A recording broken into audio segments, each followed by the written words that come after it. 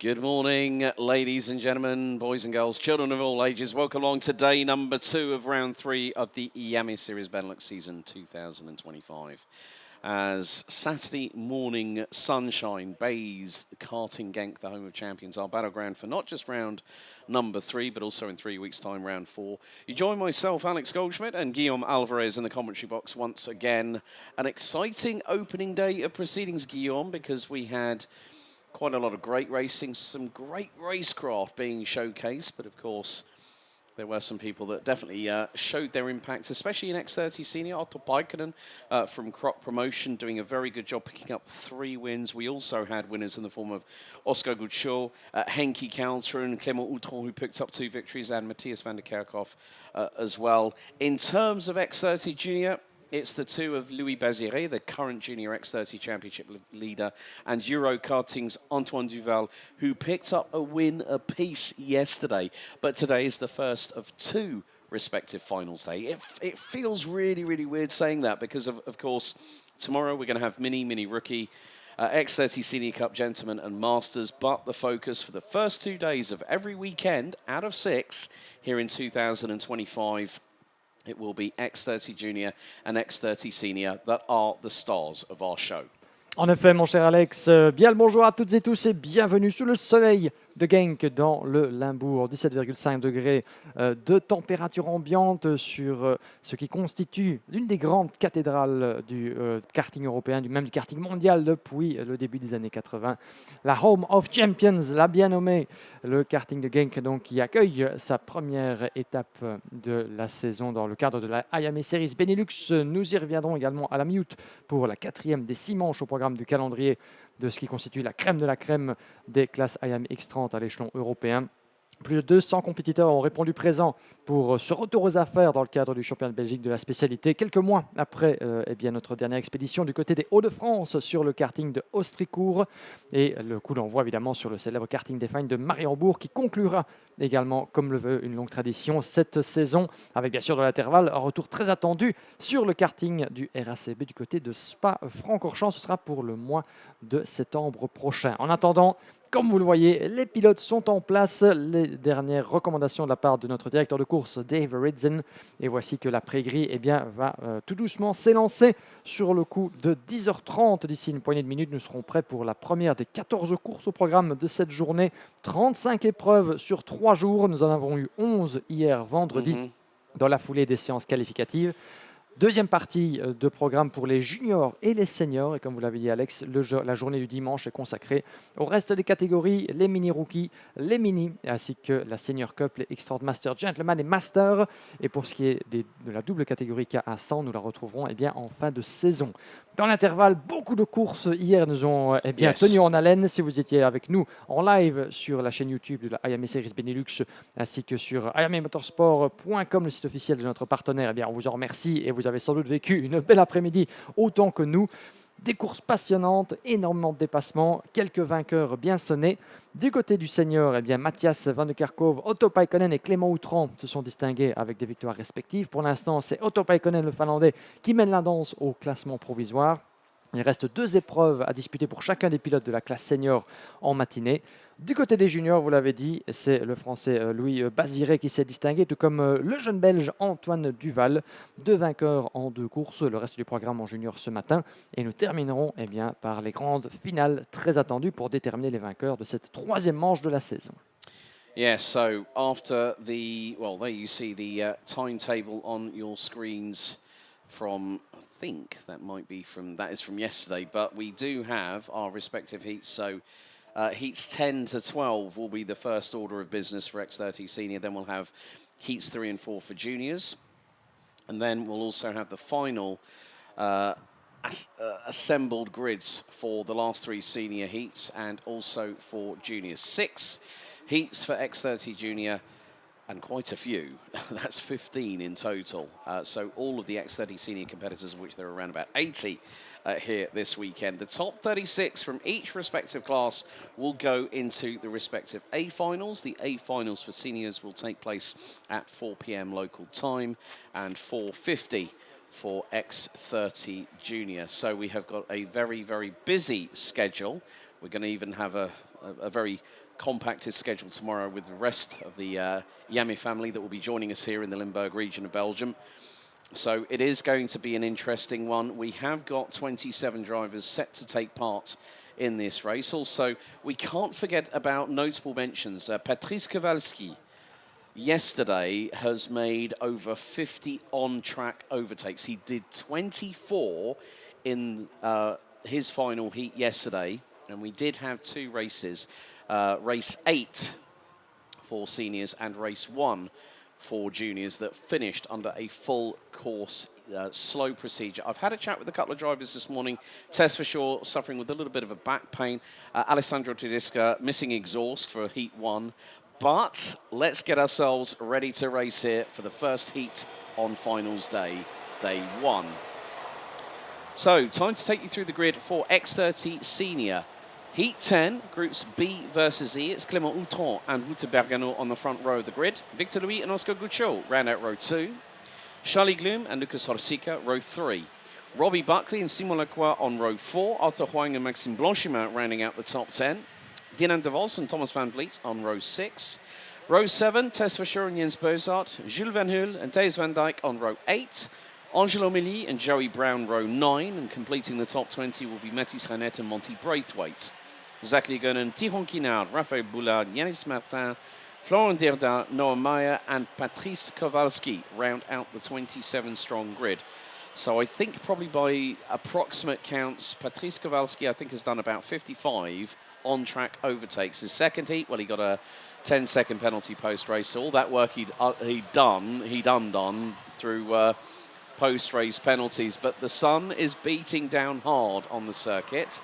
It's going to provide a little bit of an interesting dynamic with the way that the track has rubbered in over the course of the free practice and non-qualifying practice leading up to yesterday's qualifying session. And as we found out yesterday, Guillaume, the times in terms of lap times done by the drivers were getting a bit closer together, but drivers were saying that the speed was starting to fade away because they're having to run with a particular amount of tyres, a certain set, for a weekend. I've already spoken to Roxanne Lantinga and Luca Griggs earlier on. Roxanne admitted to me that my tyres have really fallen off that cliff. Effectivement, donc comme le veut la réglementation depuis des années, eh bien, on ne peut pas faire ce qu'on veut avec les pneus qui sont à notre disposition pour chacun des concurrents. Un train et demi entre la séance qualificative et la phase finale. Donc c'est à vous de jongler avec les pneus que vous avez à votre disposition. Et c'est bien là toute la mission qui incombe aux compétiteurs de chacune des catégories, eh bien, parvenir à faire survivre ce train de pneus au travers des 5 courses que les compétiteurs de la catégorie senior doivent traverser. Parvenir à être constant sur ces gommes tout en étant performant, c'est vraiment le dilemme et l'un des éléments cruciaux à la performance que chacun des pilotes tentera d'aller chercher. Mais après 3 courses hier pour chacun de ses concurrents de la classe senior, eh bien, les pneus ont longuement travaillé. Les concurrents qui ici vont boucler leur tour de mise en grille, leur tour de chauffe évidemment, mettre ces gommes suffisamment en température. La procédure de départ, elle est lancée comme à chaque tentative. Vous connaissez la procédure. D'ici quelques instants, le premier départ. Les feux vont s'éteindre pour ce coup d'envoi du jour numéro 2 ici à Genk. On est parti. Le départ à l'assaut du premier virage. La première des 14 épreuves du jour. À l'assaut du premier poids de freinage pour les concurrents de la catégorie senior. Groupe B contre E. Ça se passe plutôt bien. Vous voyez que ça la joue large évidemment en sortie du virage numéro 1. Mais tout le monde reste en piste. C'est déjà une première bonne nouvelle, Alex, de ne voir aucun concurrent aller chatouiller d'un peu trop près les roues d'un adversaire. Sous le commandement de Clément Outron avec Victor Louis qui tente de s'intercaler également. Vous voyez différentes lignes, différentes trajectoires en sortie de courbe le long de l'Europa Lane. Ça se passe plutôt bien dans ce coup d'envoi, ce premier tour. Ça nous promet bien du spectacle. Une petite touchette au niveau de la chicane, mais c'est bien parti pour notre leader également. Yeah, Clément Outron has bolted a little bit here. Victor Louis quickly got past Wouter Bergano and managed to make his way up into second position. Charlie Guillaume and Oscar Duchot round out your top 5 as they come round to complete the opening tour of this 1,360-metre 13-turn circuit here at the home of champions. So, Clément Outron, what's his lead going to be after the opening lap? Looks to be sizable, 8 tenths. That's a pretty good start as we've got a little bit of a skirmish heading just outside of the top 10 as the field makes its way through. Changement pour la deuxième place. Yeah, looks like it's going to be the case of once again Victor Louis still, it's actually a change there. Victor Louis, Wouter Bergano, yeah, there's going to be Oscar Gucciol, I think, has also made a move. There's a little bit of a battle further back. It's Robbie Buckley versus Jens Bozart going into turn 6 at the Udderplan. That is the battle for 9th and 10th respectively. But Outran's lead looks to be more than a second now as he's really starting to put the hammer down. Looks like Lucas Horsika has made his way up the order as well.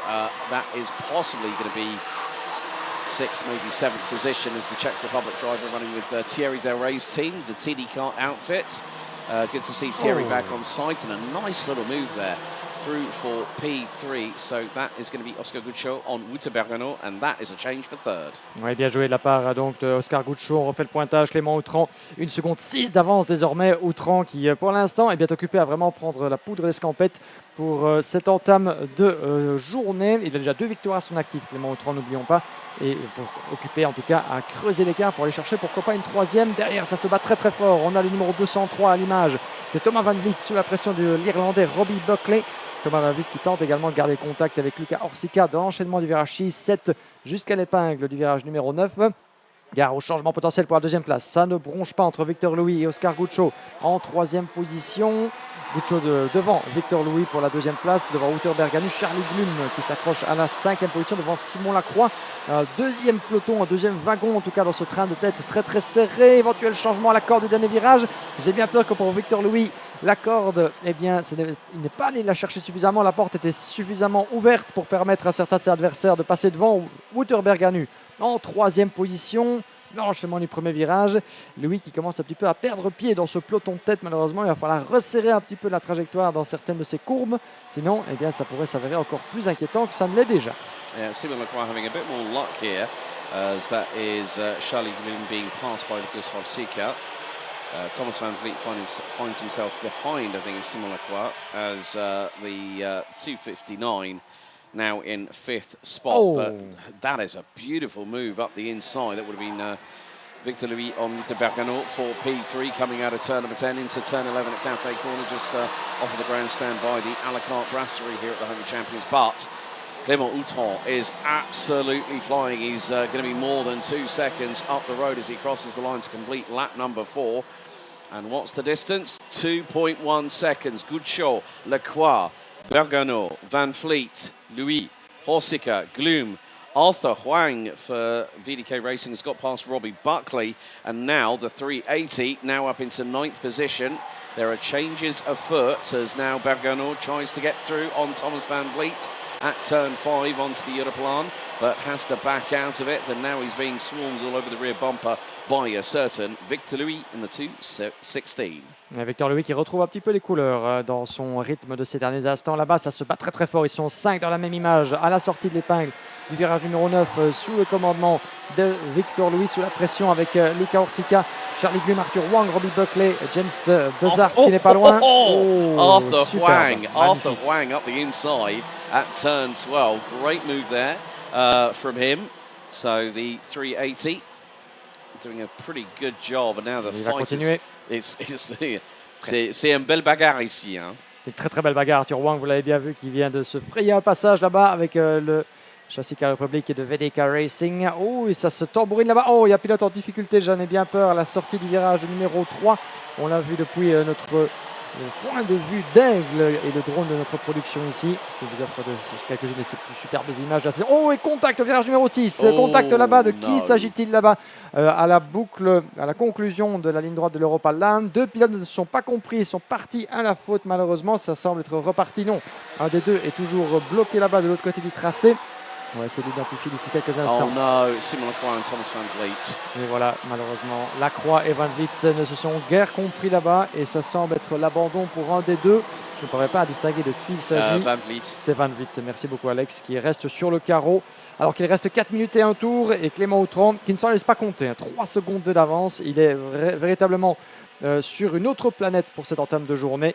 Oscar Guccio derrière, encore fort à faire pour se défaire de la victoire, dirais-je, de la pression de Victor Louis, mais aussi Luca Horsika est juste derrière, le 245 qui lui grille la politesse. Charlie Glum qui prend l'avantage sur Luca Horsika pour la 4e place. Yeah, Tess for Shaw's also dropped. I mean, obviously she's suffering with a little bit of a back problem at the moment after that big crash with Dinan de Vos coming out of the final corner in their last heat yesterday evening. But also Wouter-Bergano has dropped all the way down to just outside of the top 10. So he was the first one that went a little bit off track, so to speak, mainly off the racing line. But Clément Outron has pretty much got this one in the bag. The Frenchman in the 288 last time round after lap 6 had a 3.4 second lead. And now we're going to see the difference. It's 3.3 seconds. Oscar Gutschow holding on to second.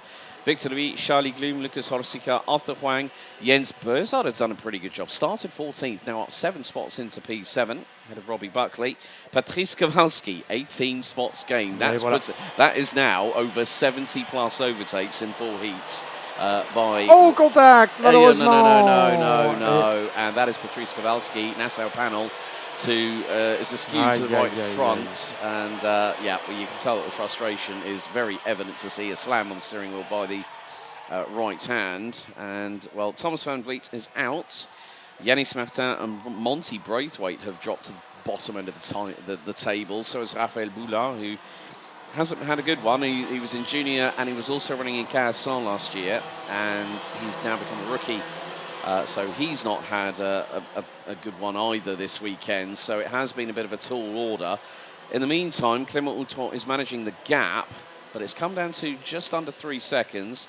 Goodshow's ramping up the lap times.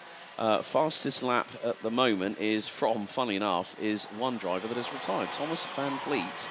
But Arthur Huang qui nous fait une superbe remontée dans l'intervalle. Regardez ça, 5 places de gagné. Et voilà, le jeune pilote belge du VDK Racing qui vient de se griller une place de plus. Le voilà 4e devant Charlie Gloom et Lucas Horsika et Robbie Buckley juste derrière. Donc très belle démonstration de début de journée pour Arthur Huang qui n'a pas eu forcément les courses qualificatives les plus faciles hier lors de la journée de vendredi. Mais le voilà qui semble avoir retrouvé quelques couleurs en ce début de journée. Comme quoi une bonne nuit de sommeil, on remet les compteurs à zéro.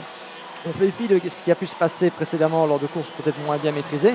Et Arthur Huang qui est occupé à nous faire sa plus belle démonstration du week-end pour l'instant. Le voilà qui passe juste devant notre caméra de départ à l'assaut du premier virage. Et à la poursuite de Victor Louis. Arthur Huang se rapproche de la top 3. Alors que derrière, ça se bat très fort ici entre Charlie Gloom et Lucas Horsika.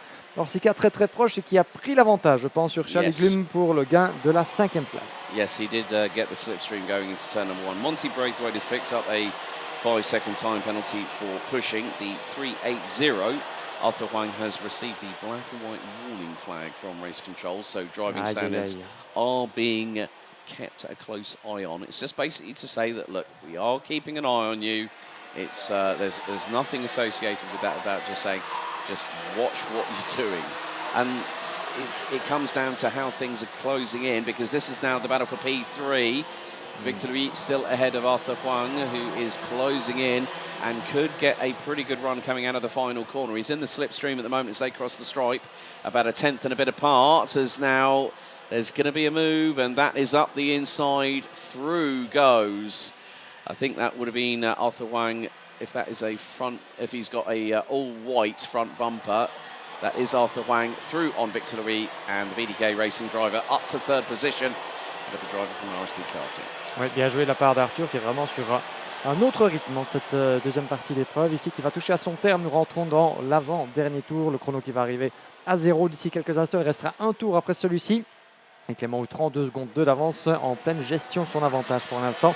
En route vers ce qui sera sa 3e victoire en manche qualificative, à égalité avec Otto Paikkonen dans cette catégorie senior.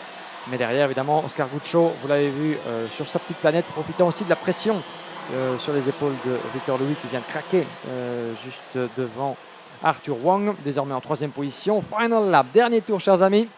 Outron, Gutschow, Arthur Huang, Victor Louis. Lucas Horsika juste derrière, avec la pression également, 4 petits dixièmes derrière de Charlie Gloom. Pourrait-il tenter, Charlie Gloom, d'aller chercher le pilote tchèque dans ces derniers instants? Comme on dit, il vaut mieux parfois dans une entame de journée la jouer placée, la jouer stratégique, plutôt que de tenter le diable. Vous l'avez vu ici de 347, c'est Mathis Rennet au volant de son châssis Tony Kart à la poursuite de Robbie Buckley et Wouter Berganu. Ça se bat pour une 8e place potentielle en 2e partie de top 10.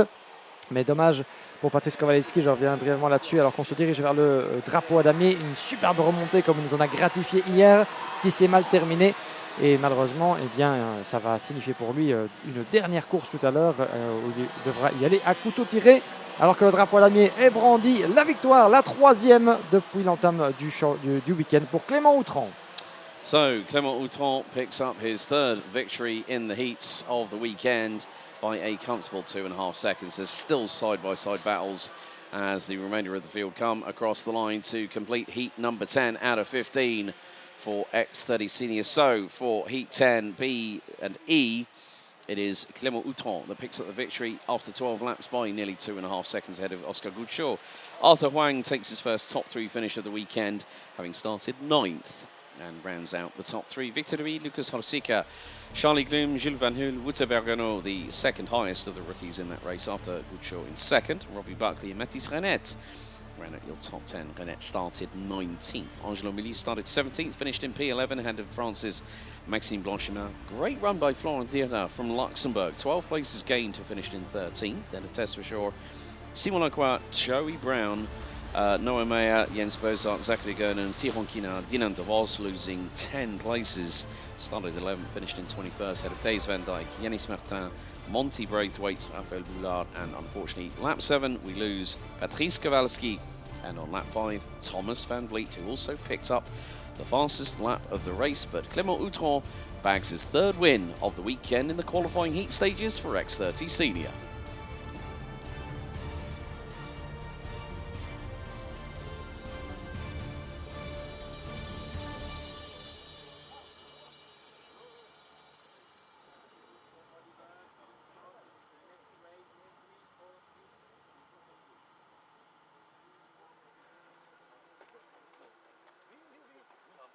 So a pretty convincing win there by Clément Outron, the 288 from France. And it was a French one too, courtesy of Oscar Gouchot. Arthur Huang, the best of the Belgian contingent, out of the 80 drivers in that are part and parcel of this particular category. We've got another 2 more X30 Senior races before we go into the final rotation a little bit later on today. But there you see the drivers for Heat 11D versus F, another 10 minutes plus an additional lap in the offing. So the sunshine very much beaming its way down onto the circuit. 20 degrees Celsius, 83% humidity, and a wind to the east of around 6 kilometers per hour, which is around about 3.5, 4 miles per hour.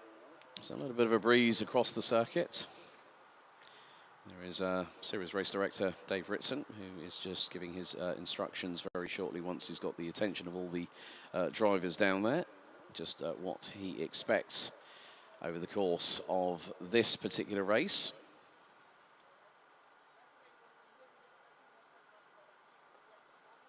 So we're about T minus 3 minutes to go before we make our way to the grid for the debate, but we have very shortly got our first interview of the day. So without further ado, let's head down to Guillaume Alvarez. Giggsy, over to you, buddy.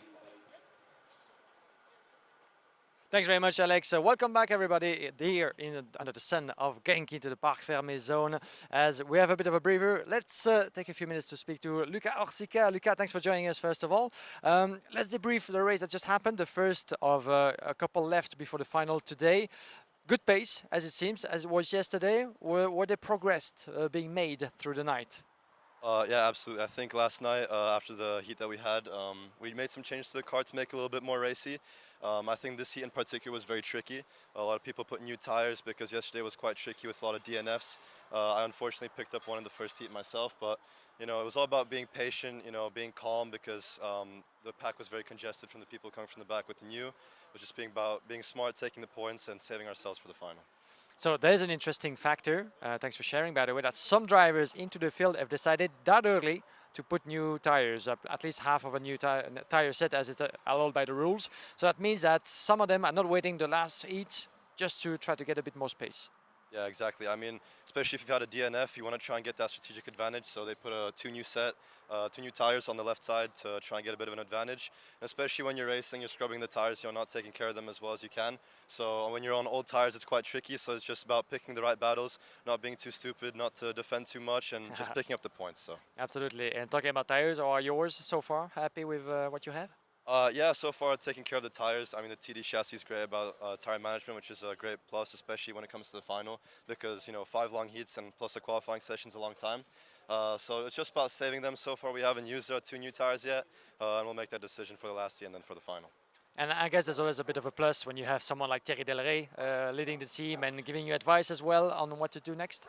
Yeah, exactly. Especially in a difficult situation like we are, you know, with the 25 points from the first heat yesterday, it's not a great position to be, but, you know, he's been in the game for so long. The experience he has is so valuable to the team, and just following his advice and making sure we do the best job we can.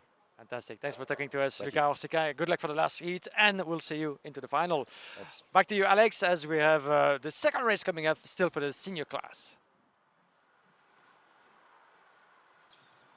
So thank you very much, Guillaume Alvarez. Great to hear the stories about drivers considering putting tyres on early at this stage because of the degradation. That can be a case, I mean, especially with this particular circuit here at Karting Genk being so fast, but also very technical, especially going through the last part of Sector 1 and into Sector 2.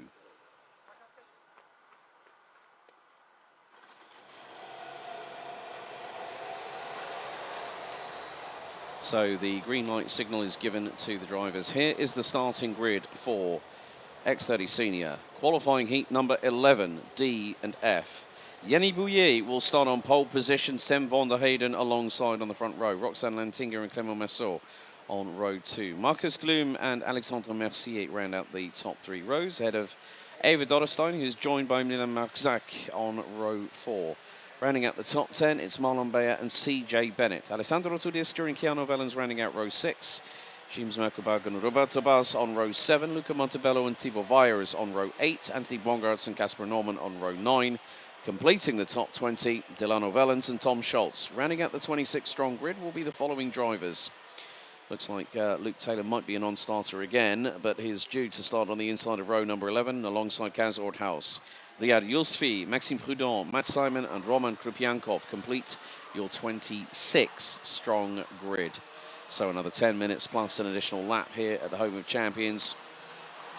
And then we will have one more X30 Senior heats. So that'll be heat number 12 before we return our focus to X30 Junior.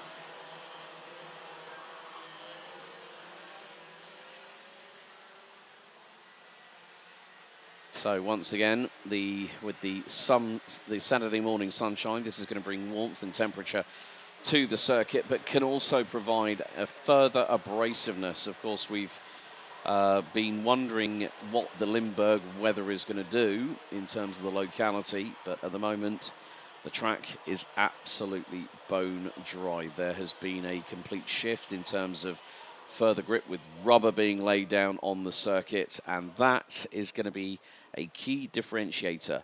Can some drivers be a bit like Sergio Perez back at his Racing Point and Force India days, being the so-called tyre whisperer? That's where you've got to be around here at Genk. It is an abrasive surface. When it grips in, there's going to be a lot more pickup that the drivers are going to have to contend with here, Guillaume, and that is quite crucial because we're just seconds away from getting started for heat number 11. X30 Senior, we're at the home of champions. Absolument, en effet, la gestion des pneumatiques, on ne le dira jamais assez, a des éléments cruciaux dans le monde du karting pour pouvoir venir extraire de la performance. Et comme Luca Orsica, eh bien, vous l'a précisé en interview, certains des pilotes ont décidé lors de la première manche de chausser un demi-train de pneus neufs pour essayer de maximiser un petit peu cette performance et de sauver ce qui peut l'être après une première journée compliquée. Les feux s'éteignent. Pour la première fois, on est parti pour cette deuxième manche au programme de la journée D contre F à l'assaut du premier virage. Toujours les 3 goulets de cette première courbe, une épingle à cheveux, on sort large, ça se passe plutôt bien pour le peloton mené par Yannis Bouillet avec Sem van der Heyden, Clément Massot juste derrière. Il ne rate pas trop la touchette. Oh, il y a des pilotes malheureusement qui va jouer un petit peu large, non pas 2 mais les 4 roues dans le bas-côté, j'en ai peur, il a perdu pas mal de place dans l'aventure. On va essayer de savoir de qui il s'agit d'ici un instant. Mais à part ça, ce petit incident se passe plutôt bien pour le reste du peloton. Toujours le passage assez délicat du virage numéro 6 dans la chicane.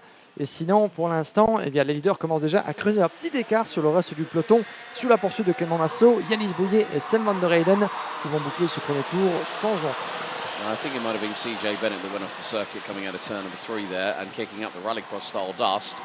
But Yannis Bouillet, Sem van der Heyden It looks like Van der Heyden might have the race lead. That is going to be confirmed as he crosses the stripe to complete lap number 1 with a gap of 2/10. And let's see. Yeah, it was CJ Bennett who dropped a little bit further down the order. So Sam Van der Heyden leads the way with Yannick Bouillet and TB Kart's Clément Massot in close proximity into turn 5. There's a wrestle for the lead and through goes Bouillet, through goes Massot. Van der Heyden did not really fight that. They've got Marcus Gloom closing in on their 6. Roxanne Lantinga is the cork in the bottle in 5th, ahead of Keanu Vellens, Milan Marzak. Roberto Bars, who's up 6 places already. So is Keanu Vellens. And that is not what you want to see there. A little bit of a petit touchette, so to speak.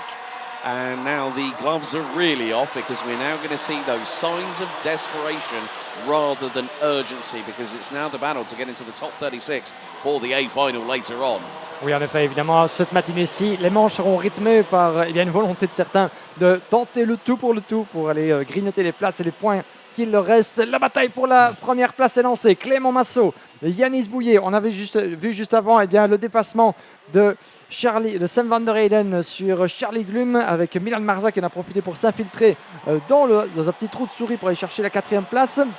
Mais la première pour également changer de main d'ici quelques instants entre Bouillet et Clément Massot. Le pilote du Rave Racing avec le châssis TB Kart à l'assaut donc du leader. Il reste sagement derrière pour l'instant. Mais la bataille à 2 pourrait se transformer en bataille à 5 potentiellement, puisque juste derrière, Van der Heyden, Marzak et Charlie Glum Marcus Glum n'ont certainement pas dit leur dernier mot, avec Roxane Antinga qui s'accroche derrière en 6e position, suivi par Roberto Bass. Et le reste du top 10, c'est Van Schen, Keanu Wellens et JC Bennett dans votre top 10 pour l'instant. On a encore pas mal de temps évidemment et pas mal de tours. Il en reste 8 jusqu'au drapeau à place lost. That is another place lost there for Roxanne Lantinga. Might have been Ava Dollarstein getting through because Roberto Bas got through on Lantinga a little bit earlier on the previous lap, and he's now up into 5th place. So WJS Racing hoping that their Dutch hotshot has an opportunity to fly up the order. But in the meantime, Yannick Bouillet leads from Clément Massot, Sam Van der Heyden, Milan Magzak, Marcus Glum, Roberto Bas. Keanu Vellens actually got through on Roxanne Lantinga. Casper Norman and Ava Dollarstein round out the top 10. There's a little bit of jockeying for position, trying to go through into turn 6 on the Europalan, but Clément Massot, if we remember, his Nassau panel went exit stage upright earlier on yesterday afternoon in one of the last heats of the day. So Massot has got to do a little bit of damage limitation, but also show that good consistency and overall pace during the racing itself. But look at the scramble from around about, that's going to be about 10th backwards. And that's probably going to be led by Ava Dollarstein's up to 8. So CJ Bennett is the cork in the bottle. He's got Wellens, Bayer, Mercier, Tudiska, Bongarts, Merkelberg. There is an absolute scramble. Look at that. There's 10 to 12 carts involved. 2 by 2 through into turn 3. A little bit of a touch on sidewalls, side by side, and someone lost out big time as they come hurtling through turn 5. This is not over by a long shot, this particular peloton. Once again, we've got the Tour de Benelux, I think we're going to call it, at this point, with the amount of pelotons we see in X30 Senior. But now, Sam Van der Heyden closing in on Clément Massot. Yannick Bouillet starting to compose himself a little bit at the front end of the field, has around about a 4-cart length advantage coming out of turn number 13 as we complete lap 5. Bouillet leads by just over 3 and a bit tenths of a second. Roberto Bars down in 6th position behind Marcus Gloom has the new fastest lap of the race, 55.447. Casper Norman, of course, him and brother Tobias joined KCR Racing earlier on this year, part of the team alongside Mathis Merchant, as we see a nice little move by the 210 Marcus Gloom through on Milan Magzak, and they have got Roberto Bas closing in on their rear, going through into turn 6, 7, 8 and 9. This nice, close, technical, compact section here at Karting Genk, and you can see the amount of momentum they carry through the corner. Okay, you're hard on the brakes, rotating the cart into 6, but then you're building speed, you're modulating the throttle and looking to apply it when you need to at the most. But still, at this minute, Yannick Bouillet has not been able to break the deadlock between himself, Clément Massot and Sam Van der Heyden, who continue to round out the top 3. 4 minutes et des poussières maintenant avec plus un tour restant. Et le changement pour la première place, Clément Massot. On vient de le prendre en direct justement. Beau timing là-bas de notre drone. Clément Massot qui s'infiltre à la corde du premier virage et qui prend pour la première fois la tête des hostilités dans cette manche D contre F. Le châssis TB Kart aux couleurs vertes. Difficile de le manquer dans ce peloton pourtant multicolore de quatre coins de l'Europe. Et la deuxième place va changer de main également. Oh, la tentative de Sam van der Heyden. Van der Heyden a tenté d'aller chercher la corde de Yanis Bouillet là-bas au virage numéro 6. Bouillet ne s'en est pas laissé compter. Et c'est maintenu en deuxième position. Voilà qui pourrait être potentiellement le tournant de cette deuxième épreuve de la journée. Clément Massot est allé à l'attaque. Il a porté son estocade dans le premier virage. Et non seulement il est en tête, mais il creuse l'écart, profitant un peu des petits soucis et la pression qui grandit sur les épaules de Yanis Bouillet. Sam van der Heyden va tenter de faire pareil. Attention, gardons bien les yeux rivés sur le freinage du virage numéro 1. Est-ce que Sam van der Heyden va pouvoir surprendre? Oui, il se glisse à la corde, même de genre de dépassement, tip top le même à la corde. Et malheureusement pour Yanis Bouillet, eh bien, ça fait 2 positions perdues en 2 tours. Lui qui fantasmait peut-être de remporter sa première manche du week-end, il n'en sera rien malheureusement, puisque Sam van der Heyden, il vient de lui souffler également cette deuxième position. Et il va tenter peut-être, vous l'avez vu d'ailleurs, le petit geste, c'est intéressant de la part de Sam van der Heyden. Yes. Play with your head. C'est maintenant le moment de la jouer stratégique. Ça ne sert à rien de continuer à se battre comme des chiffonniers, de se ralentir mutuellement en s'en mêlant les roues potentiellement. Il y a encore du temps dans cette course. Il reste 3 minutes et un tour. Tout est encore possible. Clément Massot n'est pas encore trop loin. 4 petits dixièmes de seconde entre le leader et Sam van der Heyden et Yanis Bouillet. Tout peut encore se passer pour l'instant et ils vont devoir continuer à se pousser vers l'avant puisque regardez qui revient derrière. Eh bien, nous avons Marcus Guillaume, Roberto Bass et Milan Marzac, voilà qui pourrait nous garantir une arrivée, pourquoi pas au photo finish entre ces 6-là. Et il va devoir, certains vont devoir serrer les dents. Et je pense bien sûr à Clément Massot qui, même si l'écart reste autour des 4 dixièmes, il va devoir tout tenter, fermer la porte à chaque virage pour protéger son dû. Cette potentielle première victoire du week-end pour Clément Massot dans cette catégorie senior. Mais ça va être très compliqué entre ces 3-là. Yeah, I mean, keep your eyes on Casper Norman. You know, the Danes are incredibly quick, and when they joined the team earlier on this year, there was a great indicator of what these drivers are capable of.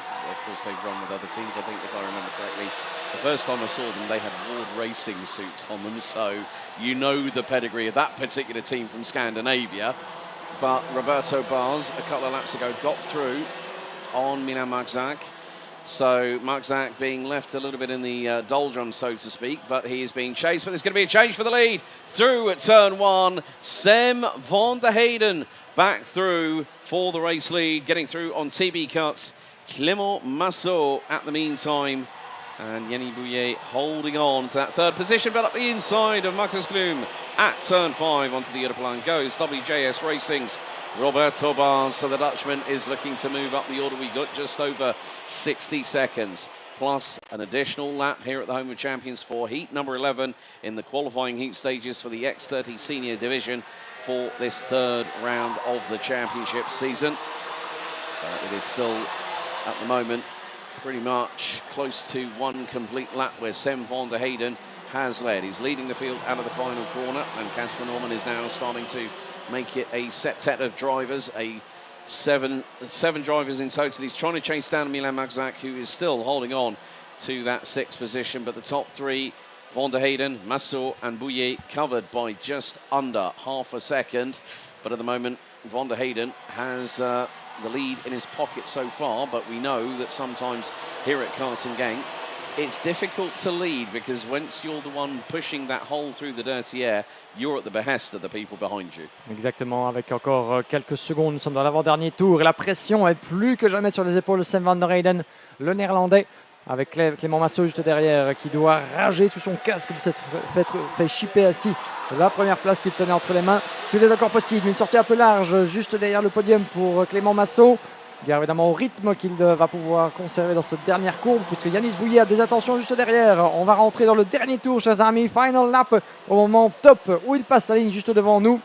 Van der Heyden, Massot, Yanis Bouillet qui s'infiltre à la corde et qui prend la deuxième place. Clément Massot l'a peut-être senti venir. Il a légèrement écarté la trajectoire pour espérer la croiser, ressortir devant. Il n'en est rien. Mais attendez la réponse. Attendez la réponse du pilote belge à l'approche du virage numéro 6. La première épingle. C'est une opportunité loupée pour l'instant. Yanis Bouillet n'est pas né de la dernière pluie. Évidemment, il savait à quoi s'attendre. Regarde derrière lui, il ferme la porte. Clément Massot qui va tenter le tout pour le tout. Il la veut cette deuxième place. À défaut d'aller chercher la victoire, Sam van der Heyden s'échappe pour l'instant. l'épingle du virage numéro 9. Masso a tenté, Masso a loupé malheureusement. Yanis Bouillet était là pour lui fermer la porte. La dernière descente, le virage à droite, juste devant la grande tribune. Ça ne passera pas ce coup-ci, j'en ai bien peur pour Clément Masso. Yanis Bouillet fait tout pour conserver cette deuxième place, reste au centre de la piste. Un dernier freinage ultime, side by side. Est-ce qu'ils vont terminer la photo finish? Qui va prendre l'avantage? Yanis Bouillet qui le conserve et qui termine finalement deuxième. Roberto Bas qui s'est infiltré également. Ils ont terminé dans un mouchoir de poche sur la ligne. Quel finish entre ces, non pas ces deux-là, mais ces trois-là. Yanis Bouillet sur le fil du rasoir. Clément Masso a tenté. C'était très bien essayé d'aller plonger à la corde du dernier virage, avoir une meilleure sortie et éventuellement profiter de l'aspiration ou espérer un petit coup de pouce du destin. Mais Roberto Bas, eh bien, était là avec d'autres idées en tête et s'est infiltré pour la troisième place. Mais quelle arrivée, mon cher Alex. Sam van der Heyden from the Sim On Hout Racing Team outfit. The only driver here this weekend for that particular team takes his first heat win of the weekend, and it's finally taken him his fourth heat to do so. He wins after 12 laps by nearly 8/10 of a second ahead of Yanis Bouillet. But what a move round the outside of the final corner by WJS Racing's Roberto Bas to take P3 by 21 thousandths of a second from Clément Masso. Marcus Gloom, Milan Maxak and Casper Norman round out the top 7 ahead of Evert Dorrestein, Alessandro Tudiska and Marlon Bayer from Switzerland rounding out the top 10. Then Keanu Vellens, Roxanne Lantinga, CJ Bennett, James Merkelberg, Anthony Bongarts, Luca Montebello, Alexandre Mercier, Maxime Prudent, Kaz Orthaus and Delano Vellens rounding out the top 20. Riyad Yusfi, Tom Schultz, Tivo Valles, Roman Krupianko and Matt Simon round out the finishers. Everyone making it to the end of the race, and unfortunately, once again, Luke Taylor looks like he's going to be a non-starter in his 5th heat, but it is Sam van der Heyden who finally breaks his duck and picks up a heat victory here in X30 Senior.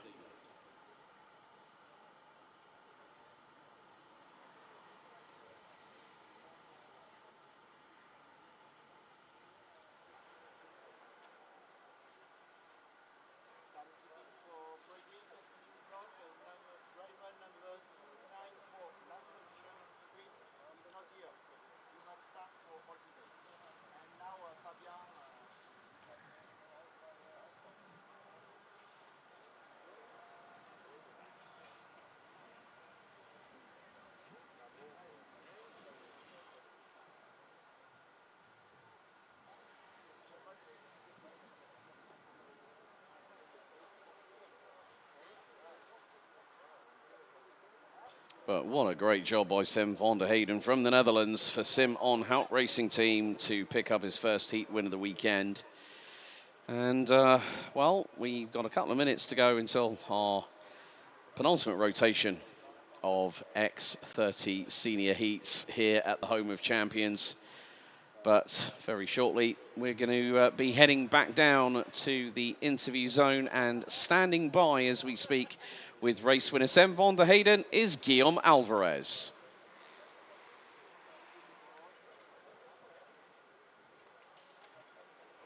Van der Heyden, well done to you, Sam.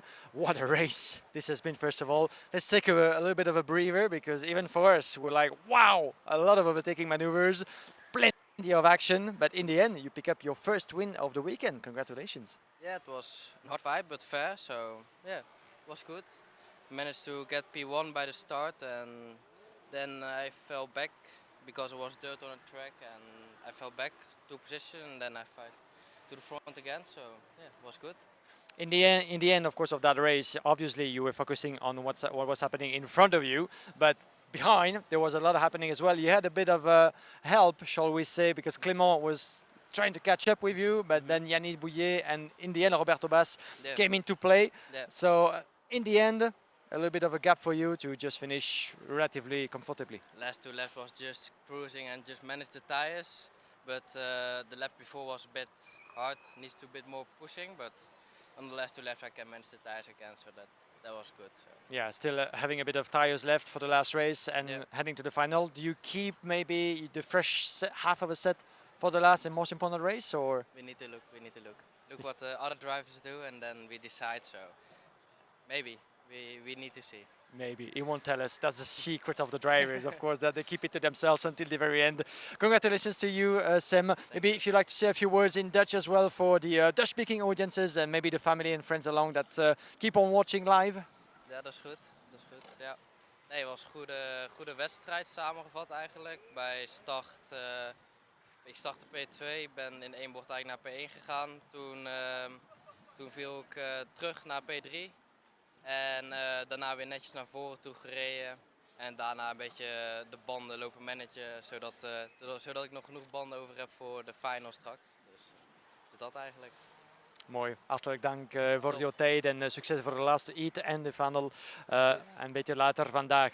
Sam van der Eyden, ladies and gentlemen, first win of the day and maybe the first of more to come in the continuation of today's racing. Back to you, Alex, thank you.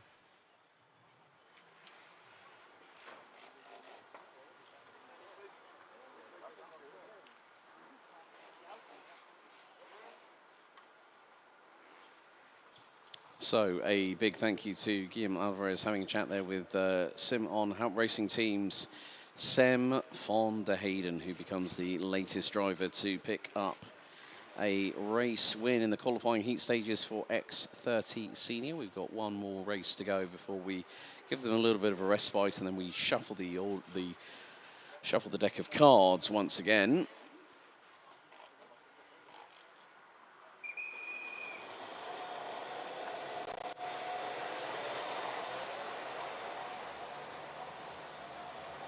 So here is your starting grid for the 12th heat and a 15 for our X30 Senior division. And it's going to be as follows. Kevin Lantinga and Julien Sorvillot will be on the front row of the grid. Niels Lelore and Devin Hagelin on row 2. Matthias van der Kerkhoff and Otto Paikonen rounding out row 3. Florent Panez and Luca Leistra on row 4. Completing the top 10, Henki Kalteren and François Delati. Then Mathis Marchant and Jano Hermans rounding out row 6. Alexis Constant and Jesse Polderdijk row 7.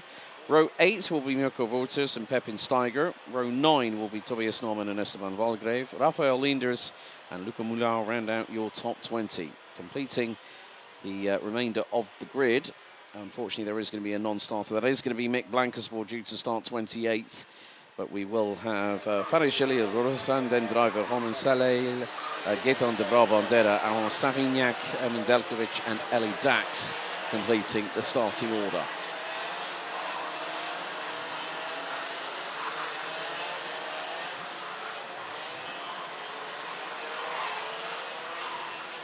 So the drivers now will go on their formation lap.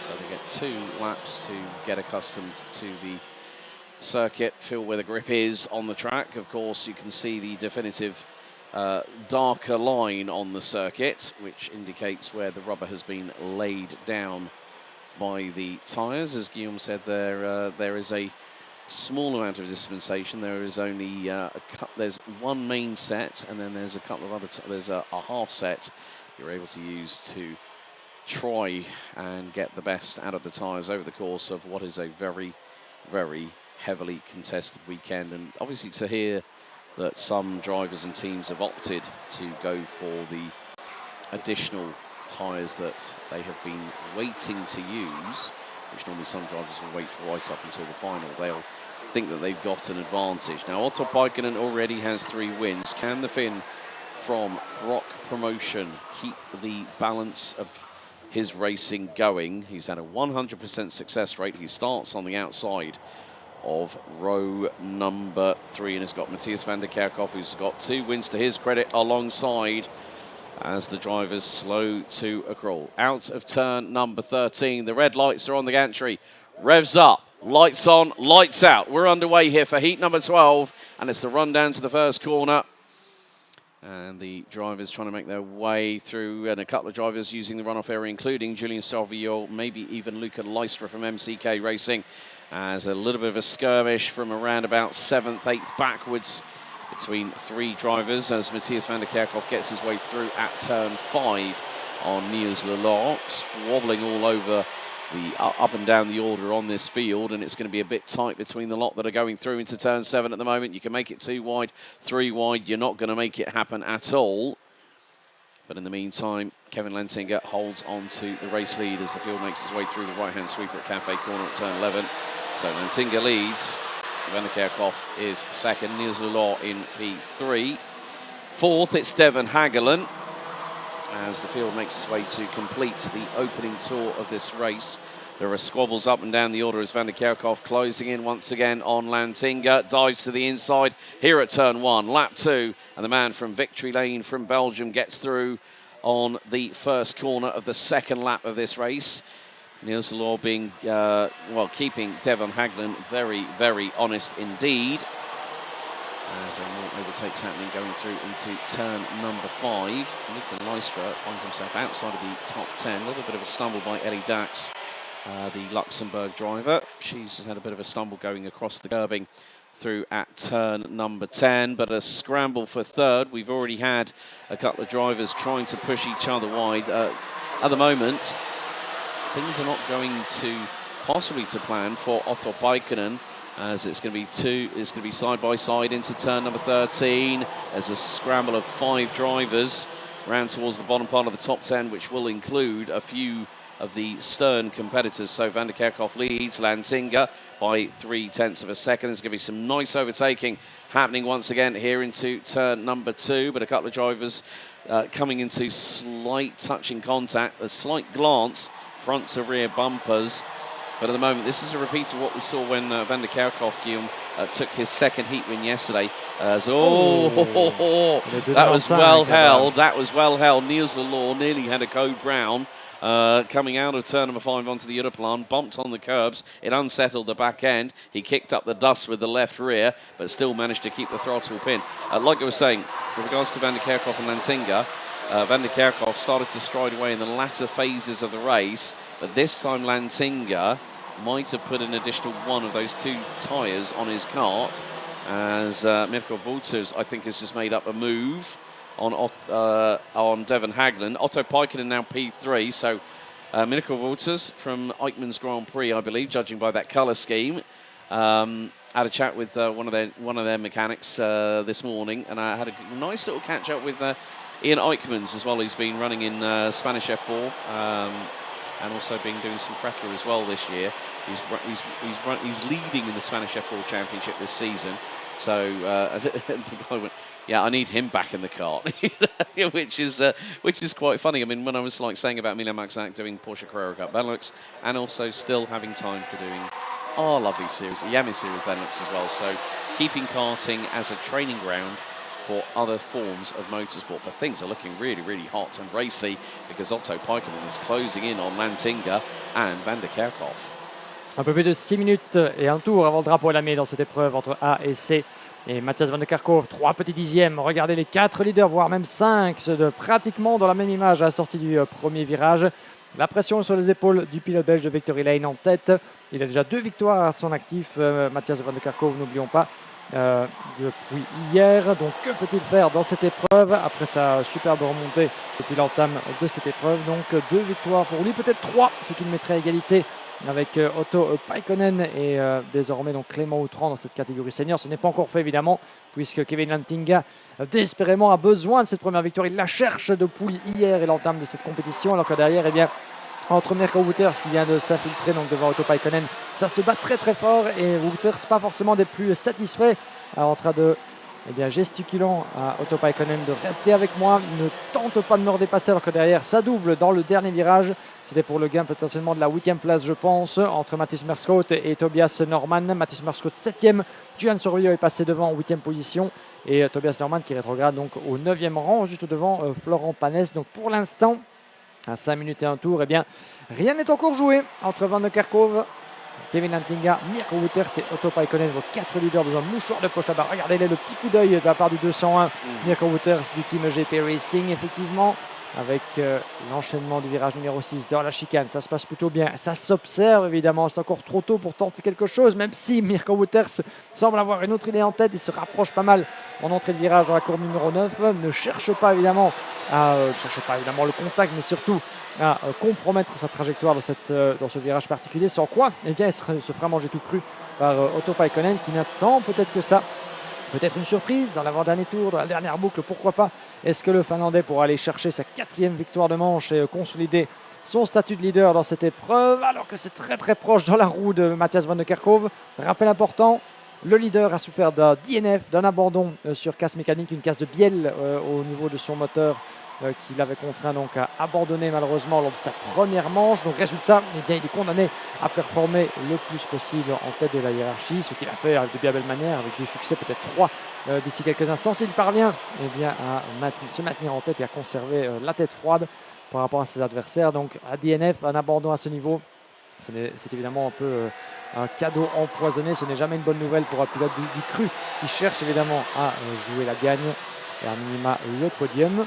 Mais pour l'instant, Van der Kerkhove tient le bon bout avec un meilleur tour en course, toujours dans les mains de Fares Jalil qui remonte 8 positions jusqu'au 13e rang. Belle remontée donc de Fares, quelques-uns dans le peloton eh bien, qui tentent de se frayer un chemin. Le premier étant Mirko Wouters, 12 places de gagné pour Mirko. Yeah. Quelque chose me dit, mon cher Alex, que certains ont mis les nouveaux pneus pour cette avant-dernière manche qualificative. Il y en aura une après celle-ci, et puis après c'est terminé. On est en finale, finale A ou finale B pour les uns plus heureux que d'autres. Mais peut-être un petit coup de pouce de la part de certaines gommes fraîches qui leur permettent eh bien, de compenser des résultats un peu en deçà des attentes précédemment. Mirko Wouters, you've just been name checked. Right, there we go. Well, I mean, it's incredible to see that some drivers have decided, you know what, my tyres have absolutely ripped through them.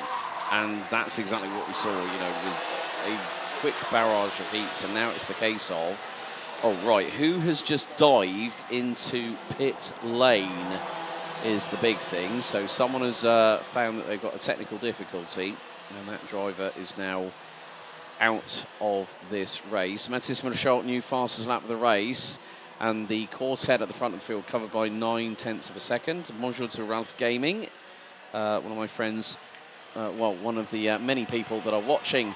So thank you for joining us on the Iame Series Benelux YouTube channel, and of course Iame-motorsport.com, as we are continuing our road to the Iame Warrior Finals at the Cartódromo Lucas Guerrero in Valencia in Spain. And that is going to be late October to early November this year. But Mirko Wouters looking up the inside, dive bombs through on Lantinga. And I think Paikkonen tried to do the same as well. He's going to get the switch back through into turn number 11 and the Finn up to P3. Now, the question is, can Matthias van der Kerkhove equal Otto Paikkonen's 3 race wins so far, or can the Finn continue his clean sweep? We've got 1 minute and 40 plus an additional lap to find out. And here goes Paikkonen up the inside of Wouters. He seems to be that Sergio Perez-style tyre whisperer I was speaking about a little bit earlier on. He's able to conserve those tyres and keep them within that operating window. And Lantinga trying to go side by side with Mirko Wouters in the 201 from Eichmann's Grand Prix. And unfortunately, the man from the Netherlands for crop promotion unable to get through. Devon Hagland is now keeping pace with him, so it's a quintet at the front end of the field. This is also going to bring Matthias van der Kerkhove, Henki Kalteren into play. Also, maybe Tobias Norman if he's close enough. But we are going to be down to pretty much 2 laps to go. And it is the battle of the Titans. Matthias van der Kerkhove from Victory Lane versus Croc Promotions Flying Finn. Otto Paikkonen, 2 laps to go. The gap is 0.3 of a second. And under braking, while Paikkonen brakes a little bit deeper, he's able to use van der Kerkhove as a yardstick, as a measuring tool to see how he can go. Wouters holding on to 3rd place, but Lantinga is right on the back bumper. He's going to dive to the inside here at turn 5, and Lantinga is through for P3. But the big question is, does Paikkonen have enough slipstream into turn 6? No. Non, en effet, Lantinga, beau dépassement là-bas sur Mirko Wouters. Bien joué là-bas pour le gain. La 3e place de celui qui cherche désespérément toujours à aller signer son premier succès en manche qualificative. Même si il faut à ce stade se réserver bien sûr pour la plus importante et la plus attendue des courses, la finale qui se tiendra tout à l'heure en senior sur le coup de 16h. Notez-le bien dans votre agenda. Et elle sera suivie par la finale B. Et puis la finale junior sur le coup du 16h50. Ce sera pour cet après-midi. On aura l'occasion d'y revenir alors que nous rentrons dans le final lap. Dernier tour, chers amis. presque une demi-seconde entre Matthias van der Kerkhove et Otto Paikkonen. Paikkonen en change. Peut-il profiter de ce dernier tour, un peu moins désormais, pour retourner la vapeur dans cette manche et aller signer un 4e succès consécutif? Est-ce que van der Kerkhove pourra l'égaler et lui mettre un petit coup de pression en plus en vue de la confrontation finale? Mirko Wouters pour l'instant. Oh, Devon Hagelen, attention, Devon Hagelen qui va tout tenter dans ce dernier tour. Il tente déjà de lui ravir la place juste avant le freinage de la chicane. Il n'en est rien. Wouters ferme la porte. Une deuxième tentative éventuellement au niveau de l'épingle du virage numéro 9. Wouters ne bronche pas. Il perd tout contact avec Kevin Lantinga malheureusement. Il ne pourra pas prétendre à cette position juste dans les derniers instants. Devon Hagelen derrière qui va tout donner dans le dernier virage. Peut-être un freinage très tardif. Il passe à la corde. Est-ce que ça pourrait éventuellement lui profiter? Il n'en est rien. C'était un petit peu trop tard. Alors que dans le même temps, drapeau à damier et la victoire pour Matthias van der Kerkhove. Et un pilote qui, vous ne le voyez pas encore, mais est en difficulté là-bas. Sortie de piste au niveau du virage du podium. Oh dear. Now, someone trying to make out who that is. That is down by the grandstand, and that is a CRG, and can't make out who it is. One of our marshalling team down there with the driver. Now, that is Julian Salvio. Oh my goodness. How the story has unfolded. Julian Salvio with one lap, on the final lap out at turn 11, hard into the foam barriers, nose end in. And that is not how the rookie in X30 Senior would have wanted for his race to have ended. But Matthias van der Kerkhoff breaks the winning streak of Otto Paikkonen. Van der Kerkhoff wins by half a second in 12 laps of racing ahead of Otto Paikkonen. Kevin Lantinga, another solid finish for the man from Croc Promotion. So 2 of their karts in the top 3. Fusion Motorsport Benelux Progress Racing's Devon Hagelen in 4th, ahead of Mirko Wouters, Mathis Merschalt, Henki Kalteren, Tobias Norman, Florent Panes, and François Delati round out the top 10. Niels Lelor, Esteban Walgrave, Luca Leistra, Alexis Constant, Jano Hermans, Roman Saleh, then Luca Moulin, Gaetan de Brabandera, Rosanne Den Driver, and Rafael Leenders rounding out your top 20. Fana Jalil, Aaron Sarignac, Eli Dax, Jesse Polderdijk, and Emin Delkovic rounding out the 25 finishers. Julian Salvio into the barriers off of turn 11 on lap 11 itself, with Pepin Steiger retiring on lap 7. And Nick Blankensport, a non-starter, but Van der Kerkhoff makes it 3 for him, 3 wins for Otto Paikkonen here in Heat 12.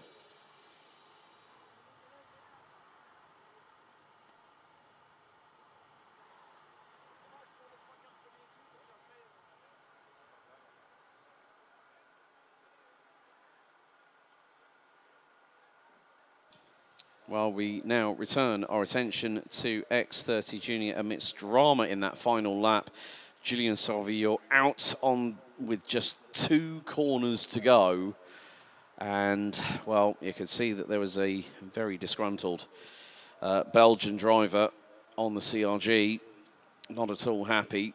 And there was adrenaline coursing at breakneck speed through that driver's veins, I must admit. So we will be back in action with Senior X30 after the lunch break. They will kickstart things off at 1:15 this afternoon, as we'll have the final run towards the 3rd A final of the season. A maximum of 80 points will be scored by the intermediate classification, which will be after all respective 15 heats, as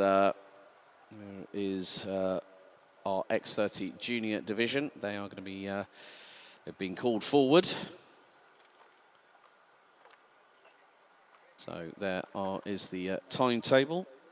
So X30 Junior, heats 3 and 4.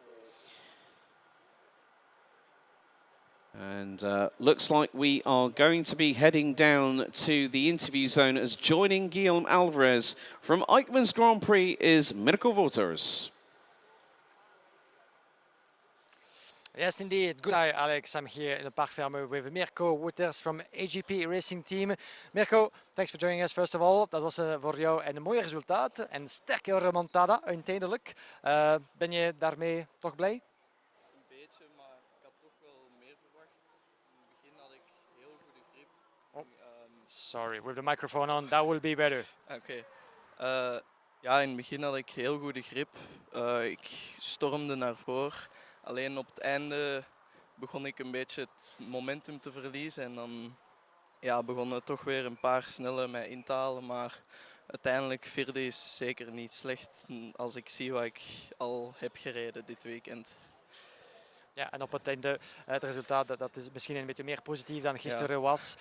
Maybe one last word for the international audiences in English, if you will. As we said, strong remontada from yourself. Maybe some with new strategy coming into play, but in the end, have you made some changes that led you to have a better pace to start with today? Yeah, I just needed new tires because my other tires were not great. It was going bad and worse than I have never driven like this before. So the new tires had to be on. So yeah, that was the best choice, I think, to get in the final. That was the best choice. Some new tires on as well, as you heard, Alex. So new strategies coming into play with some drivers as fast as Mirko, not feeling particularly at ease with the conditions so far and with the tires. So hopefully better pace for you coming more into the day, leading to the final race. And we'll see you there. Yes, thank you. you. Thank Mirko. Back to you, Alex, as we have now a couple of more races coming up with a different type of class, the juniors coming along.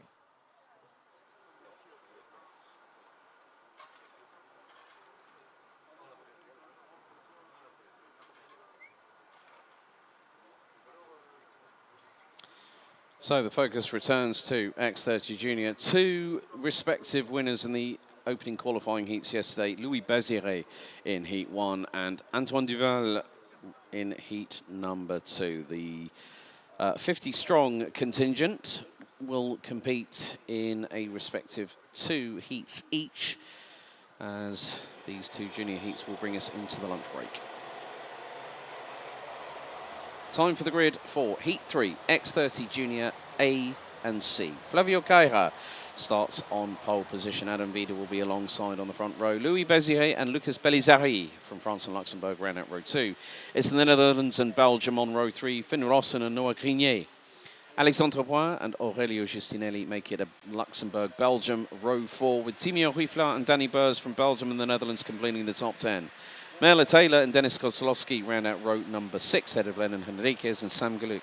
Milan Chekin and Finn Albers round out row number 8, head of Levi Papp and Fernando Vizuet. Then, rounding out the top 20, is an all-Belgian row in the form of Brian Benarens and Maxime Leenders. Sacha Duquet, Mauro Vetrist, Luca Pereira, Jules de Koen and Nathan Best round out the 25 runners and riders in this race. So once again, 10 minutes plus an additional lap here at the Home of Champions. And thank you so much for everyone joining us on the Iame Series Benelux YouTube channel and Iame-motorsport.com. Why not follow us on social media at Iame Belgium on Facebook and at Iame Series Benelux on Instagram, whilst you're at it. So the drivers now head onto their official formation lap, and all 25 drivers set to compete as they all cross the timing beam on the start-finish straight of the circuit. Established back in the mid-1980s and now into its 5th decade of operation. The home of the Genk kart shop and also home of the GKS Lemons Power team that has had the likes of 2009 Formula 1 and 2018 Super GT GT500 champion Jenson Button amidst their ranks, even a certain Robin Freins, who people might remember if you know your Formula E, your World Endurance Championship, along with that as well. But the names that have come through the halls of this, including 4-time Formula 1 World champion with Red Bull Racing, of course, Max Verstappen, the Van Tour brothers, Andre Lotterer. The list is probably as long as both our arms and legs combined. D'Ambrosio as well. Yes, exactly. Now a part of, I think, Ferrari, if I remember correctly, underneath Fred Vasseur in Formula 1. But we are set and ready. The red lights are on the gantry as we get back underway with Junior X30 action for heat number 3, A versus C. They head into the tram lines, the revs rise, lights are out. We are underway, and it's a good start by Flavio Caira, as Adam Vida is going to find himself hung out to dry a little bit as Louis Baziré up into 2nd position. They use the runoff area through turn 1. There's a little bit of a scramble, 4 wide going into turn 2 at the earliest opportunity. A couple of drivers going around the outside, using the momentum and the propulsion of the Iame power plant to their right-hand side to get them round the outside of the opposition. 125cc X30 Iame engines are the powertrain used by the drivers. Direct drive, so no gearboxes. But look at the move there through at turn number 9. Ça, c'est bien fait, Louis Baziré. Magnifique dépassement de Louis. En tête, le jeune pilote français du team Victory Lane. Un dépassement qu'on avait encore rarement vu dans le virage numéro 9, juste avant l'épingle du 10. Superbe dépassement de la part de Louis Baziré qui se glisse en tête juste devant le pilote VDK Flavio Queira, notre poleman. Il n'aura guère attendu la conclusion de ce premier tour pour aller se porter en tête des hostilités.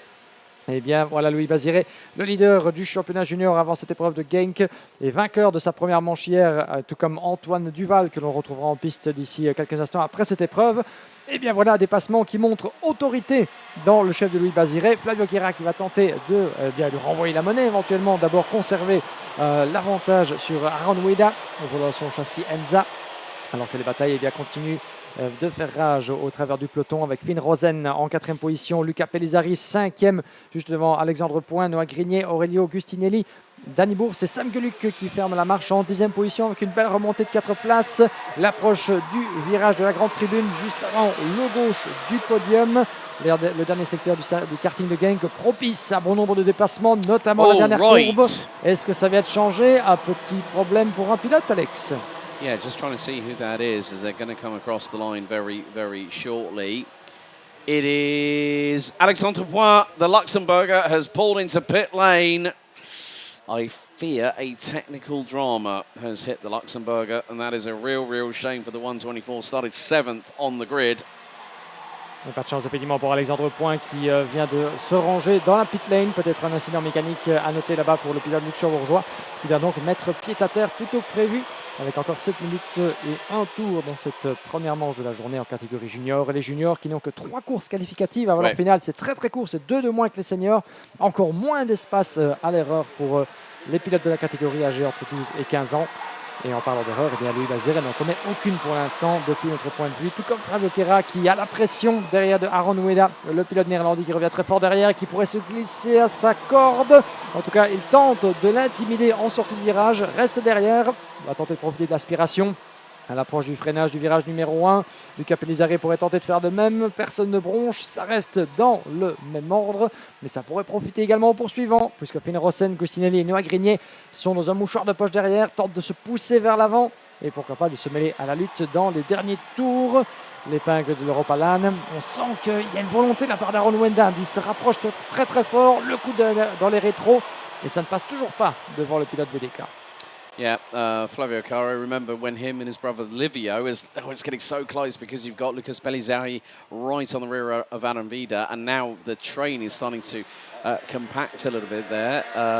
We've also got Aurelio Giustinelli for the TV kart team, but Flavio and brother Livio Caro, the sons of Silvano, who runs a lot of old school Formula One cars that were present at the Goodwood Festival of Speed this year, and also the Grand Prix Historique de Spa-Francorchamps as well. I still remember when that young man was racing in the United Kingdom. I had the opportunity to meet that family from this particular neck of the woods. So really impressed that Flavio has continued karting and is showing great flashes of pace, but that magical move on the first lap by Louis Baziré at turn 9, that young Frenchman is a superstar of the future. And if he can make magical moves like that happen, I hate to think when he goes to senior, what that man is going to be able to produce. Because believe you me, that is a warning shot that when he goes up the ranks, I think people better be on notice when Baziré is behind the wheel, especially when it's a Kart Republic. Ouais, effectivement, la machine alignée par Victory Lane qui fait des étincelles à l'échelon national et international du kart depuis maintenant quelques saisons. Victory Lane qui est encore un team tout jeune, puisque créé il y a seulement 3 saisons de cela, si je me souviens bien, par les frères Martins et géré par Nico Martins à temps plein. Une nouvelle structure qui fait les beaux jours donc des pilotes dans la catégorie Iame X30, mais également dans d'autres classes à l'international, face à VDK Racing, qu'on ne présente plus évidemment, la formation des frères Verdas donc, qui fait les beaux jours du kart Benelux international depuis maintenant de nombreuses années. Alors que le 136 Gustinelli sur Luca Pellizzari Pellizzari a trop attendu peut-être. Le pilote luxembourgeois qui se fait ravir à la 4e place. Pellizzari donc 5, Gustinelli 4 après ce beau dépassement à la corde du virage numéro 6. Et Noah Grignet dans la foulée. Ça commence malheureusement à sentir un petit peu le roussi. J'en ai bien peur pour Luca Pellizzari puisque Noah Grignet vient de lui griller une nouvelle position. Le voilà 5 et Gustinelli en 6e place avec encore un petit peu de temps éventuellement pour inverser la vapeur, pour renverser la tendance. Mais toujours plus facile à dire qu'à faire dans ce cas-là. Yeah, a bit of a disaster for Noah Grignet in the previous heat when he had contact with Thomas Koopmans and Koopmans ended up in the barriers off of turn 5. But now it's just that case of where Grignet needs to pick his spots.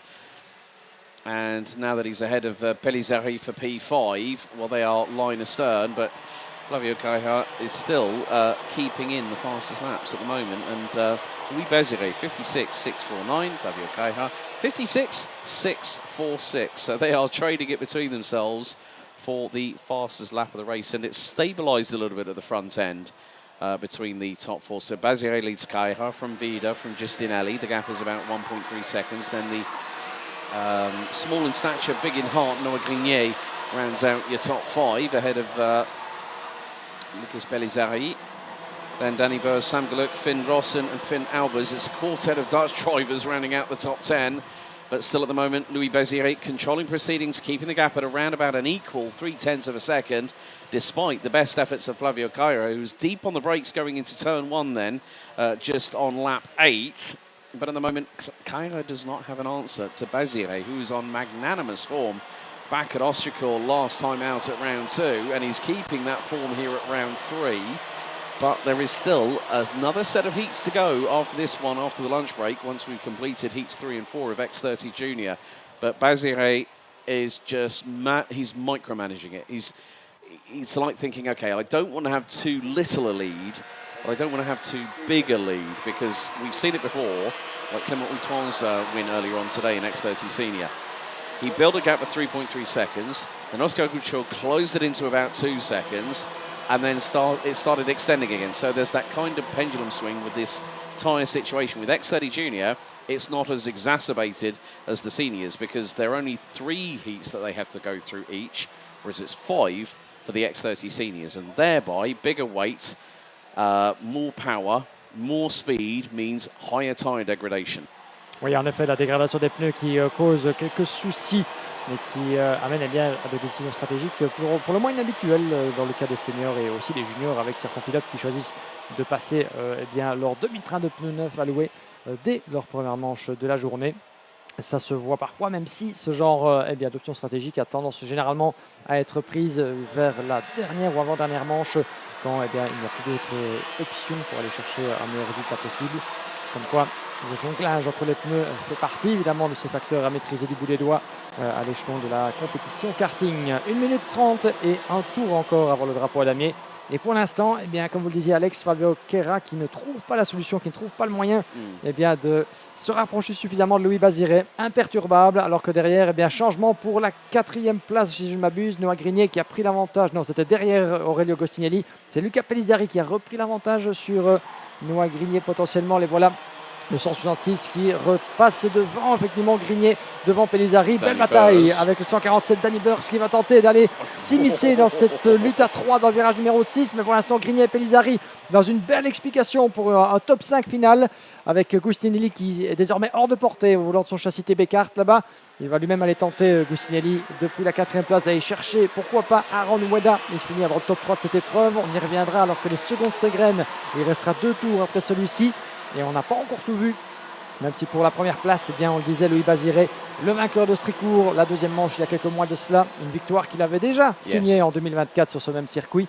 Il aura évidemment à cœur de pourquoi pas faire la passe de 2 et de consolider sa place de leadership au championnat, alors que derrière, ça continue de se chamailler entre Pellizzari et Noah Grignet. Danny Bourse qui attend son heure éventuellement pour peut-être les surprendre tous les deux, pourquoi pas, en une seule tentative à l'approche du virage numéro 5. Ça se pousse légèrement entre les deux équipiers. Ça pourrait profiter à Dani Bourse qui passe le premier. Malheureusement, Luca Pellizzari est le premier à devoir rendre les armes. Et il ne parvient pas à faire la passe de 2 juste après l'Europalan. Mais quelque chose me dit que Dani Bourse va tenter le tout pour le tout juste avant le drapeau à damier. Yeah, he's just like he's waiting for his opportunity to spring past, and it was so close between him and Noah Grenier going down the Europalan as we are about to head on to the final lap. And consider this, folks, we are going to have Louis Béziré versus Antoine Duval in their final heat together. So it's the case of those two drivers. If Duval picks a win up the next heat, we're on to the final lap of this third heat out of 6, and still the battle between the trio of Grenier, Boers and Pellizzari. Pellizzari now down into 7th position, continues at a high rate of speed. I mean, also one of the things that I've noticed is the driving styles for the drivers when race director Dave Ritson has actually pulled them forward and is actually reinforcing, saying this is what I expect. And now this is why we are seeing this fantastic racing, as Louis Béziré is on course to pick up his second heat win of the weekend. But Pellizzari is still trying to force the issue with Danny Boers and Noah Grenier as they're going into turn number 11 for the final time. But it is going to be another win as Béziré is coming round the final corner as we speak. Le dernier tour, les derniers instants, le dernier coup d'accélérateur et la victoire pour Louis Béziré, la deuxième dans ses manches. Flavio Querra en deuxième position. Juste devant Aaron Weda, Aurelio Agustinelli, Noah Grenier, Dani Bourse et Luca Pellizzari qui finit donc juste derrière en 7e place. Merle Taylor, Sam Gueluc, Fine Albers qui boucle le top 10. Une victoire avec autorité, 6 dixièmes que Louis Béziré sera parvenu à se concocter en guise d'avantage, et 2 victoires pour lui à ce stade dans les manches. Mais quelle fin de course, en tout cas, elle fut très serrée entre Noah Grenier, Dani Bourse et Luca Pellizzari. Finalement, le pilote néerlandais ne sera pas parvenu à prendre l'avantage sur le jeune rookie belge du team Eurokarting. Il termine dans un mouchoir de poche, moins de 2 dixièmes entre ces deux-là, suivi par Pellizzari qui aura tout tenté également. On a eu des petites escarmouches entre les deux équipiers du team Eurokarting. Finalement, peu de peur que de mal, ils ont terminé dans cet ordre. Mais belle performance en tout cas de la part de nos 3 protagonistes. La victoire pour Béziré, la deuxième, on le disait. Flavio Querra depuis la pole qui doit se contenter de la deuxième position, sans être parvenu à trouver peut-être cette petite étincelle manquante pour aller titiller davantage le leader français. Aaron Weda, nouveau résultat dans le top 3 pour le pilote néerlandais devant Agustinelli, Grenier, Bourse, Pellizzari, Taylor, Gueluc, Fine Albers et Timo Riffler juste aux portes du top 10, suivi de Finn Rossen, Denis Kozolski, Levi Pape, Nathan Best 15e, suivi de Milan Sechin, Lennon Enriquez, Jules Lecoun, Fernando Visuez, Sacha Duquet, Brian Benares, Maxime Lenders, Lucas Pereira, Mauro Overstreet et le malheureux Alexandre Point, le pilote luxembourgeois donc, qui avait dû rentrer précipitamment dans les stands, dans la voie de la pit lane, après sans doute ce qui ressemble en tout cas depuis notre point de vue un souci mécanique qui l'empêchait de continuer. 2 victoires donc pour Louis Béziré, plus que jamais le leader de cette catégorie X30 Junior, alors que nous allons bientôt, d'ici quelques instants, passer à la dernière course de cette première partie de journée, chers amis. Ce sera la confrontation, toujours en junior, entre les groupes B et D. La dernière avant une pause bien méritée pour toutes et tous ici qui vous occupez évidemment dans les coulisses à la bonne manœuvre, à la bonne marche de cet événement ici sur la Home of Champions. D'ici quelques instants, la grille donc qui va prendre possession du karting de Genk. Le temps pour notre directeur de course, Dave Ritson, de donner ses dernières consignes. Une formalité évidemment pour nos jeunes pilotes de la catégorie junior qui nous ont toutefois donné du fil à retordre, notamment du côté des officiels, puisque pas mal de pénalités ont dû être distribuées au terme des manches qualificatives d'hier. Résultat de confrontation jugée un peu trop musclée par notre collège des stewards. Ça fait partie du jeu, certains copant d'une pénalité pour un carénage déplacé, c'est 5 secondes, parfois des pénalités un peu plus lourdes, 10 voire 15 secondes, quand les stewards jugent que votre comportement en piste n'a pas été dans les règles qui sont toujours, on le rappelle, bien rappelées en début de week-end lors du briefing des pilotes de la part de la direction de course, mais évidemment dans le cœur du peloton, au cœur de la bataille, parfois il arrive qu'un petit coup de volant se perde, une touchette soit jugée un petit peu trop agressive, ce qui peut vous valoir une légère remontrance de la part des officiels. B contre D d'ici quelques instants. Le temps est bien de recueillir quelques réactions du côté du parc fermé. Stig de Rademacher et Timo Koopmans s'élanceront donc sur la première ligne de cette grille de départ d'ici quelques instants, alors que Alex Goldschmidt est en compagnie d'un des protagonistes de la course précédente que nous allons entendre d'ici quelques instants. Over to you, Alex. Thank you very much, Guillaume. Avec moi, deuxième place dans ce manche ici avec le pilote de VDK Racing, Flavio Caira. C'est un bel résultat pour toi, mais avec la puissance de lui, c'est très fort. Et quels sont votre sentiments avant ce course? Ça allait bien. Dans la course, j'ai fait bon départ et après premier tour, on m'a doublé. Ouais. J'ai, pour moi, pas assez de grippe. Mais... Avec la température ici à Genk, particulièrement avec les pneus, est-ce qu'il y a des difficultés avec la grippe au circuit? Oui, si tu sors de la trace pendant quelques tours, ça va être facile à gérer, mais sinon, oui. Et quelles sont votre aspirations avec ce week-end ici à Genk pour la deuxième week-end de saison? Bon, c'est bon. Okay, merci beaucoup. So basically, Flavio's saying that you know, it's a bit difficult with the grip out here. The temperature's increasing, but he's going to try and do his best. So Giggsy, back over to you up in the commentary box. Merci beaucoup Alex et merci à évidemment Flavio Caira du team VDK de nous avoir rejoints pour cette petite interview d'entre-course. Le temps pour les pilotes, vous le voyez, de s'inscrire sur la grille de départ. Le calme avant la tempête généralement pour nos protagonistes de la catégorie junior alignés selon les chronos réalisés lors de la manche qualificative. Chacun des pilotes étant dispatché des groupes qualifs sur leur grille de départ respective. 3 manches qualificatives à disputer pour nos compétiteurs de la catégorie junior qui, d'ici quelques instants, sur le coup de 11h50, vont pouvoir s'élancer sur le tracé de Genk et ses 1360 mètres et 13 virages à dompter. Ce qu'ils font de bien belle manière. On le disait, des courses d'ouverture un petit peu musclées, sans doute un peu trop au goût des officiels. Voyons voir ce qu'ils nous réservent ici pour cette dernière manche avant le lunch break.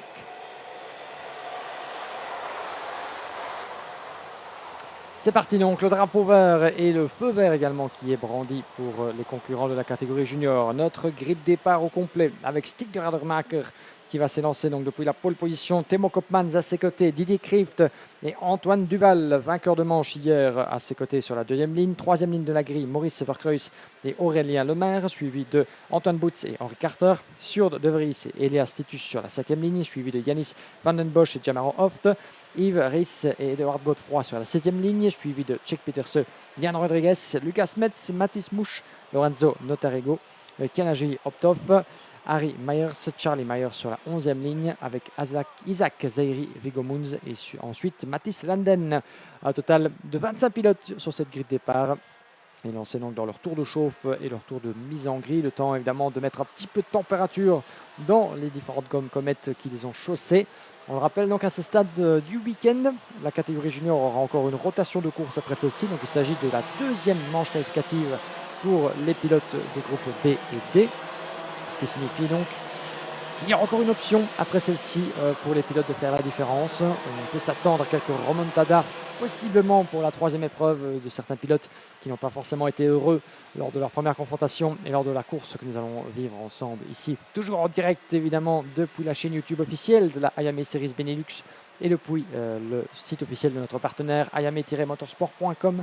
N'hésitez pas à vous rendre évidemment sur la page Facebook de Iame Belgium pour toutes les informations, tous les liens, tous les résultats et surtout quelques clips, vidéos et photos en direct depuis la Home of Champions.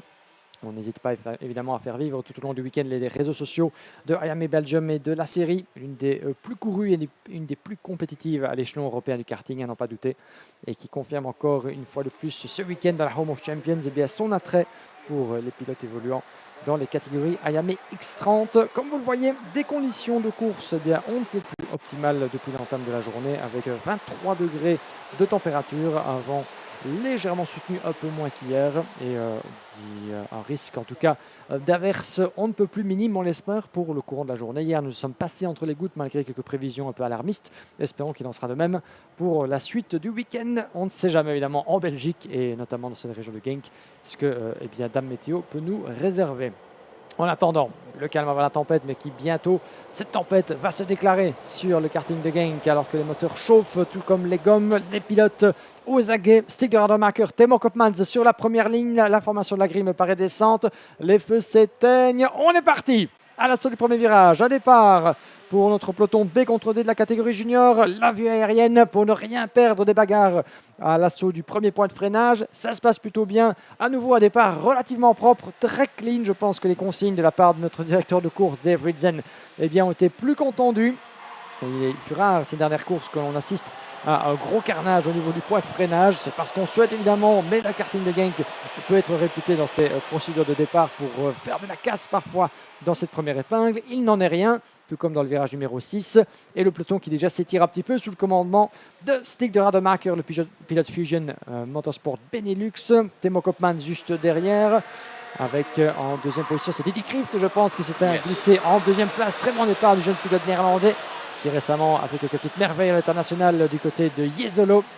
On y reviendra, mais Didi Krift, excellent départ et un premier tour de bouclé sous le commandement de notre poleman, me semble-t-il. On refait le pointage alors qu'il repasse devant nous. De Rademacher, Didi Krift, où est Timo Koopmans, seulement 5e, alors que déjà la 4e place change de main entre Koopmans qui vient de doubler Aurélien Lemaire. I think the thing is with this start, a good start there by Didier Klieft, a good start by Stig de Rademacher. Now it is 2 versus 1, but Didier Klieft up the inside at turn 5. Switch back attempt from de Rademacher. And this is allowing Antoine Duval. What you do not want, you want the two teammates to actually work together. And de Rademacher slots in nicely up the inside. Didier Klieft, we know, is in the hunt for the title as well. So now you've got a quintet. Now you've probably got the best part of that is 10 drivers at the front end of it. That is the whole of the top 10. De Rademacher leading, Klieft in second, Duval third, Lemieux, Koopmans, Elias Deitas, Henry Carter, Jamaro Hoff from Suriname, Edouard Godefroy, and Jan Rodriguez, who's made up 6 positions from P10. But now Duval has got through on Klieft. So Duval is going hunting after de Rademacher, and now de Rademacher really doesn't fight it. I think that's a good strategy call there, but now that is Lemieux trying to go up the inside of de Rademacher through at turn number 2, but de Rademacher holds his line. Now can Klieft get through on Duval? He slides his way up the inside of the 123 from Euro Karting. De Rademacher has got Lemieux right on his rear. They're bump drafting NASCAR style into turn 7, and they are all late on the brakes. They all get through in a line, and that is a sign of what we're seeing with the racing here this weekend at the halfway point of the championship season for 2025, but it's side by side. A little bit further back, I think that might have been Henry Carter might have been involved. He was to the outside coming out of turn number 10. And now the leaders come through into turn 13. But at the moment, it is going to be a change for second position. Stig de Rademacher back through on Antoine Duval. It's Didier Klieft that is leading. And now look at this, the top 6, line astern, covered by just under 9 tenths. And now Duval trying to look to see if he can get past firstly de Rademacher and then Klieft, but it's not proving to be easy with just under 7 minutes to go. And de Rademacher pulls the pin up the inside. He goes. Lemaire tries to go through on Duval for P3 at the same corner, but no room at the inn for the victory lane driver. But Klieft through at turn 6 on de Rademacher and Duval. Duval squeezes through by millimeters for P2. Eh bien, quelle bagarre là-bas en tête. Ils ne sont pas 1, ils ne sont pas 2, ils sont presque 10 dans la même image. Voilà le peloton de la catégorie junior qui est en train de se regrouper tant bien que mal dans cette épreuve. Il reste encore 6 minutes et un tour. Énormément de temps et d'opportunités à aller chercher là-bas. Mais là, le leadership qui va encore changer de main. Ça passe à la corde entre Duval et Didier Klieft. Antoine Duval reprend la tête des hostilités. Il s'était lancé un peu plus loin sur la grille de départ depuis la 4e place. Le voilà en tête. Et Didier Klieft qui contre-attaque. Et du Rademacher. Et ça change à chaque tour, à chaque virage, chers amis. Le top 3 dans un mouchoir de poche, un écart qui s'est creusé avec Aurélien Lemaire qui nous fait une remontée de tous les diables également devant Titus et Timo Koopmans. Et la touchette malheureusement, un des pilotes VDK, le numéro 105, c'est Edouard Godefroy qui a tenté de prendre l'avantage sur Koopmans. Une légère incompréhension là-bas semble-t-il dans le virage numéro 5, mais en tête, Antoine Duval, Didier Krieft, Stig de Radermacher en pleine explication là-bas, sous la houlette d'Aurélien Lemaire et Titus, qui s'observent, qui ne sont pas loin, qui vont tenter de refaire la connexion là-bas avec Timo Koopmans, je pense, qui est passé devant. On va refaire le pointage alors qu'il repasse devant nous, mais quelle entame de course. Voilà de quoi nous mettre en appétit, mon cher Alex, avant la pause de midi. Mais certainement pas la meilleure des stratégies, si je puis me permettre, entre les pilotes Fusion, Didier Krieft et Stig de Radermacher, qui depuis le début continuent de se doubler l'un et l'autre, de perdre du temps. Et Koopmans qui effectivement prend l'avantage là-bas sur Aurélien Lemaire pour la 4e place, alors que pendant ce temps-là, on aurait cru que les deux équipiers auraient travaillé ensemble pour creuser l'écart, comme ils pourraient le faire maintenant sur Antoine Duval, qui reste à l'affût.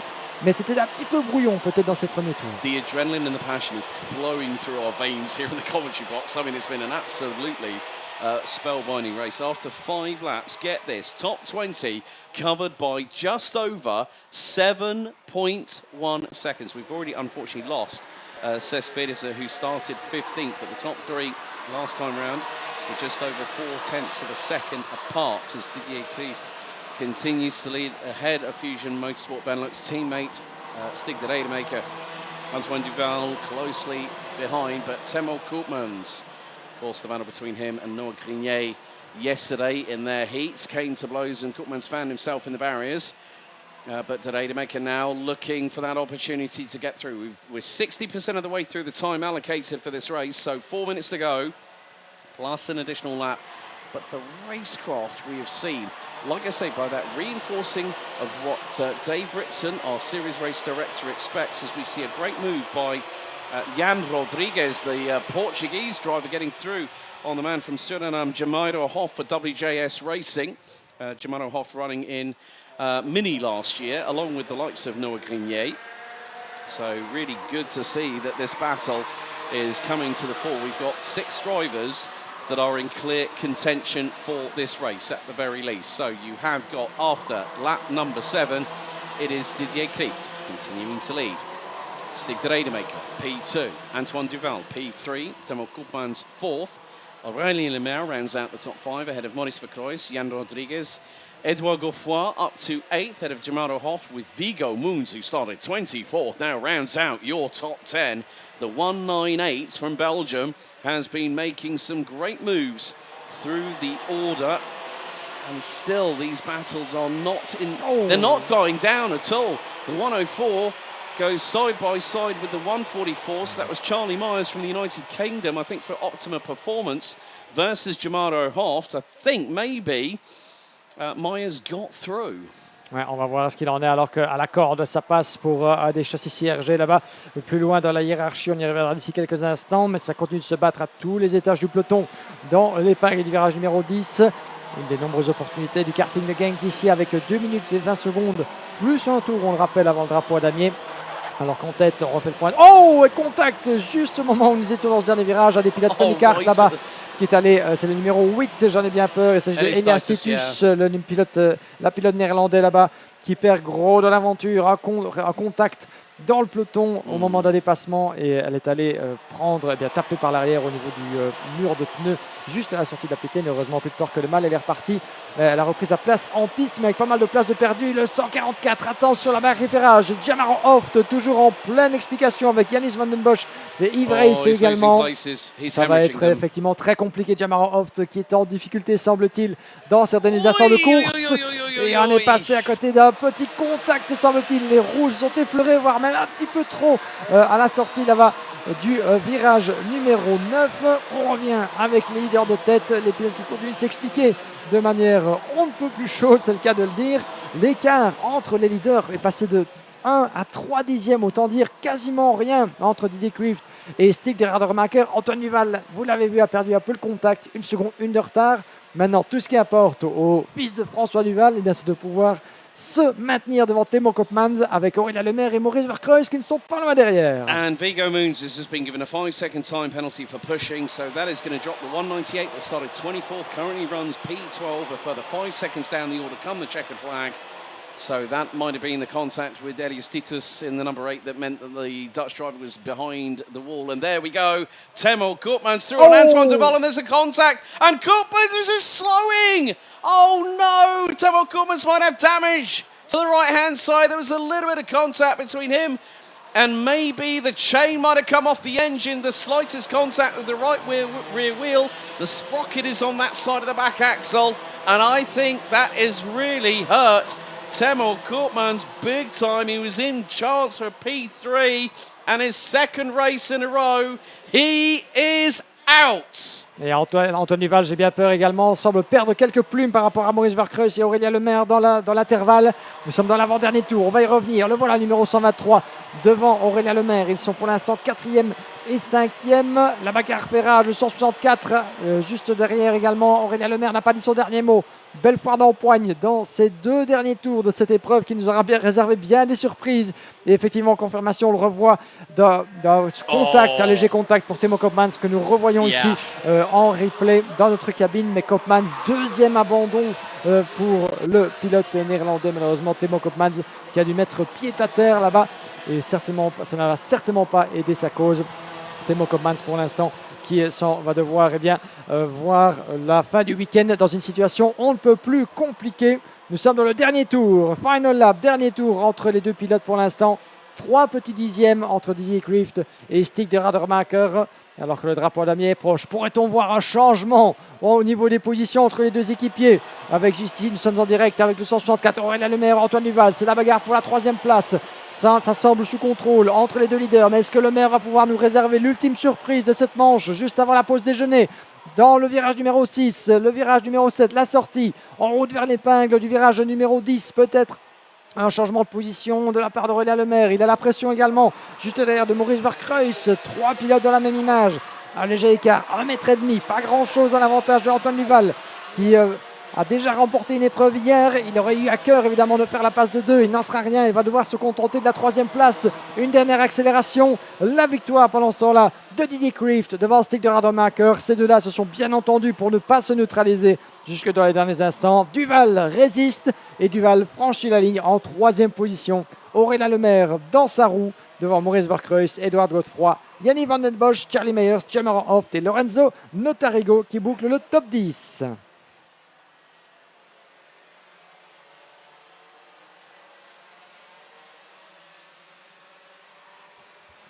Ah, quelle prestation, en tout cas, quelle course, mes aïeux, avec Didier Krieft qui s'en est sorti pour signer sa première victoire du week-end ici à Genk. Première victoire donc pour le jeune pilote néerlandais du Team Fusion Motorsport avec son équipier en 2e position, Stig de Rademacher. Après quelques petites escarmouches de début d'épreuve, ces 2-là, sans doute avec quelques remise à niveau de la part des mécaniciens, se sont entendus pour finir cette course sans problème, en fait, sans aucun souci. Et c'est ce qu'ils nous ont démontré jusqu'au bout. Krieft de Rademacher séparé par 2 dixièmes à l'arrivée, mais sans plus s'attaquer et sans plus changer de position. C'est normal aussi à ce stade du week-end, il faut engranger les points, engranger la confiance et certainement ne pas contrevenir à la règle d'or de la course automobile et du karting, c'est-à-dire on ne sort pas son propre équipier. Duval 3e, on le disait, devant Lemaire, Maurice Verkreuz, Edouard Godefroy, Van Den Bosch, Meyers, Jamor Hoft et Lorenzo Notarigo. Lucas Metz qui nous a gratifié d'une belle remontée, tout comme Notarigo. 9 places de gagné pour Notarigo, 6 places de gagné pour Lucas Metz. Mathis Landen, 13 positions de gagné pour le 107 jusqu'au 12e rang. Devant Jan Rodriguez, Kenajili Hopov en 14e position devant Viggo Moons. 9 places de gagné également pour Viggo jusque dans le top 15. Suivi de Ivris, Harry Myers, sur De Vries, Antoine Boots, Isaac Zairi, Mathis Mouche et Lastitus malheureusement qui aura franchi la ligne d'arrivée en toute dernière position après un incident et en contact avec le mur de pneus du côté de la pit lane sans gravité, mais malheureusement pas mal de places de perdues dans cette manche qualificative. Et 3 pilotes qui manquent à l'appel, Tjek Pietersen, André Carter et Timo Koopmans, vous l'avez vu, le malheureux pilote néerlandais qui malheureusement, n'aura pas vu l'arrivée de cette manche après un nouveau souci mécanique, conséquence d'un contact potentiel ou alors un saut de chaîne potentiellement, un souci certainement peut-être au niveau du moteur. Quoi qu'il en soit, eh bien, Timo Koopmans a dû capituler. C'est un deuxième abandon depuis l'entame de ce week-end de compétition pour Timo Koopmans. Malheureusement, cela ne va certainement pas aider sa cause. Et pendant que nous attendons eh bien, le retour du service dépannage du côté du parc fermé et leur dernier recueil de réaction de la part d'Alex juste à côté de la pesée, voici ce qui vous attend cet après-midi, chers amis, pour le reste du programme. Nous allons prendre une petite pause. Il est midi, passé de 7 minutes ici à Genk. Prochaine épreuve, prochain rendez-vous après une pause bien méritée sur le coup de 13h15 avec la suite des festivités dans les manches qualificatives, la dernière rotation de course.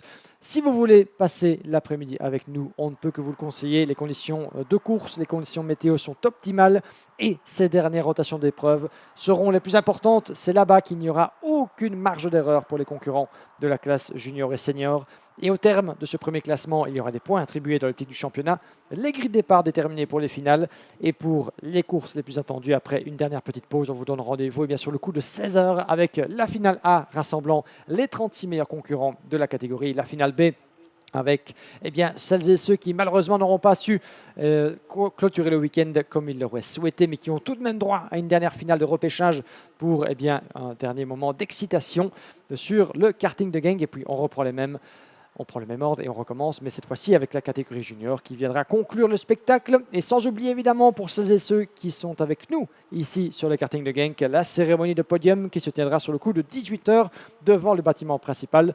Si la météo est au rendez-vous, et on espère qu'elle le sera. Avant un bon petit lunch break et une pause bien méritée, on descend du côté du parc fermé. C'est à vous mon cher Alex. So, Didier Kreeft, fantastic win in the fourth heat of the weekend. Great battle between you and Stig de Rademaker and of course Antoine Duval. It got a bit close for comfort, didn't it, in the first few laps? Talk us through it. Yeah, in the first few laps I was like, I wanted to push away with Stig, but then Duval was fast in the beginning, so I needed to like do some dirty moves and then like keep it on the front. And then I drove a bit away with Stig. How's the tyre degradation been? Because I've spoken to a couple of drivers in the previous heat and they said, well, we're conserving that extra little bit of grip that we're going to need because the temperatures, as we can actually feel here, it's a good thing the majority of your race suit here for Fusion is white, whereas Stig's got the dark blue. It's going to ramp up over the course of today, isn't it? And it's going to be a bit tougher for you guys a little bit later on after the lunch break. Yeah, it's just really hot. If you go white suit, like it's good because it's white, and if you got like a darker version or dark blue, it's really hot. And also the tires and the track is too hot today, so like now because we drive 56, so it's just not good. But thoughts ahead? I mean, obviously now you've got a time to rehydrate, relax, and get yourself set for your final qualifying heat this afternoon. Thoughts ahead going into this afternoon and also with the A final because you've got yourself in a pretty good position. Yeah. Hopefully the next heat I can win it too, and the final also always confident. Well, Didier, feel success. Thank you. So that's it, Didier Kreeft from Fusion Motorsport, Heat 4 winner. Back over to you, Giggsy, to wrap up things before the lunch break. Thanks very much, Alex. As we have one last announcement to make before we go for a break, as two drivers are required to join the Sportive Commission and the stewards right away. Attention Paddock, as Jalil Malik and Fares Jalil and GC Polderake. I repeat, Fares Jalil and GC Polderake are required to meet with the stewards in no time. Fares Jalil and GC Polderake are required to meet with the stewards on top of the building right away. Thank you very much indeed. Je répète, chers amis, deux pilotes sont convoqués auprès de la commission sportive et sont demandés directement auprès des commissaires, auprès des officiels.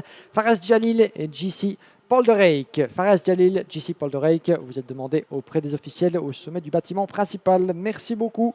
Et c'est l'occasion pour moi de conclure donc cette première partie de journée. Rendez-vous à 13h15, chers amis, en direct live. Et durant l'intervalle, eh bien, n'oubliez pas de vous hydrater, de bien vous nourrir, de vous reposer, de vous protéger du soleil qui tape ici sur le karting de Genk.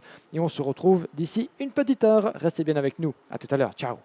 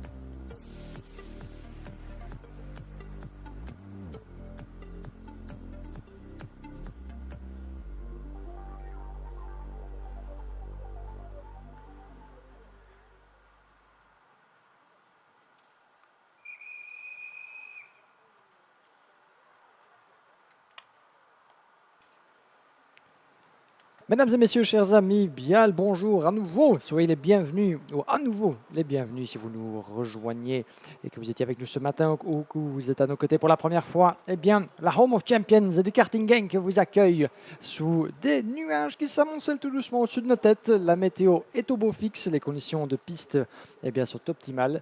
Il fait chaud, il fait beau ici dans la région de Louvain-Bourg. De quoi nous réjouir pour la deuxième partie du programme de cette journée de samedi. Jour numéro 2 sur 3 prévus ici à Genk pour la troisième épreuve 2025 de la Iame Series Benelux. En direct évidemment, comme toujours, sur la chaîne YouTube officielle de la compétition, sur la page Facebook de Iame Belgium et sur iamemotorsport.com, le site officiel de notre partenaire où vous trouverez toutes les informations à votre disposition, que ce soit en termes de décision, de résultats, de classement, de points, de grille de départ. N'hésitez pas, vous disposez donc là-bas d'une mine d'informations et n'hésitez pas aussi à interagir avec nous sur les réseaux sociaux. Nous sommes présents sur Instagram, sur Facebook et bien sûr sur YouTube pour ne rien manquer de la compétition en cours. On reprend le fil de nos manches qualificatives qui se sont déroulées depuis vendredi début d'après-midi. Ce matin également dans les catégories junior et senior. Place à la dernière rotation de ces manches qualificatives avec la catégorie junior qui va commencer d'ici quelques instants. Mon cher Alex, 3 dernières manches qualif et puis les juniors et puis nous nous en remettrons aux grandes finales pour la fin d'après-midi. Yes, indeed, Guillaume. 3 races to go for X30 Senior that starts the afternoon action before we head into the business end of this third round. Bringing us to the halfway point of the competition for the 2025 road to the Iame Warrior Finals, taking place at the Cartódromo Lucas Guerrero in Chiva in Valencia in Spain. And that's going to be October the 27th to November the 1st this season. So, of course, tickets will be up for grabs through the Iame Series Benelux season, which will curtail in the first weekend of October at the Karting de Fagne International Raceway at Marienborg in southern Belgium, just outside of Couva and Namur. Of course, we'll be returning for the very first time after multiple seasons away to the Karting RACB de Spa-Francorchamps, smack bang on the inside of Stavelot Corner at the Circuit de Spa-Francorchamps itself in the Ardennes Forest in the middle part of September. But Genk being the halfway point of the season and also the start of the second half, the business end of the championship year. 3 winners so far this morning with Van der Kerkhoff, Outron and Van der Heyden.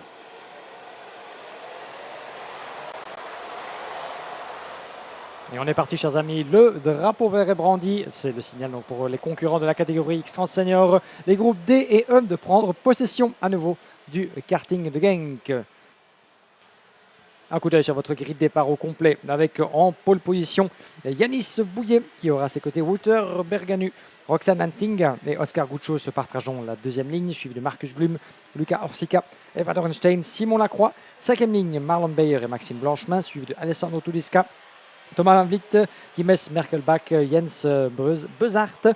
Huitième ligne, Luca Montebello, Thijs Van Dijk, suivi de Anthony Bogarts, Jun Brown, Delano Wellens, Monty Braithwaite, Luke Taylor, Tyron Kinar, Riyad Yousfi, Yanis Martin, Matt Simon et Noah Meyer-Joker en queue de peloton.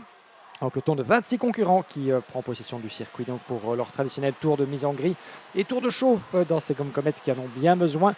On rappelle que chacun des concurrents dans les catégories juniors comme seniors dispose de 1 train et demi, un total de 6 pneus à utiliser comme bon leur semble entre la séance qualificative et la finale, avec déjà quelques sauts de stratégie intéressants, mon cher Alex, lors de la première manche de la journée dans cette catégorie senior, où certains pilotes plus malheureux hier ont choisi de déjà mettre les gommes plus fraîches pour essayer de doper un peu leur chance. À garder à l'esprit évidemment que les pneus sont soumis à rude épreuve ici avec la chaleur sur la piste et en dehors également. Et il faut, autant que faire se peut, conserver un minimum de grippe et un minimum de pneus sur la jante en vue de la finale pour essayer de faire la différence. Yes, indeed. I mean, I've had a chat with a few drivers. One driver actually mentioned to me that, the front tyres are still good. It's the rears where they're suffering. And one driver was complaining about the fact that it was fast in morning warm-up, but lost 0.8 of a second because the back end was so unpredictable on applying the brakes, applying the power out of the corners. So it is going to be interesting to see.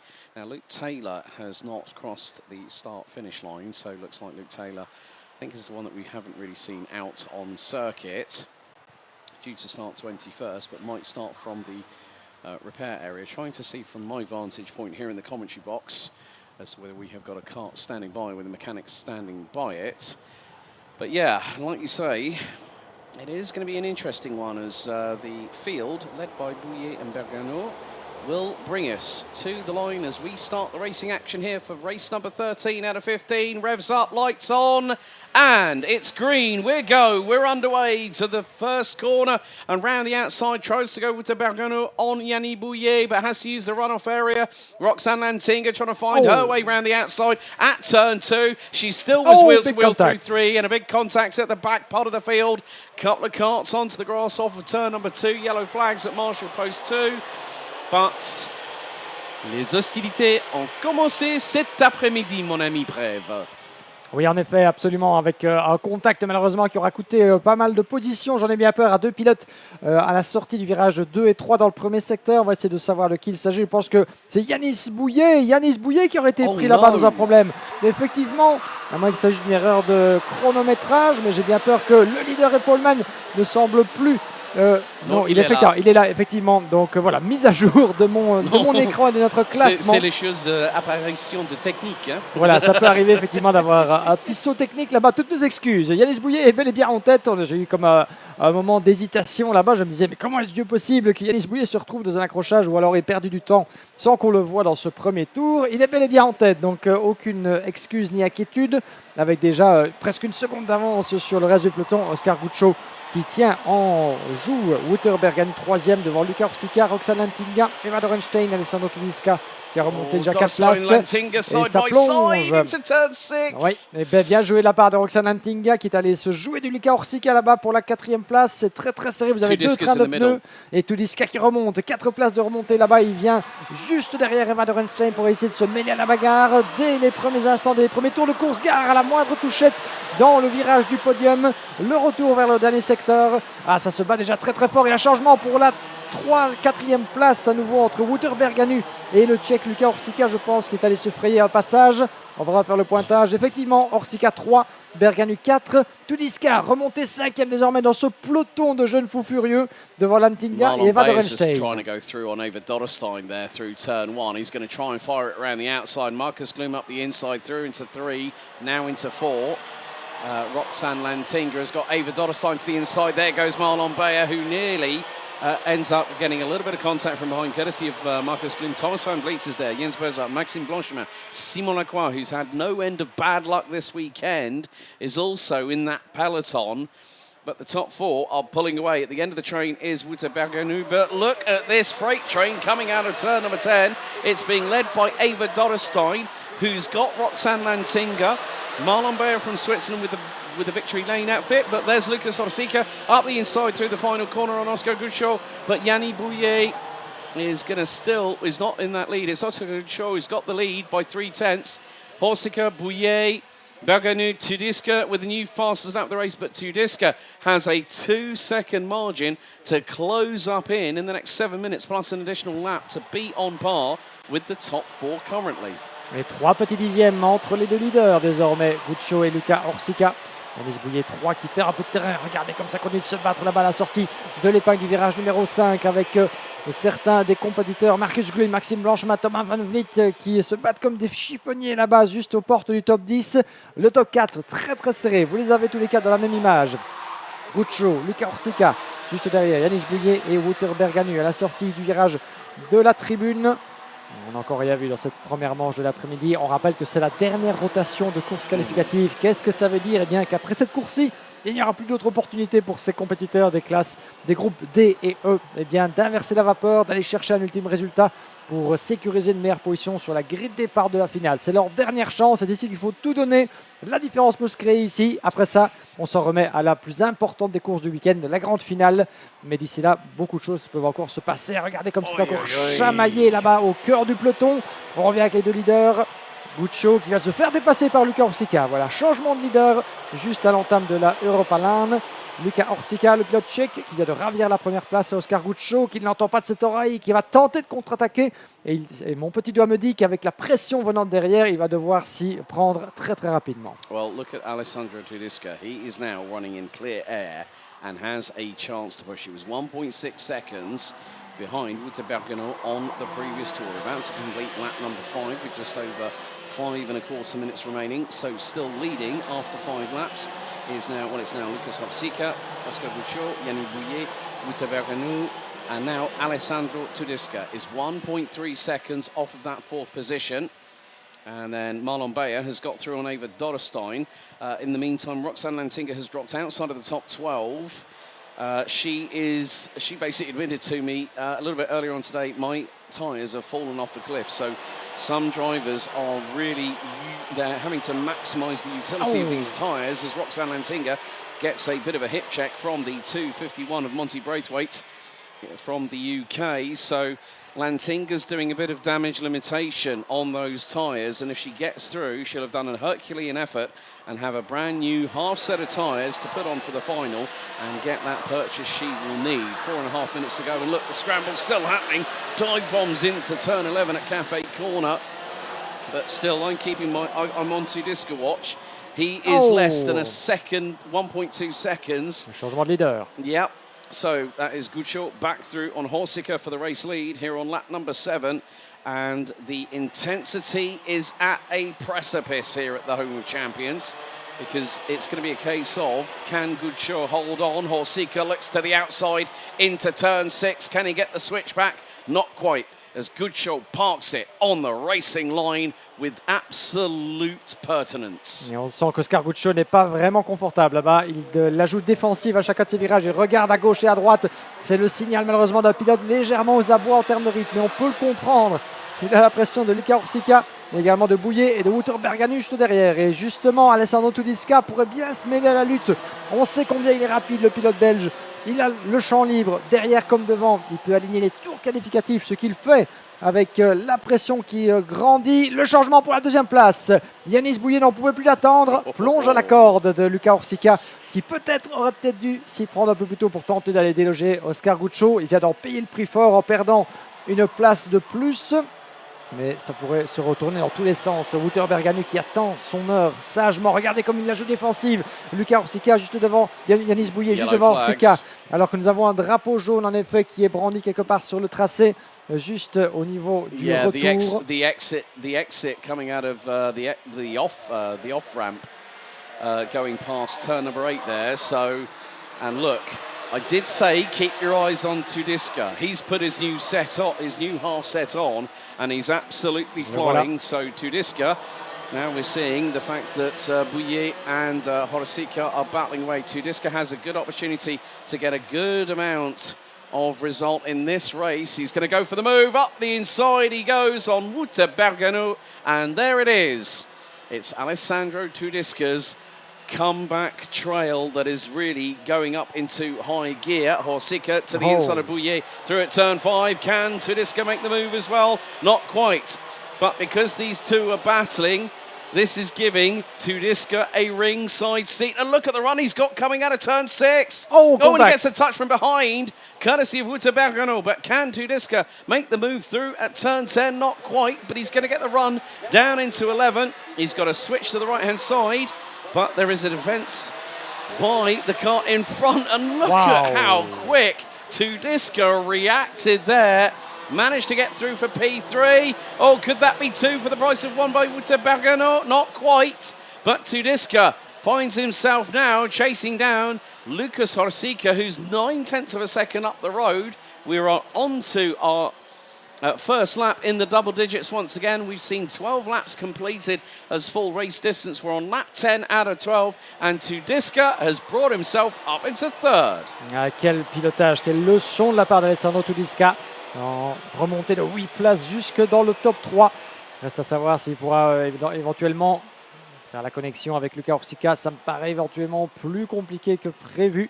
Il a encore quelques mètres à aller gravir, Alessandro Tudisca, et la pression de Wouter Berganu. Yanis Bouillet a résisté juste derrière, mais ces deux-là pourraient bien lui faciliter la tâche en bataillant le dépassement à la corde pour Wouter Berganu sur Yanis Bouillet. Et c'est bien passé là-bas. Ces deux-là continuent de se battre et donnent un peu de champ d'ailleurs à Alessandro Tudisca. Ça va faire les affaires du pilote belge, comme ça fait les affaires depuis quelques tours d'Oscar Guccio, qui a creusé l'écart avec Yanis Bouillet, qui est passé devant, effectivement, confirmation sur Wouter Berganu. Ça continue de se battre comme des chiffonniers également derrière. Ils sont 3 à l'extérieur du virage numéro 2. 1 seconde 9 d'avance pour Oscar Guccio sur le Corsical. Nous entrons dans l'avant-dernier tour et la bataille fait rage avec le 226, c'est plus loin derrière avec Berganu, Marlon Bayer et Maxime Blanchemin. Le numéro 2, 346, Blanchemin là-bas qui tente de se frayer un chemin dans la bataille. Ils sont 4 dans la même image aussi.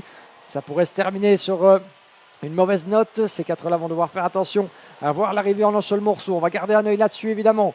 Guccio qui pour l'instant est occupé à faire le job, à se diriger vers une nouvelle victoire de manche.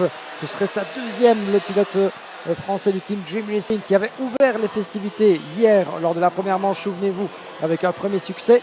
Comme quoi, première manche, victoire, dernière manche, une victoire aussi, voilà qui fera certainement ses bonnes affaires à Oscar Guccio. Nous entrons dans le dernier tour et à moins d'un souci, à moins d'un petit drame dans le dernier tour, je ne pense pas que Oscar Guccio va manquer celle-là face à Luca Orsica et Alessandro Tudiska qui s'est défait de la pression de Yanis Bouillet. Yeah, Tudiska spoke to me during the lunch break and said, yeah, I know I need to go for it, but here is a move up the inside. And that is Ruta Berganou back through on Yannis Bouillet. And you've got the 346 of Maxime Blanchemin and Marlon Bayer in the 274. They are right with the two ahead. But it is going to be another victory for the 242 from France.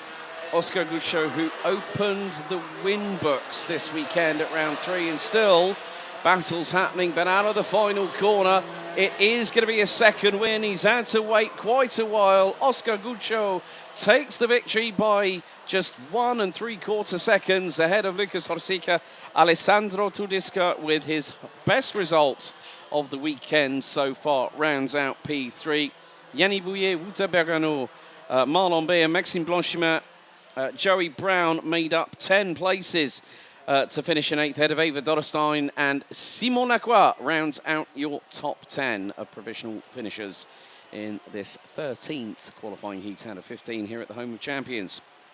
Monty Braithwaite, Yanis Martin and Riyad Yousfi make up the top 13 ahead of Marcus Gloom, with Delano Vellens running at the top 15, Jens Berzard, Luca Montebello, Noah Meyer, Tihon Kinard, Roxanne Lantinga finishing in 20th.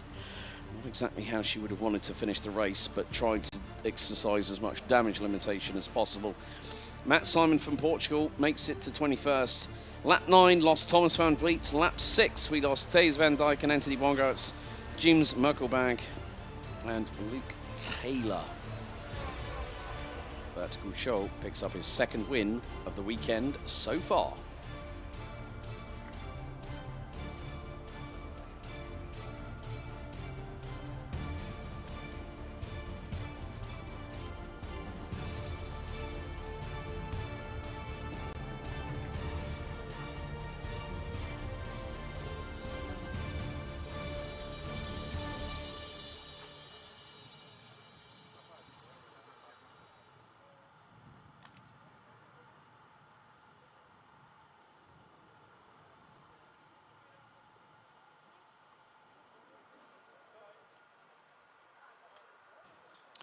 So Oscar Guccio having to wait another 4 races until getting another race win. There are the remaining races of the day. We have got 2 more X30 Senior heats, 2 more X30 Junior heats before we have a little bit of a respite until 4 p.m. local time, where the first of 4 finals will take place. The top 36 for both senior and junior will go through to the A final, being given the opportunity to take a maximum score of 80 points. Thereby meaning we'll have our first intermediate classification, well, our last intermediate classification of the first half of the 2025 season. Now, interestingly enough, the way things are standing, the person who will be the intermediate classification leader, if he picks up a 4th win of the weekend, will be Otto Paikkonen, because at the moment, Matthias van der Kerkhoff has had 3 race wins, Paikkonen 3 race wins, and Paikkonen also, in his 4th race of the weekend, finished 2nd to Matthias van der Kerkhoff. So if Paikkonen keeps placing in the top 3, then that will be enough for the Finn from Croc Promotion to end up at the sharp end of the intermediate classification and be on pole position. But we are very shortly going to be heading down to Guillaume Alvarez, who is now standing by. Let's hand over to him as he's joined by RSD Karting's Alessandro Tudisca. Giggsy, over to you. Yes, indeed, Alex. Back into Parc Fermé with Alessandro Tudisca. Alessandro, toujours sympa de t'avoir dans le peloton parce qu'on est sûr qu'on ne va jamais s'embêter au micro. Et à nouveau, belle démonstration de ta part, belle remontée. Le rythme est là, on savait que c'était le cas depuis le début. Tu as eu malheureusement un petit souci technique d'entrée de week-end qui t'a un peu... Voilà, c'est jamais simple à ce niveau d'avoir ces chances plombées comme ça, mais tu parviens à revenir dans le rythme au fur et à mesure. Ouais, voilà, alors comme tu as dit, on a eu un petit peu compliqué début du week-end avec la qualif. On est parti en mauvais setup et puis en première manche, on perd le pot d'échappement. Merci papa. Et donc voilà, j'essaie de me refaire petit à petit dans les hits, mais bon, c'est pas facile, pardon, avec certains pilotes qui bloquent les portes, comme si on était en championnat du monde, j'ai envie de dire. Mais bon, j'arrive à m'en défaire et me faufiler vers ma place devant. Voilà, là où on t'attend logiquement, hein, forcément. Ton expérience parle dans ce genre de peloton, comme tu dis, très très animé. La piste de Genk, tu la connais bien, l'expérience se partage un peu avec tout le monde, mais est-ce que tu sens qu'il y a des endroits où tu peux quand même parvenir à mieux faire la différence par rapport à d'autres peut-être moins expérimentés? Quand on regarde les secteurs, c'est évident que voilà, je connais la piste, j'ai mes petits tips à moi que personne ne connaît, notamment au secteur 2 où je parviens à prendre 2 dixièmes facilement, donc je garde pour moi quand même ça. Oui, bien sûr, on ne creusera pas trop le rayon de tes secrets, évidemment. Forcément, le kart maintenant fait partie d'un programme plus large. Tu peux nous en dire un petit mot sur tes occupations? Je crois qu'elles sont nombreuses à cette saison. Bah alors pour l'instant, on est un petit peu en Fun Cup aussi. On fait des apparitions en Fun Cup. Notamment, la semaine passée, j'étais en GT4 à Misano. Donc voilà, ma direction commence à prendre... Enfin, je vais dans une autre direction, pardon. Ouais. Et voilà, moi, le kart, je pense avoir fait un petit peu le tour. Je suis un petit peu... Pas envie de me vanter, mais un peu au plus haut. Difficile d'aller chercher plus haut, donc autant aller voir ailleurs. Oui, bien sûr, mais tu sais que tu seras toujours le bienvenu dans les pelotons de la Iame, que ce soit en Benelux ou à l'international. Donc, puisses-tu décaler ta décision le plus tard possible, alors revenir de temps en temps pour te faire plaisir, tu seras toujours évidemment le bienvenu. Et voyons voir ce que ça va donner en finale. Le rythme est là, on verra bien ce qui se passera avec la conclusion de la grille des pas, etc. Conditions qui semblent relativement stables et donc tout semble réuni pour avoir une bonne finale cet après-midi. Voilà. Pas comme l'année passée, le déluge avant. Non, pour l'instant, ouais, tout est correct. On va voir combien je vais partir en finale, c'est sûr. Mais voilà, après, remonter, je sais le faire, donc j'ai pas peur. Voilà, effectivement. Donc on attendra le décompte avant de se prononcer. Merci beaucoup, Alessandro. Merci à toi. Et à tout à l'heure en finale. Merci beaucoup, Alessandro Tudisca. As the engines are already roaring, back to you, Alex, for some more racing.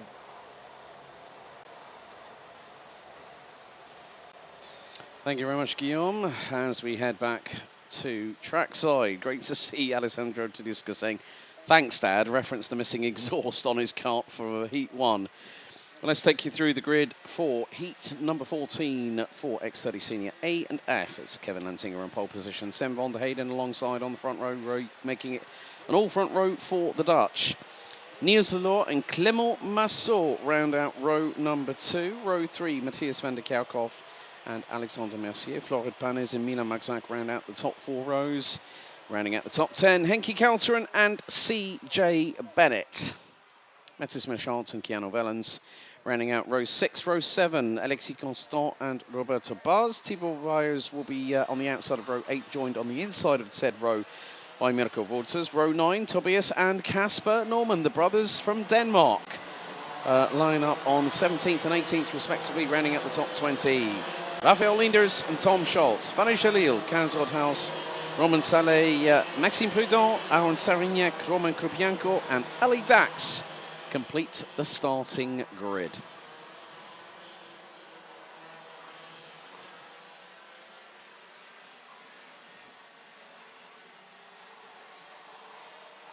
And there you see the wonderful aerial shots provided by our drone up in the skies, providing a new air of the coverage that has really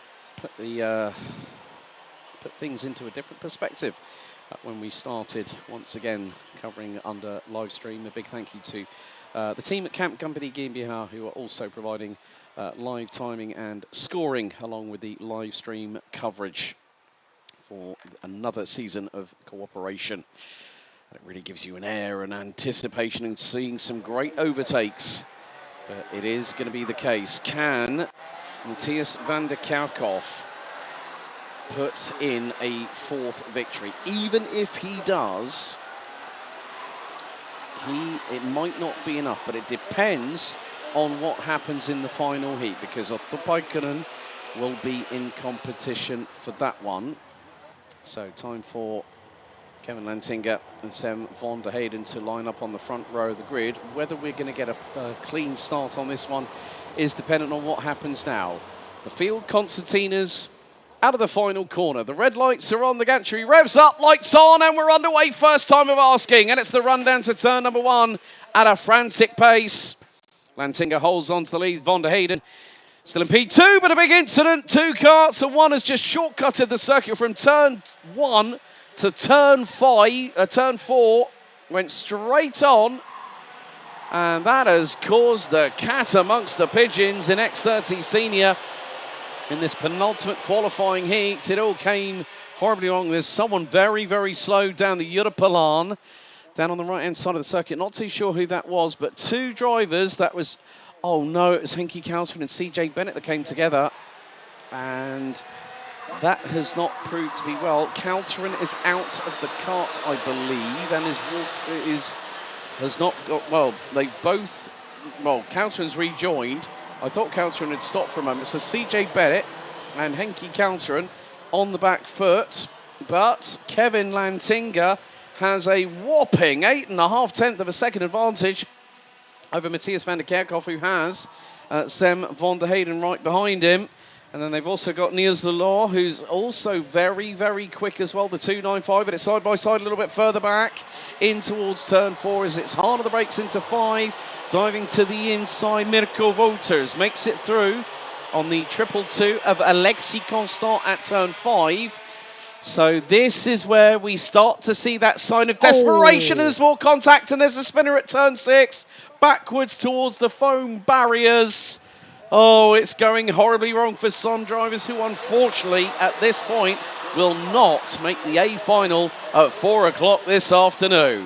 Et voilà une manche qualificative qui a démarré sur les chapeaux de roue, peut-être un peu trop fort d'ailleurs, à en juger par le nombre d'incidents et de petits drames ci et là qui sont en train de perturber un peu les plans des uns et des autres, et notamment Henki Kalteren. J'avais bien peur pour tous les fans du pilote néerlandais, a dû renoncer en revenant dans la pit lane, comprenant que malheureusement après son incident avec JC Bennett, qui est toujours en piste semble-t-il, eh bien ça ne servait plus à rien de tenter quoi que ce soit. Il valait mieux peut-être sauver le moteur, économiser un peu de carburant et surtout économiser les pneus en vue de la finale qui se déroulera sur le coup de 16h de la catégorie senior. En parlant de finale, certains auront à cœur d'aller encore chercher quelques points en vue du championnat et surtout une petite place au soleil sur la grille de départ des 36 meilleurs.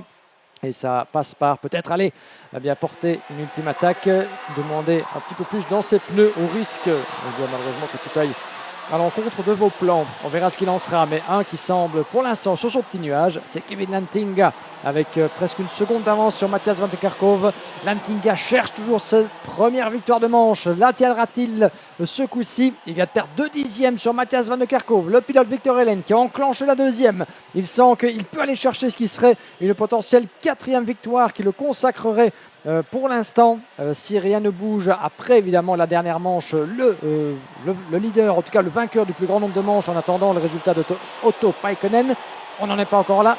Lantinga cherche ce premier succès. Van der Kerkhoff 2e, Sam van der Heyden juste 3e derrière lui. Il a quelques dixièmes de retard sur Van der Kerkhoff, donc rien n'est joué à ce niveau-là. Puis nous avons Clément Massot et Niels Lolor dans votre top 5. Well, Mathis van Schalt is on the charge. He said to me earlier on, I'm saving my tyres for the final.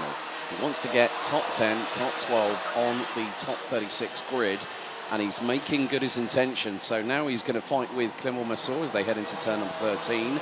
We now complete lap number 4. Kevin Lantinga, like we've already seen, fastest in qualifying. The gap is coming down between him and Matthias van der Kerkhoff. He took a 10th off him. Look at that. Mathis van Schalt through on Clément Massot at turn 1. Easy as you like. That's a change for 4th. Ouais, beau changement là-bas à dépassement, comme on les aime, de la place de Mathis van Schalt, le numéro 250 sur Clément Massot. C'était pour le gain à la 4e place dans le premier virage. Maintenant, c'est à Clément d'éventuellement lui renvoyer la balle. Toujours plus facile à dire qu'à faire, évidemment, à ce niveau.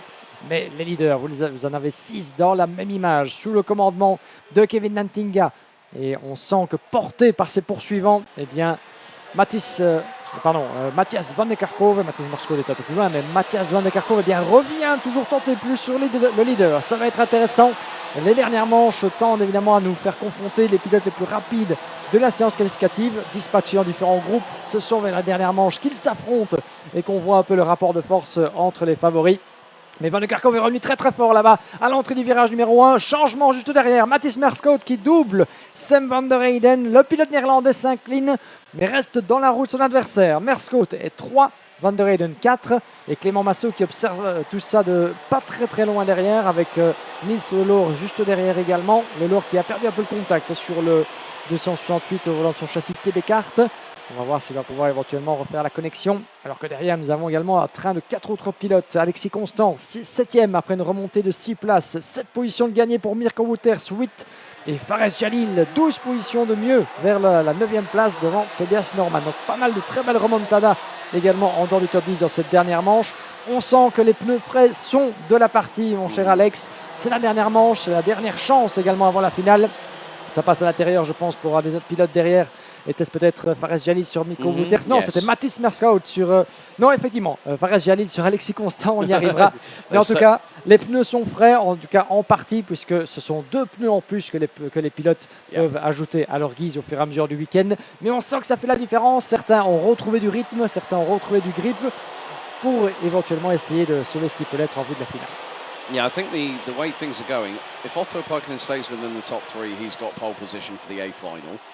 Mathias Van der Kerkhove, 3 wins, on course for a possible second here. He might get a 4th win, but it's just dependent on whether he is going to go all guns blazing. If he's conserving his tyres, then that is actually quite a good strategy that he's doing now. I mean, the first 4, the first 4 heats that he's had, okay, the first one didn't go quite to plan, but second, third and fourth heats have gone really, really well. They come across the line with 3.5 minutes to go. Gap between, and there it is, change for the lead. Change for the lead for Lantinga now demoted to second position. But what if a certain driver from Kart Club Roosendaal catches them and gets past them, because Mathias Marskov is there. And a nice little move by the 277. Niels Lelour has just been passed by Fares Jalil for 6th position. And now we have this opportunity, this wonderful battle at the sharp end of the field with just under 3 minutes to go. And through goes Mathias Marskov from KCR Racing, through on the number 332 from the Netherlands with Croc Promotion, Kevin Lantinga. So I think Mathias Marskov might have told me a little porky pie earlier on, because that kart is cornering on rails. So maybe he's decided to make sure that the rears are scrubbed, ready for that final. Of course, yes, it's one race rather than some drivers that will have gotten into the top 36 that might have used their tyres for their first set of rotation this morning. But it is going to be the case that we've just been given notification that the 287 Milan Maxat was the one that shortcutted the track and will be placed last once the checkered flag falls. A shortcut is a shortcut nevertheless, so Mark Zak was at full velocity, didn't really have enough time to slow down and rejoin the circuit at the same point. But there is another change. Looks like Fares Jalil has just got past Clément Massot. En effet, avec moins de 2 minutes et un tour restant, Massot qui concède une nouvelle place à l'avantage de Fares Jalil, une 16e place de plus dans l'escarcelle du pilote belge 277 qui se retrouve maintenant en 5e position et plus très loin d'ailleurs, quelques dixièmes de Sam van der Heyden. On gare au retour de Fares Jalil qui survole ce peloton par la grâce d'une moitié de train de pneus neufs. Ça aide toujours évidemment, c'est le petit coup de pouce dont Fares avait besoin après un week-end qui jusqu'ici ne s'est pas déroulé sans doute à la hauteur de ses espérances. En revenant brièvement aussi sur les points en cours et sur l'état du classement provisoire, mon cher Alex, Mathias Van der Kerkhove, votre leader, qui va tenter de le rester avec 4 dixièmes d'avance. Et regardez comme Mathias Marskov est proche.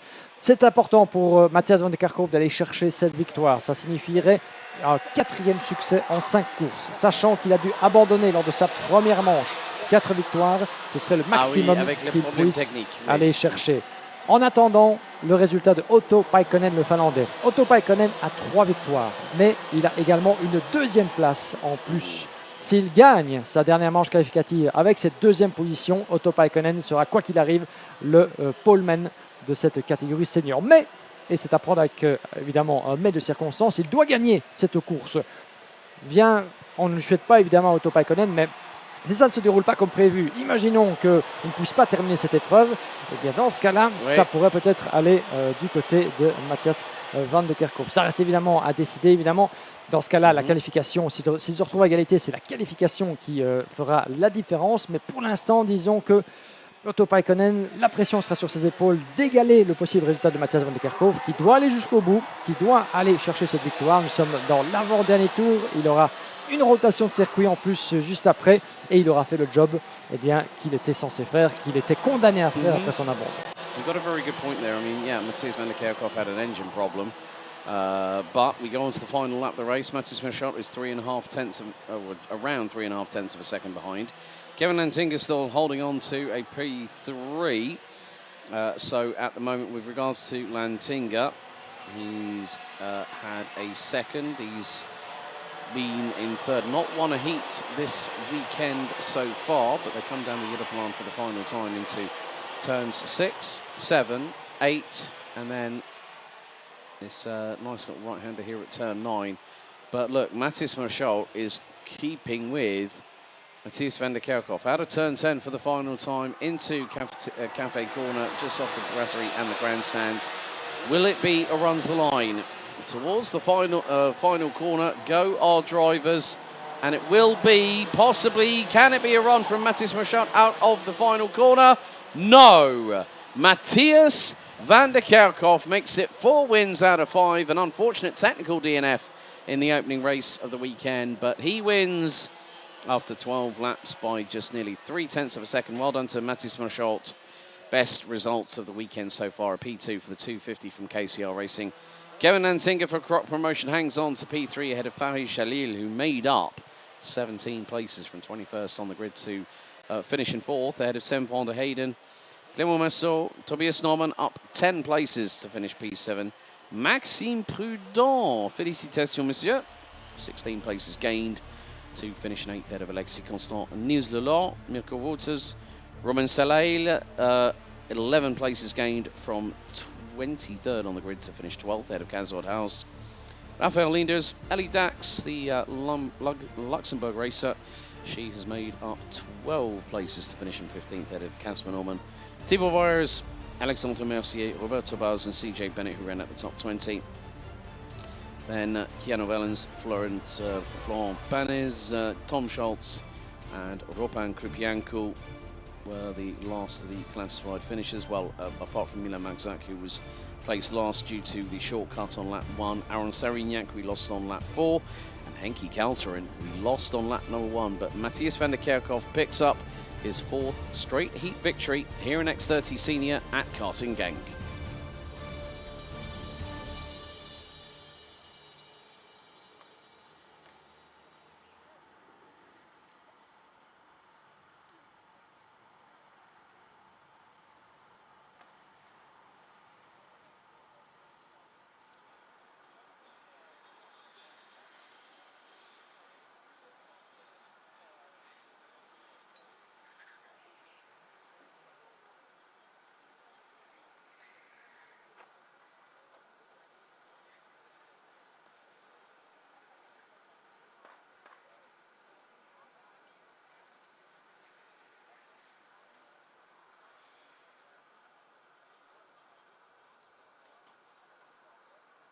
So the countdown continues to the final X30 Senior qualifying heats here at the Home of Champions for round 3 of the 2025 Iame Series Benelux season.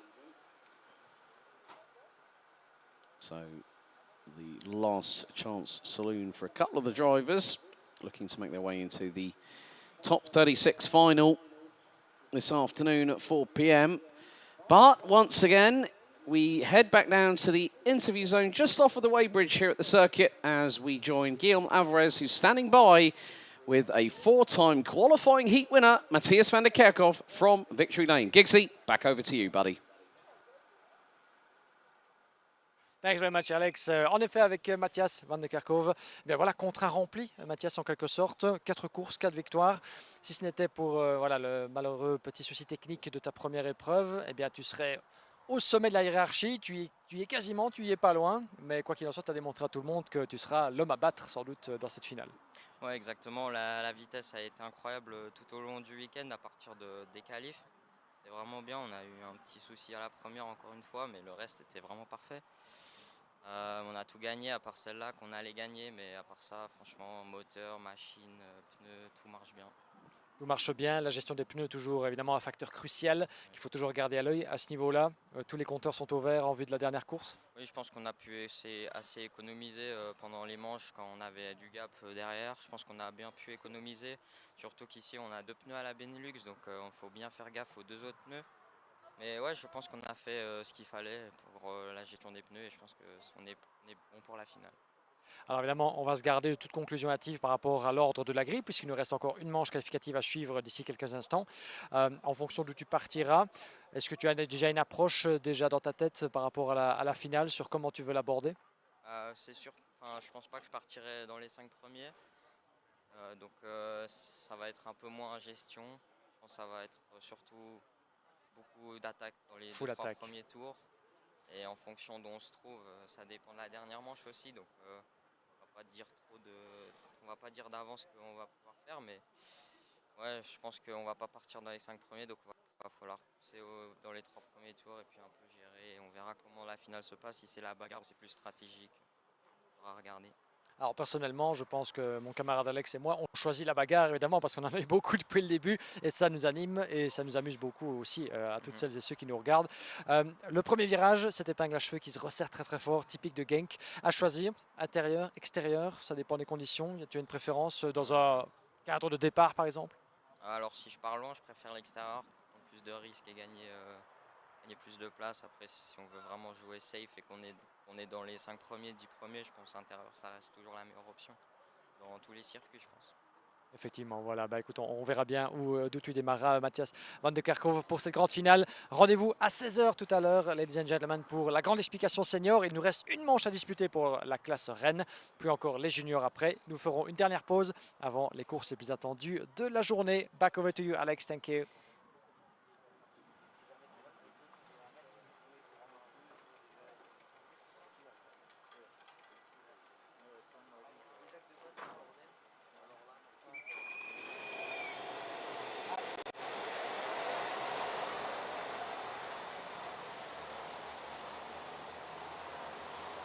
Time to get underway with our 15th and final senior X30 qualifying heat here for round 3. Let's take you through the grid. Clément Outron and Julien Salvio are on the front row of the grid with Victor Louis and Devon Hagland on row number 2. Then we have got Charlie Guillaume and Otto Paikkonen, row 3. Can Paikkonen get a 4th win of the weekend? If that happens, then the Finn from Croc Promotion will be on pole position for the final later on. Robbie Buckley and Luca Lystra round out row 4. Arthur Huang and François Delati round out the top 5 rows, completing the top 10. Row 6 are Dylan De Vos and Jano Hermans. Tess Verschoor and Jesse Polderdijk, row 7. Jules Van Hoel and Pepin Steiger, row 8. Row 9, Angelo Milly and Esteban Wallecrev, completing the top 20. Mathis Renet and Luca Moulin. Zachary Gonen and Rosanne Dendrive round out row 11. Head of Rafael Boulard, Gaetan de Brabandera, Florent Dirda, Emin Delkovic, Patrice Kowalski, and looks like also Mick Blancaspor, who did not start his previous heat. Now, I mentioned about the fact that one driver was struggling. That driver that I spoke to was, funny enough, it was Luca Lystra. He said, how could I be fast in morning warm-up and lose 0.8 of a second out on track? So he said, I'm going to have to possibly use the fronts are absolutely fine, but it's the rears that are really, really getting cooked on the track, especially when the track is gripping up so significantly. So we have one more race to go. If Paikkonen stays in the top 3, that is it. Job done, guaranteed pole position and 80 points for the man from Finland. So more to this effort. How is he, I mean, even if he hits top 5, let's put it this way.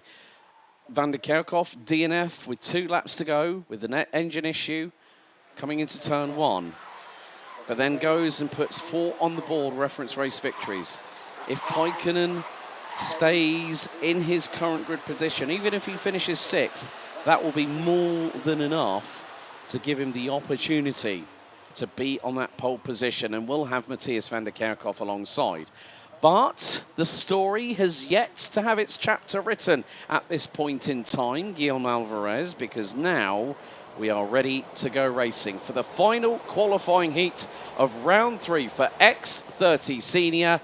Into the tram lines we go. It's revs up, lights on, underway first time. It's the run down to turn 1. And who is going to lead the field? It's going to be Clément Outron, Julien Sauvillo looking to the outside. So is Devon Hagelin. Need a little bit of a touch between 3rd and 4th going through into turn 2 on the opening tour. But it's about survival. It's about making sure that your tyres are being a little bit conserved, as I think that there has been a change a little bit further up the order. Not too sure where Paikkonen is at the moment, but it is Clément Outron that is leading. Victor Louis is in 2nd. Julien Sauvillo, who was in the barriers on the last lap, as Paikkonen, I think, is trying to make a move up the inside of Hagelin through at turn 10, and has got the job done. So the Finn keeping a very calm head on cool shoulders. The Finn has got to fly, whilst also conserve the tyres and keep the strategy well and truly in play. And you know what? Who has another shot at pole position?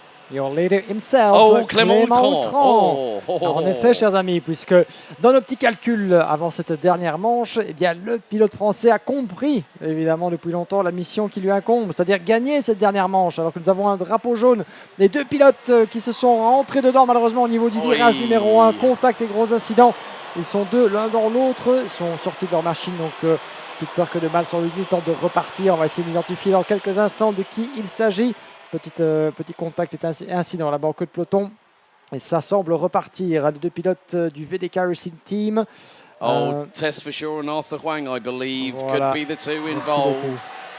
En effet, donc pas de chance pour Tess Van Score qui a été appliqué hier dans un incident assez sérieux. Plus de peur que de mal, avec une petite douleur au dos. Elle était revenue en piste, mais voilà, conclusion prématurée malheureusement à nouveau pour Tess Van Score et Arthur Huang qui est parvenu à repartir, mais en queue de peloton. Certainement pas de la manière dont il aurait aimé conclure ses manches, le jeune pilote du team VDK.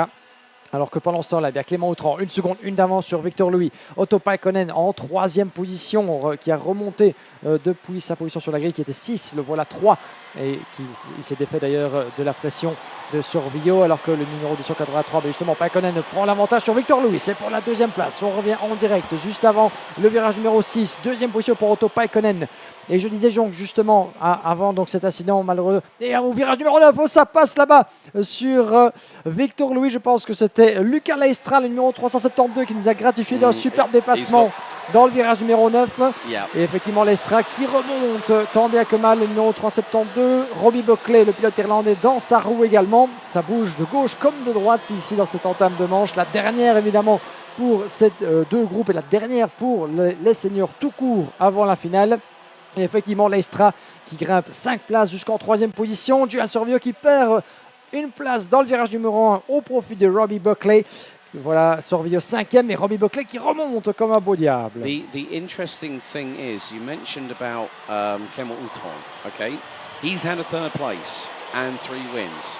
Now, if Otto Paikkonen was to win and if Outron wins, Paikkonen stays 2nd, that basically puts him pretty much nearly on a tie, but Outron outs him by 1 point. So that would be Clément Outron and Otto Paikkonen on the front row of the grid. That would be an absolutely mouth-watering front row of the final. But Luca Leistra has put those rear tyres on, and that MCK kart is flying at the minute.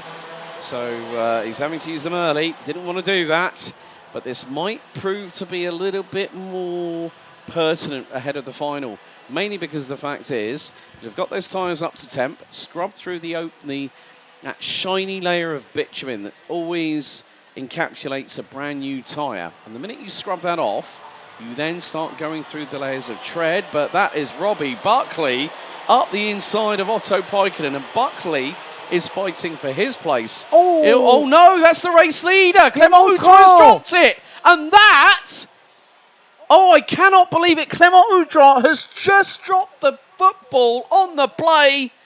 And that has meant that Otto Paikkonen is second, he's third, right up the rear exhaust pipe. This has gone disastrously wrong for the Frenchman, for Dream Racing. He dropped the ball at the wrong moment. Mais qu'est-ce qui vient de se passer? Drame ici au karting de Genk. Clément Outran menait le bal avec une avance considérable sur le reste du peloton, en route vers ce qui aurait pu être sa 4e victoire. Oh non! En contact à nouveau dans le virage numéro 1. Julian Sorvillo qui s'est accroché. Serait-ce avec Victor Louis qui le poursuivait à l'approche du virage numéro 1? On va revoir ça. Mais nouveau drame coup sur coup, l'espace de quelques virages qui coûte sa manche à Julian Sorvillo ainsi que Clément Outran. On y revient. Où est-il d'ailleurs, notre ancien leader? Clément Outran qui a rétrogradé jusque, je le cherche, il est justement en 9e position. 9e position, toujours dans votre top 10. Vous le voyez sur la gauche, Clément Outran qui est parti dans une faute en tête à queue, semble-t-il, dans le virage numéro 6. Il était en route pour ce qui aurait pu être sa 4e victoire de manche, qui aurait été synonyme de pole position pour la finale. Mais une faute a été commise. On voit ça très rarement dans le chef de Clément Outran, dont la régularité, le talent et la vitesse ne sont plus à démontrer.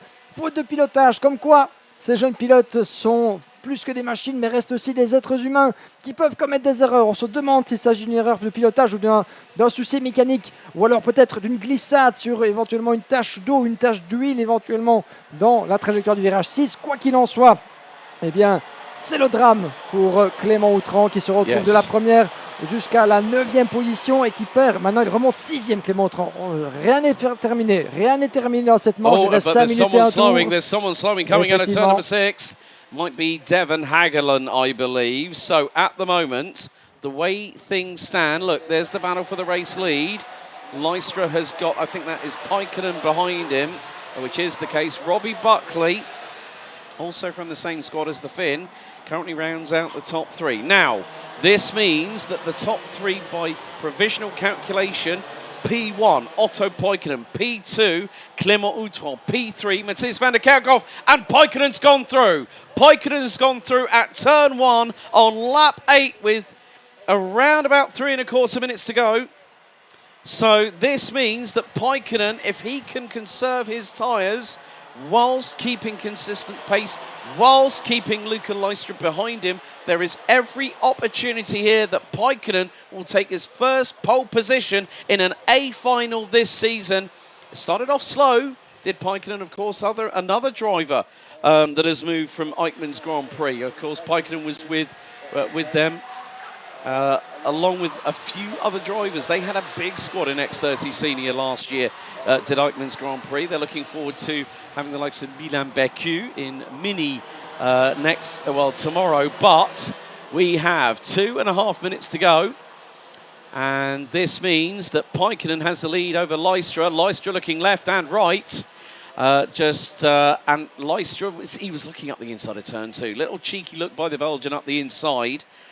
Just bear with us with regards to the timing tower on the left-hand side of your screens, folks. So what you're seeing, right, 3:80. Arthur Huang has just been given a 5-second time penalty.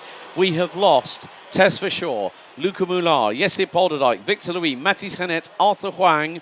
We're down to 21 drivers. And at the moment, we are coming up to 3 laps to go. And Otto Paikkonen is on course at the minute. And I say that with the greatest will in the world. At the minute, he is leading.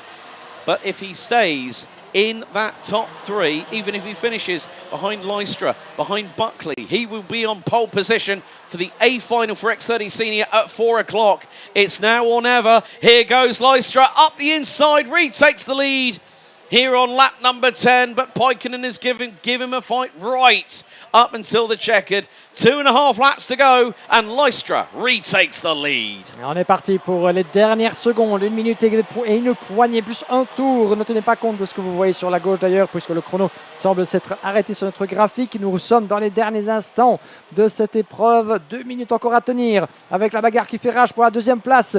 Et semble-t-il, eh bien, tout espoir perdu, a priori, par Otto Paikkonen qui vient de retomber de la 2e position. Que s'est-il passé là-bas? Semble-t-il un souci?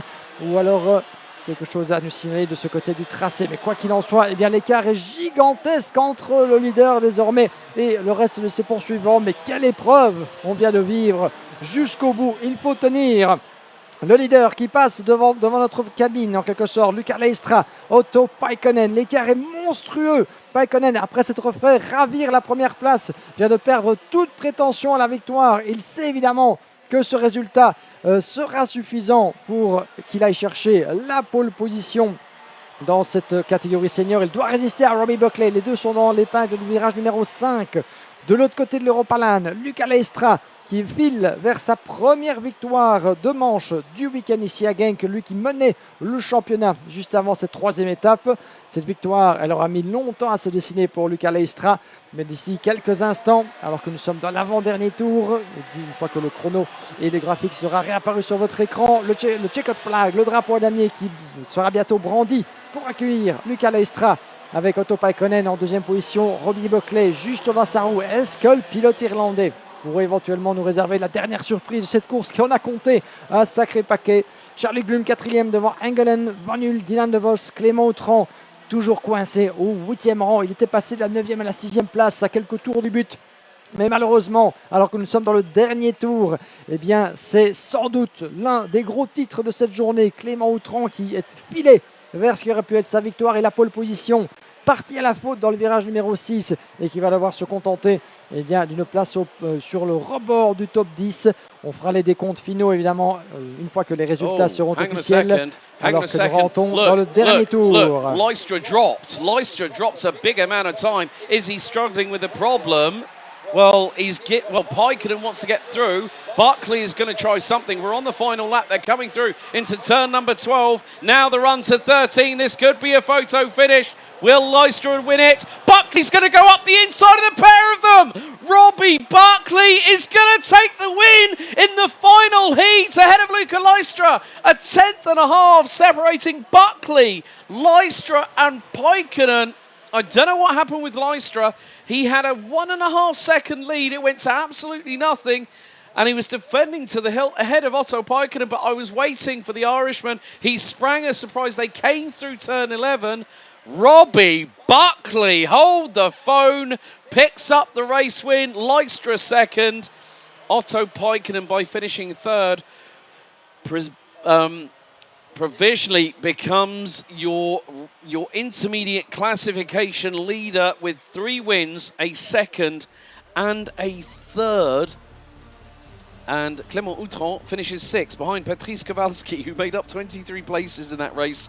Charlie Gloom, Clément Autran, Zachary Gernon, Rosanne Dendriver, Jules Van Hul. Great work by Gernon and Dendriver, up 14 places apiece to round out the top 8.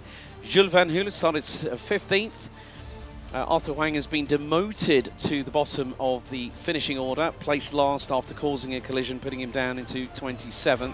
That could spell curtains, unfortunately, for the 380 from BDK Racing. Florent Dierda up 15 places to finish in 10th behind Jules Van Hul. Angela Milly, Pepin Steiger, Dylan De Vos, Devon Hagland, Gaetan de Brabandera, Julien Salvio, Raphael Boulard, François Delati, Armin Dalkovic, Esteban Walgrave, and Jano Hermans round out the 21 drivers. At the top, Mathis Reinet, Victor Louis, Jesse Polderdijk, Luca Muller and Tess Shaw out. Arthur Huang demoted to the bottom, with Mick Blankerspor a non-starter. But Robbie Buckley puts the cat amongst the pigeons to take the win in the final qualifying heat of the weekend here for round number 3.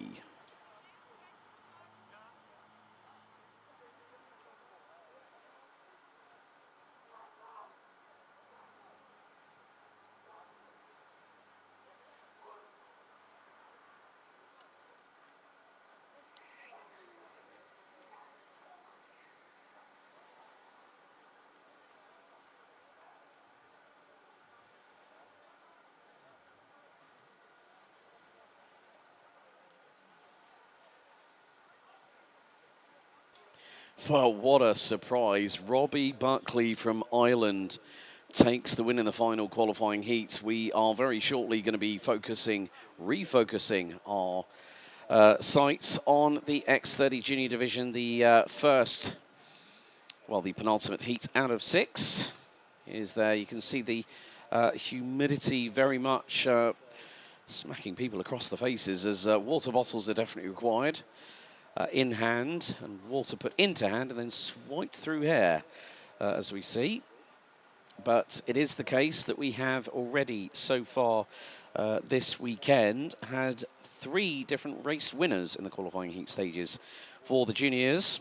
So 2 for championship leader from France and victory lane, the 83 of Louis Baziré, who's going to start on the inside of the second row for this heat. 1 for Eurokarting's Antoine Duvin, the 123, who is going to be alongside the Frenchman on the second row of the grid. Also, along with that, Didier Krieft has also taken a race win. He won heat number 4. He'll be starting on the inside of row number 2 on the forthcoming heat. We're about a couple of minutes away from getting things going for the penultimate qualifying heat of day 2 and the penultimate qualifying heat of this stage of the competition, because after the finals today, so the top 36 final for the juniors will take place at 10 to 5 at 16:50 Central European time this afternoon. Bearing in mind, obviously, any stoppages or any delays thereof here at the Home of Champions, and a big thank you to everyone that's continuing to view the live coverage of the weekend here on the Iame Series Benelux YouTube channel. Don't forget to like, share and subscribe. And also our viewers across the world, wherever you're watching, thank you so much for those joining us on Iame-motorsport.com. Don't forget you can find us on social media at Iame Belgium, on Facebook at Iame Series Benelux, on Instagram. A little bit more cloud cover up above and a bit more greyness in the skies.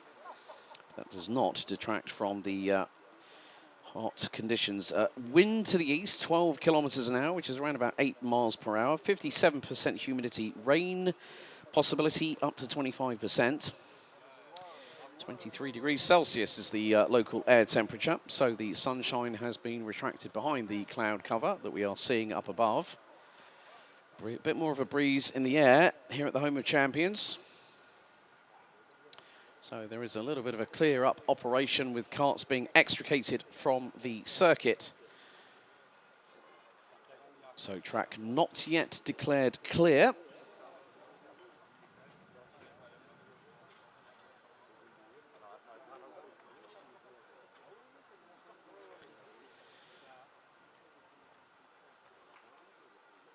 So, before we get our penultimate race underway for X30 Junior in the qualifying heats, let's head down to Guillaume Alvarez, who's standing by with Ireland's Robbie Buckley.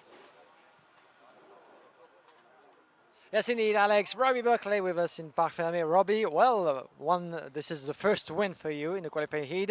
It came at the end of what has been certainly one of the most tremendous races we've had so far this weekend.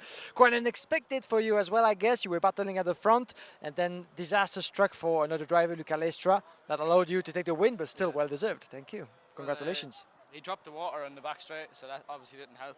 And yeah, it was just really difficult then for the rest of the race. Like, the time was way off and everything. But yeah, the kart feels really good, and I feel like we could be very competitive for the final. Well, certainly with that win in the bag, this is a bit of a confidence boost, I guess, for you entering into the final. We still wait for the confirmation of the results and the confirmation of the grid. You have a rough idea where you might be starting from? I'd say in the top 15. I'd say in about, suppose, like, we were in P20 after qualifying yesterday, and we had a bad first heat, but we picked up the pieces in the rest of the day yesterday, so it shouldn't be really too bad. Yeah, a bit closer so we can hear you loud and clear. Yes, indeed. So it's a little bit of an up and down weekend for you so far, finishing on a high. And considering that hopefully the conditions will remain the same, we have heard that we might have a little bit of rain coming our way. Either way, what do you choose? I prefer the dry, because there's better racing in the dry. And definitely the wet is going to be a lot more difficult, and it's going to be a lot more carnage, really. But the rest of it should be okay. Fantastic. All right. This has been good racing, even great racing at some point by you guys from the senior category. Let's keep it that way for the final, and all the best to you. Cheers. Thank you. Thank you very much, Robbie Buckley, for talking to us. Back to you, Alex, as we're going to switch our attention to the last rotation of the junior qualifying heats before heading for the final.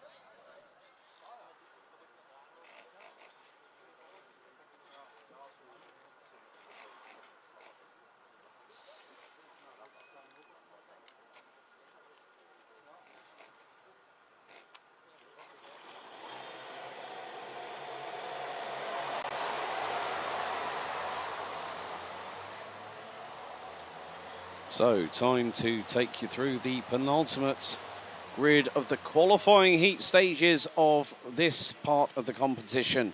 It's X30 Junior Heat 5, Groups A versus D. Flavio Caio from VDK Racing will start from pole position. He'll be joined on the outside of the front row by Timo Koopmans from the Netherlands.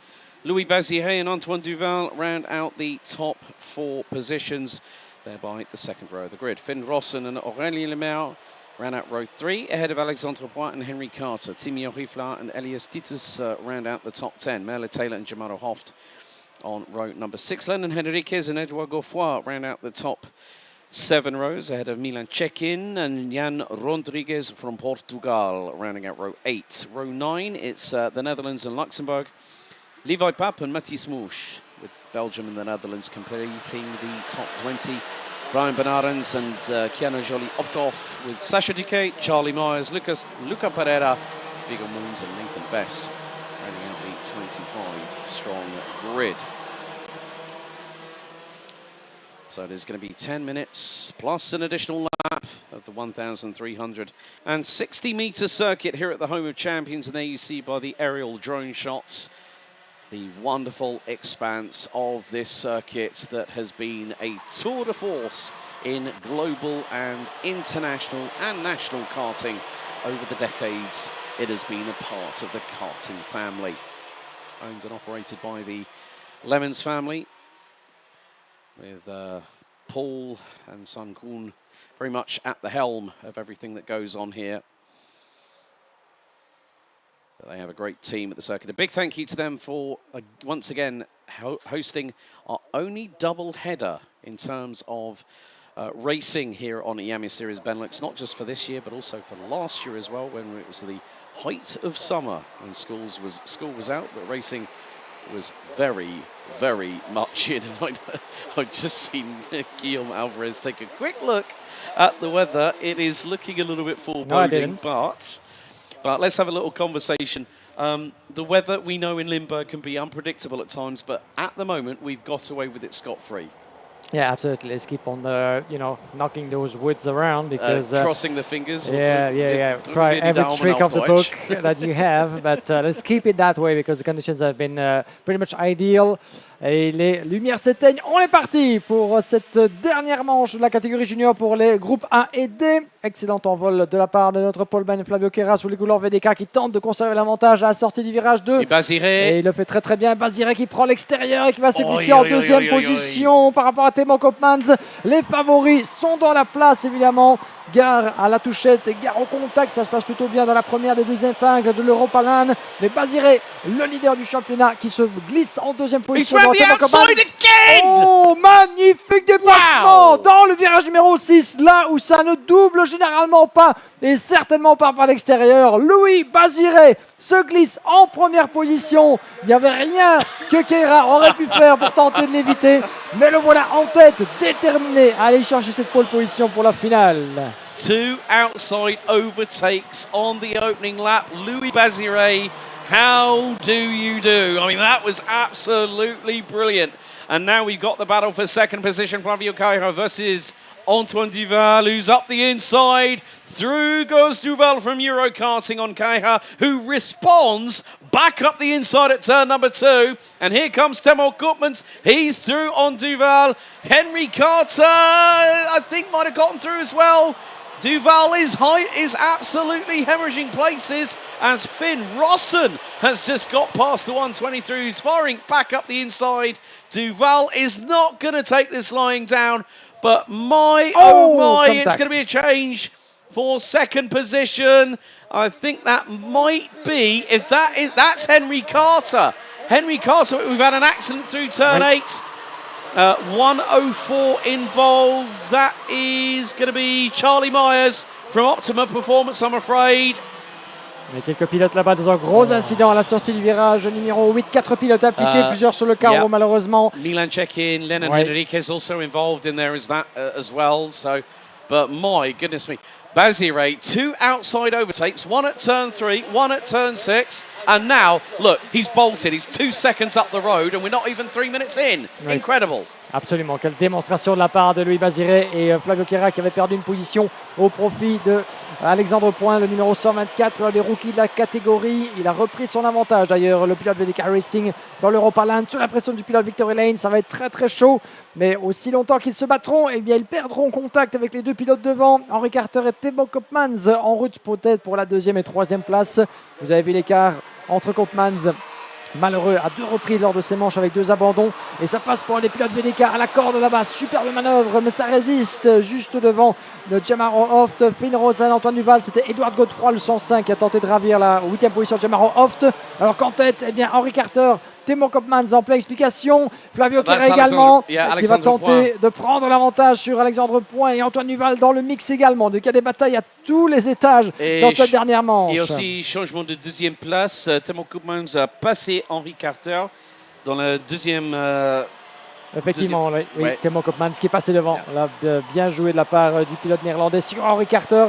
Il y a encore du temps dans cette épreuve, évidemment, 6 minutes 40 et un tour pour pourquoi pas aller déloger Louis Baziré. Mais vu l'écart qui s'est bâti, vu le rythme du pilote français, j'ai bien peur que les carottes soient cuites pour la concurrence, puisqu'il n'a personne derrière lui, il n'a personne devant, et il est déterminé à aller jusqu'au bout de cette épreuve au sommet. That is going to be 3 maximum scores of 80 points in a row, 2, so intermediate classification leader after the qualifying heats. So Baziré is going to punch his way to 240 points in a row. But Queira back through on the inside. But battle between Timo Koopmans and Henry Carter. That's a good run for the Brit. It's going to be his best finishing position of the weekend so far. Alexandre Point has got through on Flavio Queira, Antoine Duval, Edouard Godefroy through on Jamaro Hoft, Jan Rodriguez. One of the 2 drivers from Portugal has now made it up into 9th place. Started in 16th. As a little bit further back, we see the 103 making move. That is Merla Taylor on the 160 of Finn Rossen, who dives up the inside, retakes the position. And that is P10 on the road. And I think Merla Taylor might have just edged out the driver again. So Merla Taylor showing good... And Merla Taylor's another driver. We've seen a lot of activity in the off-season that drivers have switched teams. They've even switched as far as mid-season. Talk about F1 having silly season this year. We see it all the time in karting, that one driver might decide, well, it's not quite working out. We'll find another team to strike up a good working relationship with. But Flavio Queira right on the rear of Luxembourg's Alexandre Point from Victory Lane. So it's 2 drivers on Kart Republic chassis battling tooth and nail for 4th place. But that is Edouard Godefroy up the inside of Antoine Duval. Oui, Antoine Duval, malheureusement, pas dans sa meilleure position dans cette dernière manche. Il aurait certainement préféré batailler devant. Il vient de concéder une nouvelle place à Edouard Godefroy. C'était la 6e. Jeune pilote VDK qui remonte dans la hiérarchie par rapport à son compatriote du team Eurokarting. Mais pour l'instant, Baziré, 2 secondes 6 d'avance. Inattaquable pour l'instant. Véritablement invincible depuis l'entame du week-end dans cette catégorie junior. Avec la bataille de 4 là-bas plus loin dans la hiérarchie. Timo Koopmans toujours bien accroché à cette 2e place devant Henri Carter. On y reviendra. Les voilà qui passent devant notre position. Nous avons la pression derrière de Flavio Queira sur Alexandre Point. Le pilote VDK qui a repris l'avantage sur Point, qui tente mais qui ne parvient pas à la sortie de l'épingle du virage numéro 1 de lui renvoyer la monnaie de sa pièce. Godefroy pourra en profiter. Ça va nous donner une belle foire d'empoigne entre les 2 pilotes VDK Racing qui encadrent le pilote Victory Lane. Un point juste derrière et le numéro 123 à votre image. Antoine Duval qui a perdu pied un petit peu dans le dernier tour. Il a quelques mètres de retard malheureusement, le jeune pilote belge, dans l'enchaînement du virage 6 et 7. Avec Jamaro Hoft qui n'est pas loin derrière non plus. Donc ça se resserre à tous les étages dans ce peloton junior. C'est ici, on le disait, qu'il faut faire la différence. C'est la dernière occasion pour eux d'éventuellement se glisser. Pourquoi pas une ligne de plus vers le haut de la grille en finale. Certains aussi sont sur l'ultime rebord malheureusement et doivent tout donner également pour espérer se sauver et espérer des golden tickets dans le top 36, alors que ça passe derrière effectivement pour Edouard Godefroy qui a pris l'avantage sur Alexandre Point dans le dernier virage. Le voilà installé en 5e position. And there's going to be a change for 2nd position as it looks like Henry Carter has just got through on Timo Koopmans from the Netherlands. And that is the battle for P2. Louis Baziré now 2.6 seconds up the road with just under 3 minutes plus an additional lap remaining. And we have lost both Milan Cekin and Charlie Myers on that earlier incident on a couple of, well, Charlie Myers kept going for another 3 laps before parking the optimum performance entry into the pit lane, whereas Milan Cekin's possible opportunity to get into the top 36 was just given its killer blow on that multi-kart incident that involved 5 drivers. But what can you say? There are not enough superlatives in the book to talk about the man in front, the French young superstar from Victory Lane. Louis Baziré is leading by a country mile. He might find himself in the Netherlands or Germany at this rate with the lead he's got, because Carter and Koopmans are battling away for P2. It's pride for these two if they can stay. I mean, Timo Koopmans has had a really shocking weekend, 2 DNFs, but this will give him a little bit of gratification, because he'll say, well, I had the pace all along to be in the top 5, and now, with a bit of clear air for him and Henry Carter, he is proving it in spades. But Baziré is on his way down towards Cafe Corner at turn number 11, just off of the grandstand and the podium area. He really has put a number on everybody else. He has said, this is the title I am gunning for. He was in the mix last year, didn't quite work out his way. Of course, Just Mulder, top rookie and also X30 Junior Benelux champion last year, has moved on to new adventures in the world of karting, but Baziré is comfortably expanding that lead and just did a mid 57.1, but Carter and Koopmans are battling tooth and nail right up until the checkered.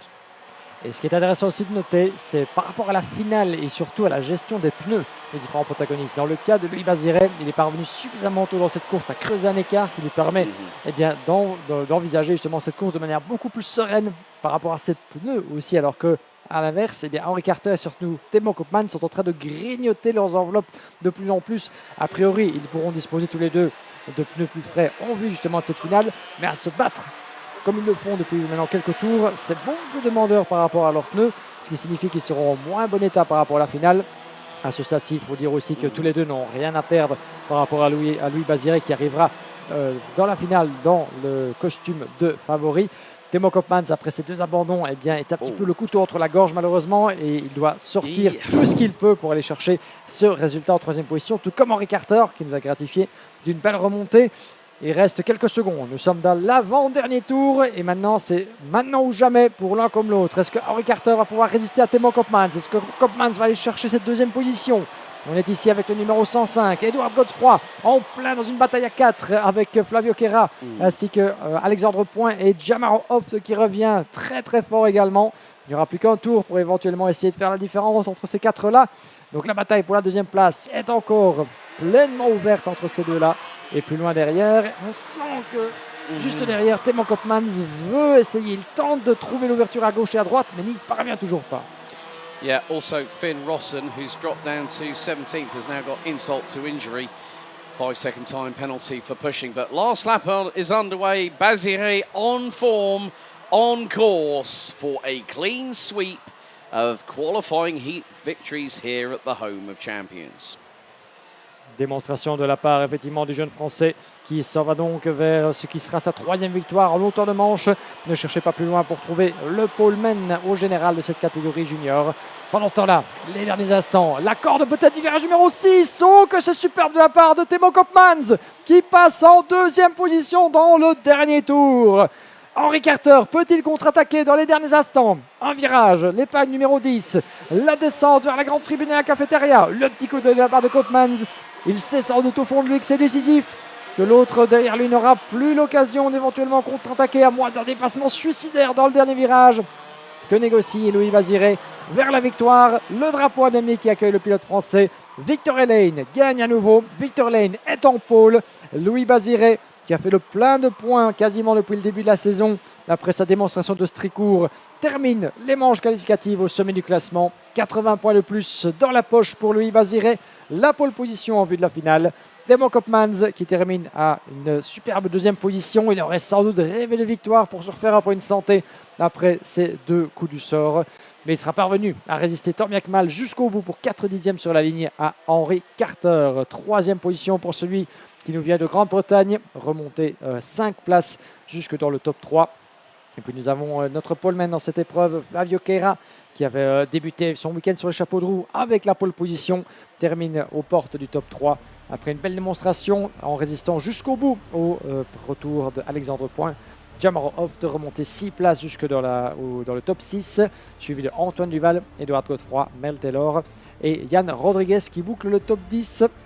Aurélien Lemaire, sans doute quelques petits boulons à resserrer en vue de la finale. 5 places de perdu jusqu'au 11e rang, suivi de Elias Titus, Timio Riflar, Vigo Munz, Karajoni Opov qui termine en 15e position devant Nathan Best, Vin Rossen 17e, Brian Benarens, Levi Pape, Mathis Mouche 20e, suivi de Sacha Duquet, Lucas Pereira et Lennon Henriquez. 2 pilotes qui manquent à l'appel malheureusement avec Charlie Myers et Milan Cécine, devrais-je dire, le pilote français qui manque à l'appel malheureusement tous les deux au terme de cette manche.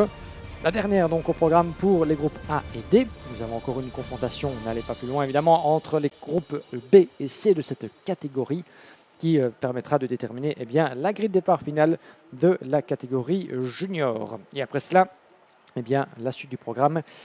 Ce sont les finales, évidemment, sur le coup de 16h. Nous aurons encore une petite pause, le temps pour tout le monde de récupérer, de se préparer psychologiquement, physiquement et mécaniquement en vue des courses les plus importantes de la journée.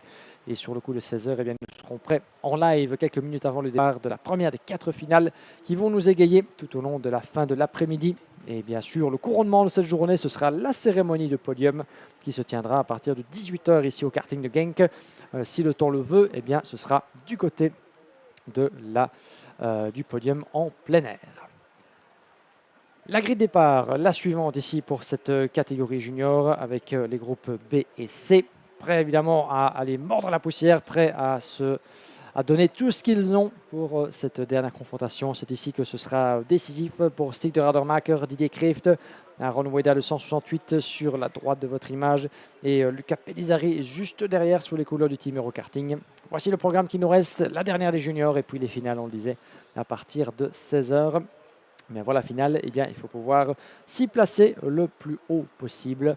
Et de cette position finale, sera déterminée, dépendra, devrais-je dire, cette dernière manche qualificative au programme de la journée.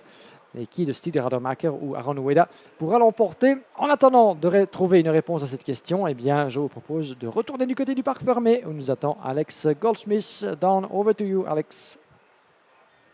Henry Carter from Croc Promotion joins me. Bit of a runaway for Louis, but a really, really good, clean battle between you and Temo, obviously to round off the qualifying heat stages with the P3. How are you feeling? Yeah, I feel quite confident for the final. We've been struggling with the kart setup though for the majority of the weekend. Yeah, it was a really good race between me and the other driver. Obviously, you're not allowed to defend, but yeah, I mean, both done a good race. So. And it puts you in a really, really good standing for the A final a little bit later on. What are your hopes for that? I mean, obviously, everyone wants to go for the win, but sometimes you have to be optimistic and realistic at the same time. Would you say that a podium's definitely not out of the question there? Yeah, definitely going to go for the podium. I think that I've definitely got the pace, so yeah, just aim for the podium. Well, Henry, all the very best of luck in the final. Giggsy, back over to you for the grid for the final qualifying heats of the weekend.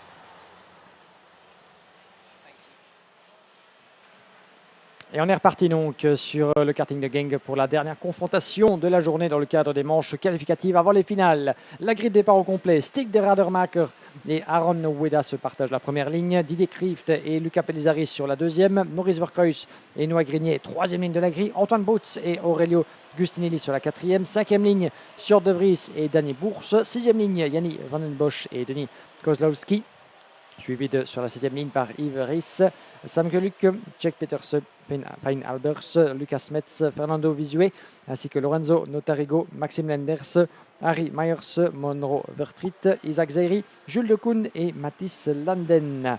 Un total de 25 pilotes sur cette grille de départ. Et une information aussi, c'est que Stig de Radermacher a perdu sur tapis vert sa deuxième position de sa manche précédente. C'est important Il avait terminé juste derrière son équipier de Team Fusion Motorsport, Didier Krieft, qui se lance juste derrière lui. Une pénalité donc pour Stig de Radermacher, qui a rétrogradé de la hiérarchie, classé 10e seulement. Ça aura son influence évidemment sur la position d'où s'élancera Stig de Radermacher lors de la finale très attendue pour la catégorie junior sur le coup de 16h50. Finale A et puis finale B. Didier Krieft donc qui aura à cœur de faire pareil que tout à l'heure, c'est-à-dire gagner cette épreuve.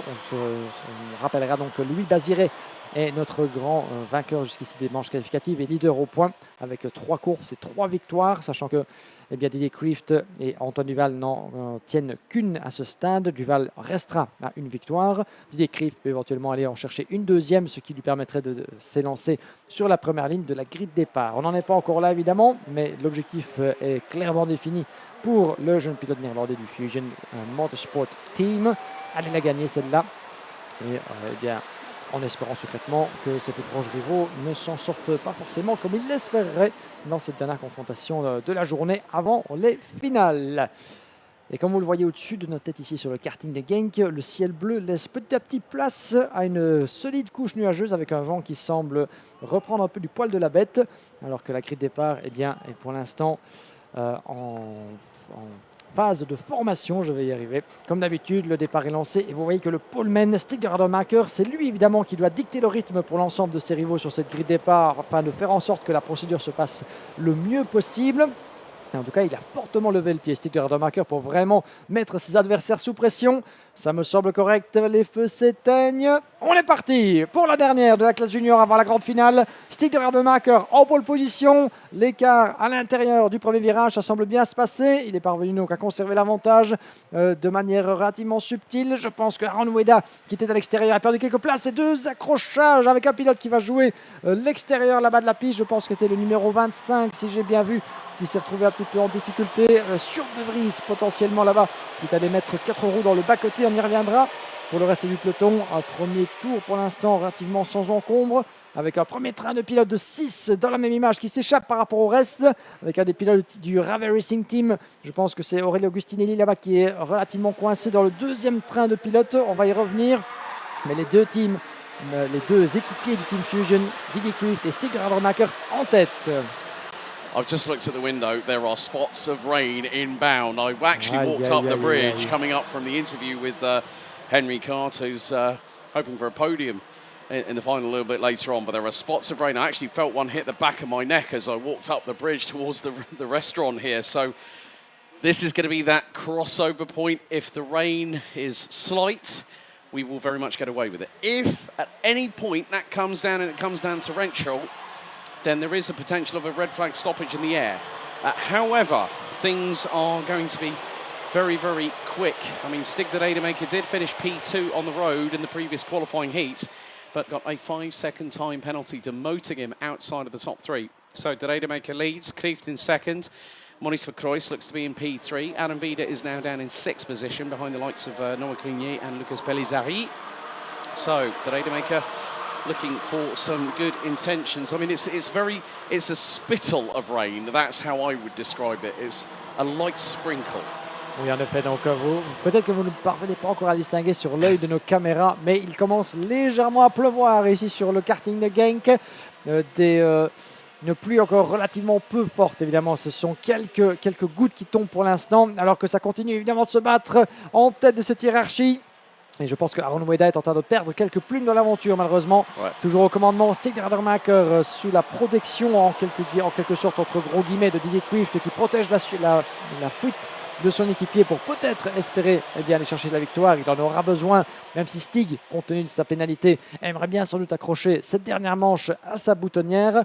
Moniz Verkreuz en 3e position, juste devant Noah Grignier, Pelizari, Aaron Weda, qui a perdu quelques places et qui est en train de batailler pour conserver un quelconque avantage sur Danny Bourse, qui a doublé Aurelio Agustinelli, le pilote au châssis vert de TV Kart, évidemment sur l'école du Team Rave Racing, qui tente évidemment de rester un peu vivant dans cette course. Il prend l'avantage d'ailleurs sur Danny Bourse. Oh dear, it's the interfusion swabble again, and they've got Maurice Verkreuz right with them. Oh! Up the inside they go. Verkreuz is going to get second, and he does, and it was nearly côte à côte, side by side between the pair, but there was contact. Yeah, there was contact. It was sidewall, but the thing is, one of the biggest things, Giggsy, is I've noticed that the lap times are off significantly. They were running the 56s in Heat 4. They're now running high 57s, low 58s.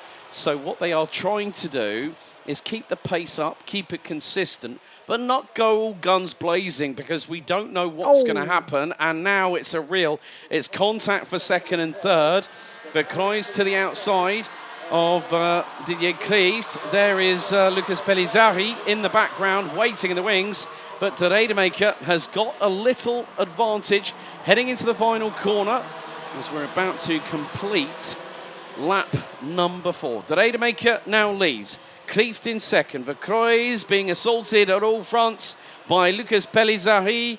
And then Aurelio Giustinelli ahead of Adam Vida, as Noah Grenier finds himself down in 7th position, ahead of Danny Burrs, Finn Albers, and Antoine Boots rounds out your top 10 with 5 minutes and 50 seconds, plus an additional lap to go. Those grey clouds are looking even more menacing at the moment, but the slight spittle of rain has pretty much, I think, vanished.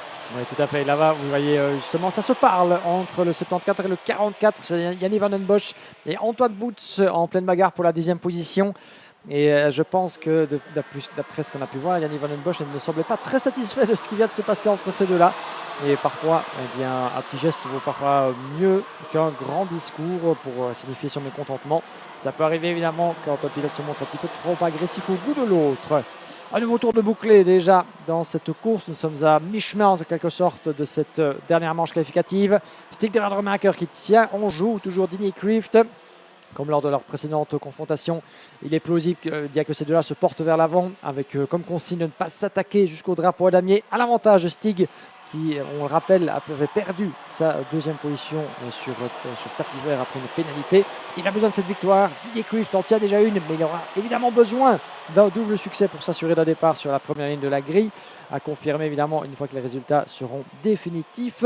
Mais Maurice Verkreuz, belle démonstration du pilote belge devant Aurélien Agostinelli, Aaron Weda, Pellizzari, Noah Grenier, Danny Bourse, Finn Albers. C'est votre top 10 avec du temps de perdu, j'en ai bien peur pour quelques-uns des pilotes là-bas dans le creux de cette dernière manche. Belle démonstration, j'allais dire, également de Luca Pellizzari qui, il y a 2 ans de cela, évoluait donc sur cette même piste de Genk à l'époque en catégorie mini-rookie, classe qu'il a quittée pour les juniors cette saison. Et c'est sa plus belle démonstration depuis l'entame du week-end. Yeah, Shirt de Vries is having a bit of a race to forget. The driver from the Netherlands in the number 25 down 13 spots, currently runs P22. And that just goes to show how quickly the tables can turn, as there goes Giustinelli up the inside of Maurice Verkreuz. Pair of wheel to wheel. Oh, and they made sidewall contact. Smoke hits the air, and Verkreuz keeps the position. It had echoes of Senna and Mansell back in 1991, and now the cat is amongst the pigeons. Vida gets a wallop from behind up the rear bumper, and whoever hit him might have the front fairing in, and that means the 2 clips, if they're out of position, you cannot contest that. That is an automatic 5-second penalty, meaning that a robust overtake has happened with contact ensuing. But look, Giustinelli has bolted away from those behind, and that is being led by Maurice Verkreuz, who is the cork in the bottle. He's got Vida's, Adam Vida, Danny Burrs, Lucas Pellizzari right up his exhaust pipe with 3 minutes to go. And by a long shot, Giggsy, they ain't done yet. Ah, certainement pas, effectivement, avec 3 minutes et un tour. Quelque chose me dit que Aaron Vida, maintenant c'est une supposition de ma part, garde peut-être ses nouveaux pneus pour la finale, puisque son rythme baisse de tour en tour. Il est en difficulté là, Aaron Vida, alors qu'il s'est lancé depuis la première ligne de la grille. Et il est en train de se battre pour subsister dans le top 6. Mais ça double à gauche comme à droite. Donc grosse pression, alors qu'au moment où j'en parle, voilà qui se glisse à l'intérieur du numéro 139, Maurice Verkreuz. Oh, est sorti là-bas. Ou alors un pilote. Oui, et deux concurrents là-bas qui se sont mal compris à la sortie du virage numéro 9. That is an MCK car. That's Maurice Verkreuz. Is that Maurice Verkreuz that's gone off? avec Noah Grignet potentiellement là-bas, qu'on va les identifier d'ici quelques instants. Mais voilà qui No, repasse Danny devant Burrs. nous. Danny Burrs was the oui. other one. 31.7 seconds Oui. in Sector 2, dumping the Dutch driver out of the top 15. Aïe, aïe, aïe, bien voilà. Danny Burrs et Maurice Verkreuz qui ne se sont pas compris malheureusement dans l'épingle du virage numéro 10. Et malheureusement pour Verkreuz, il reste sur le carreau. On revient en direct avec le 118 qui vient de se défaire de Pellizzari numéro 102. Grosse bagarre là-bas entre Pellizzari et le numéro 118 juste derrière. Il s'agit de Fane Albers là-bas. Grosse bagarre pour la 7e position. Et malheureusement donc pour Maurice Verkreuz, Danny Burrs a pu repartir. Il est en queue de peloton dans cette dernière manche à quelques minutes de la conclusion du drapeau à damier. Maurice Verkreuz était furieux et on peut le comprendre. Il semble-t-il, après s'être retrouvé dans une position pareille, dans le mur de pneus, mais plus peur que de mal pour Maurice Verkreuz. 1 minute 21 tours de Radermacher, 2 dixièmes d'avance toujours sur Didier Krieft. Les voilà les deux leaders dans l'enchaînement du virage numéro 1. Puis nous avons Gustinelli, le retour avec 5 places de gagné pour Aurelio qui a distancé Aaron Ueda. Un autre pilote qui semble retrouver des couleurs et un peu un rythme bien meilleur et plus intéressant qu'en début de course. Le voilà qui revient en 4e position. On est en prime meilleur sur le pilote Eurokarting, Noah Grignet. Puis nous avons juste derrière Ivris, 6e. Fane Albers, toujours 7 devant Pellizzari, Yanni Van Den Bosch et Czech Pieterse qui vient de remonter 5 places pour se glisser dans le top 10. À nouveau, comme depuis l'entame de ce week-end, mon cher Alex, eh bien, chacune des manches nous réserve son fameux lot de surprises. Que ce soit en senior ou en junior, on ne s'est certainement pas embêté depuis l'entame du week-end. Et croisons les doigts que les finales seront du même tonneau. Yeah, I think it's going to be elbows out, knife blades sharpened for the finals, folks. And that is going to be a all-out war out on the circuit here at the Home of Champions. But we are coming down to our second from last lap, and Stig de Rademaker, we've got another yellow flag, and that is... that's on the start-finish straight. So that is going to be... Maxime Linders has tumbled. Oui, en effet. So, and the 57, Isaac Zahiri in the 57 from France. They are the two that have come together. But, well...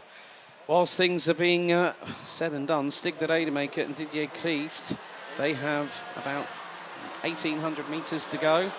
Who's going to be out on top on this one? Will it be Krieft with a second win, or can de Rademaker make up for that penalty in the previous heats as we now go onto the last lap? Dernier tour, last lap pour nos deux concurrents, nos deux équipiers du Team Fusion, et ça se titille là-bas, ça se titille dans le premier virage. On va voir ce qu'il en sera entre les deux, mais pour l'instant avantage toujours Stig de Rademacher, Didier Krieft juste dans sa roue, le pilote néerlandais contre le belge. Allons-nous avoir droit à un changement de position pour le leadership? Le numéro 127 qui se décale à l'extérieur, il va tenter le tout pour le tout, il n'y a plus de consigne d'équipe qui vaille. Didier Krieft veut cette deuxième victoire, et d'ailleurs il proteste. Il ne veut pas que Rademacher lui ferme la porte, il la joue défensif, ça pourrait profiter évidemment à Gustinelli. Il a raison Didier Krieft, cesse de me bloquer, évidemment tu vois que je suis plus rapide, je veux prendre l'avantage. Fermer la porte à chaque virage et on pourrait perdre cette victoire et ce doublé Fusion. Stig de Rademacher a besoin de la victoire évidemment après sa pénalité. Tout autant Didier Krieft pourrait-il éventuellement switcher les positions dans le dernier virage. Gare à Aurelio Gustinelli qui revient très très fort. Pourrait-il éventuellement les doubler un après l'autre juste à la réaccélération? Ce sera peut-être un peu court. Ça va se jouer à la photo finish et de justesse. De Rademacher l'emporte. Didier Krieft pour un dixième derrière. Et Aurelio Gustinelli, un tour en plus, peut-être même moins que ça. Et on aurait pu avoir une toute autre histoire. Mais Gustinelli doit se contenter de la 3e place. Belle remontée, 5 positions de mieux. 3e place pour le pilote du Rally Racing. Et ça se sera joué vraiment sur le fil du rasoir. Mais un petit peu de pression, une certaine frustration aussi dans le chef de Didier Krieft, on l'a vu, alors qu'il tentait de prendre l'avantage sur de Rademacher qui défendait sa position. Cette bonne guerre évidemment, mais quand on est du même team dans la dernière manche avant la finale, gare évidemment à ne pas trop en faire, gare à ne pas s'emmêler les pinceaux et s'emmêler les roues. On est passé à 2 doigts peut-être d'un potentiel petit drame entre les deux équipiers, mais finalement qui termine dans cet ordre. Stig de Rademacher, Didier Krieft 1 et 2, Aurelio Gustinelli en 3e position. Aaron Ueda au volant de son châssis Enza qui termine 4e devant Noah Grignet, Ivris, Fane Albers, Yannis Van Den Bosch, Luca Pellizzari, Czech Pieterse en 10e position. Puis nous avons 11e place pour Sam Gueluc, suivi de Lorenzo Notarigo, Anton Butz, Denis Kozlowski, Jules Decoune, 15e, suivi au 16e rang de Fernando Visue, Maxime Lenders, Danny Bourse, Harry Myers, Mono Vertriet, Jour de Vries, Mathis Landen et Isaac Zeri après ces petits soucis de fin d'épreuve. Les deux pilotes malheureusement qui manquent à l'appel dans cette classification. Maurice Verkreuz, conséquence de son accrochage avec Danny Bourse dans le virage numéro 10 à quelques tours du drapeau à damier. Et l'abandon aussi à vous signaler pour le malheureux Lucas Metz, le numéro 122. Eh bien, quelle course, chers amis. La B contre C qui nous en a donné des vertes et des pas mûres ici à Genk.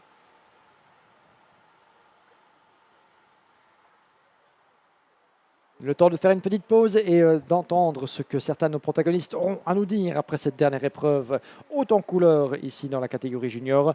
Et nous allons prendre le temps de nous restaurer quelque peu, chers amis, ici depuis la Home of Champions. Voilà ce qui vous attend comme programme. À 16h, la finale A de la catégorie senior, les 36 meilleurs de la classe Rennes. La finale B dans la foulée, une petite pause et puis nous aurons la finale A des juniors et même principe, la finale B de la même catégorie de la foulée. Et sur le coup de 18h, rendez-vous au pied du bâtiment principal pour les cérémonies de podium. Dans le même ordre, les seniors d'abord et puis les juniors pour conclure le programme. Le temps évidemment que les résultats des manches qualificatives soient rendus définitifs et nous aurons à disposition les grilles de départ des différentes finales. Grilles de départ que vous pouvez trouver évidemment sur le site iamemotorsport.com, site officiel de notre partenaire. Toutes les informations y sont publiées en temps réel ainsi que sur le site officiel de notre live timing. Tous ces liens sont également à votre disposition sur la page Facebook de Iame Belgium. Et n'hésitez pas évidemment à faire faire un petit tour et un petit coucou sur la page Instagram de la compétition. Pour notre part, on se donne rendez-vous tout à l'heure, un peu avant 16h, 15h55 et les poussières sur la chaîne YouTube de la Iame Series Benelux. Ne nous quittez pas, évidemment, restez avec nous jusqu'au bout de cet après-midi. Rendez-vous est pris. Le temps, évidemment, d'épingler notre dernière interview et de prendre une petite pause. Et on sera de retour dans un peu plus d'une heure pour le clou des festivités, la cerise sur le gâteau, les finales tant attendues de la classe junior et senior. N'oubliez pas évidemment que le programme est loin d'être terminé ce week-end puisque dimanche consacrera la troisième manche pour les autres catégories en piste ce week-end. Les mini-rookies, les mini, les Master Gentlemen et Senior Cup qui sont en piste dans un programme tout aussi copieux. Mais je pense que nous sommes près du côté du parc fermé. Over to you, Alex. Stig the Rademaker from Fusion Motorsport, Benelux Progress Racing. Finally, a win at the end of the qualifying heat stages. Very, very close between you and Didier and Aurelio towards the end, but it was a case of just making sure the back end of that kart was as wide as humanly possible, wasn't it? Yeah, it was a good heat for me. Just tried to get some great points for the final because heats are not that important when you look at the final. I was just trying to do the best possible result, and it ended out well. It's been a tough weekend, of course. Louis Béziré, 3 wins from 3. Do you think you can definitely bring the fight to him in the final a little bit later on? Like, he's good, but I think I can beat him. Well, I mean, let's take, for instance, your performance at Marienburg at the season finale last year. Yeah. I remember calling that across the line, and it was an absolute joy. But thoughts ahead of the forthcoming races? Obviously, we're back here in 3 weeks. The focus is not just on the here and now, it's also in the future, isn't it?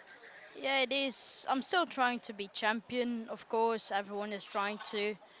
And it looks great. Now the final, it's going to be chaotic probably. And then in a few weeks we go again. And I think I can win that one too if I... Well, Stig de Rademaker, proficiat, well done on the victory. Well, Giggsy, back over to you because we've got a little bit of a break before the finals. Thank you very much, Alex. Merci beaucoup. Sur ces belles paroles, chers amis, nous allons prendre une petite pause bien méritée. On se retrouve d'ici une petite heure. Le rendez-vous est pris. 15h55 et des poussières. Nous serons en direct de nouveau ici sur la chaîne YouTube de la Iame Series Benelux. C'est 16h. Le départ des 4 finales tant attendu. We'll see you back, ladies and gentlemen, in a little bit more than an hour. As we will be back live on the YouTube channel of the Iame Series Benelux at 5 to 4 and then 4 o'clock local time. we got for you the cream of the cream, the cherry on the cake, the last 4 races of the day, the finals of the junior and the senior. We will see you in an hour. In the meantime, we're going to take a bit of a break, and then we'll see you in under an hour as well.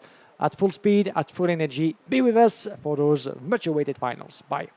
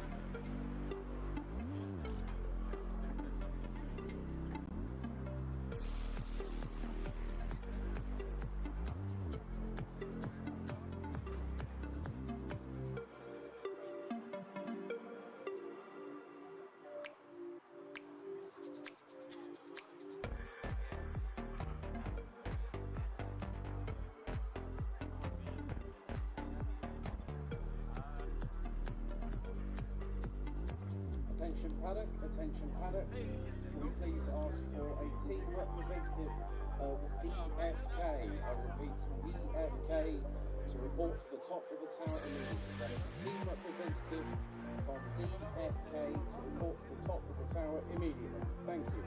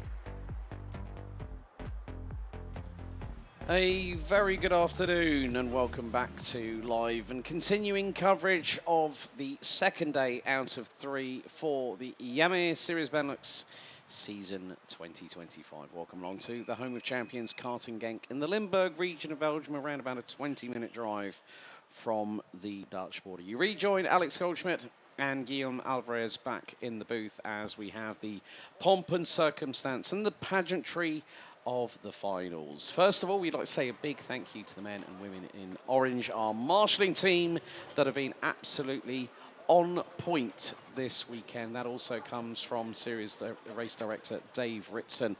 As we see the drivers walk from the dummy grid and then bring them to the start-finish straight. 36 drivers have made it through to this point of the competition. But big developments. We effectively have a new championship leader because there will be no Luca Lystra competing in the A final. He placed 50th after being found to be underweight and thereby excluded from the session in the last qualifying heat of the day. That puts him 50th and he will start in the top 15 in the B final. Unfortunately, the 8 drivers not making it through, well, 9 drivers because 72 made it through. Eli Dax, Luca Moulin, Emin Delkovic, Matt Simon, Roman Krupianko, Aaron Sarignac, Rafael Boulard, Mick Blancaspor and Luke Taylor are the 9 drivers that we unfortunately have to say at this point, thank you for being with us and racing this weekend. We hopefully will see you in 3 weeks' time. But, Guillaume, we have to say a big warm welcome once again to our friends over on YouTube, on the official Iame Series Benelux YouTube channel, and of course, those watching on Iame-motorsport.com. What a stage that is set. A new championship leader after the halfway point of the 3rd round of the season.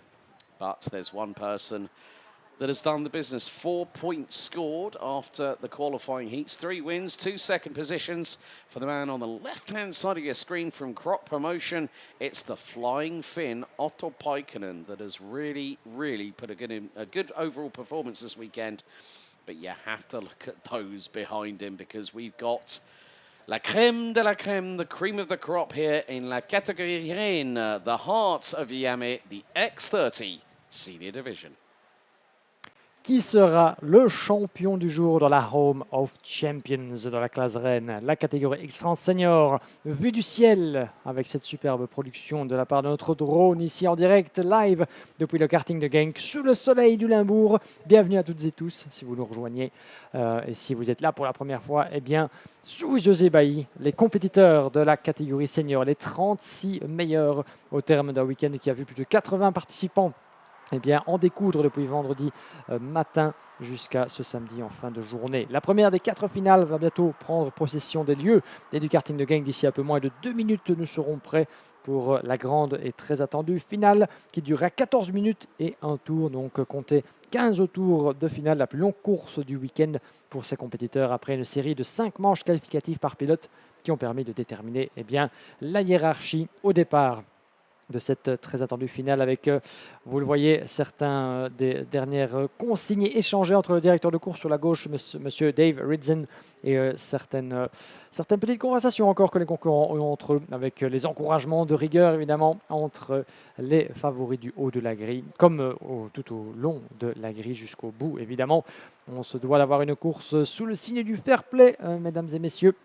Si vous nous rejoignez en direct live sur la chaîne YouTube de la Iame Series Benelux ou encore sur iamemotorsport.com, soyez les bienvenus toutes et tous pour ce spectacle haut en couleur. On ne s'est pas ennuyé depuis l'entame du week-end, ça c'est le moins qu'on puisse dire dans les catégories senior et junior, des courses hautement disputées, parfois un petit peu agressives, ça fait partie du jeu évidemment. On est ici pour la gagne, pour essayer eh bien, de briller sous le soleil de Genk.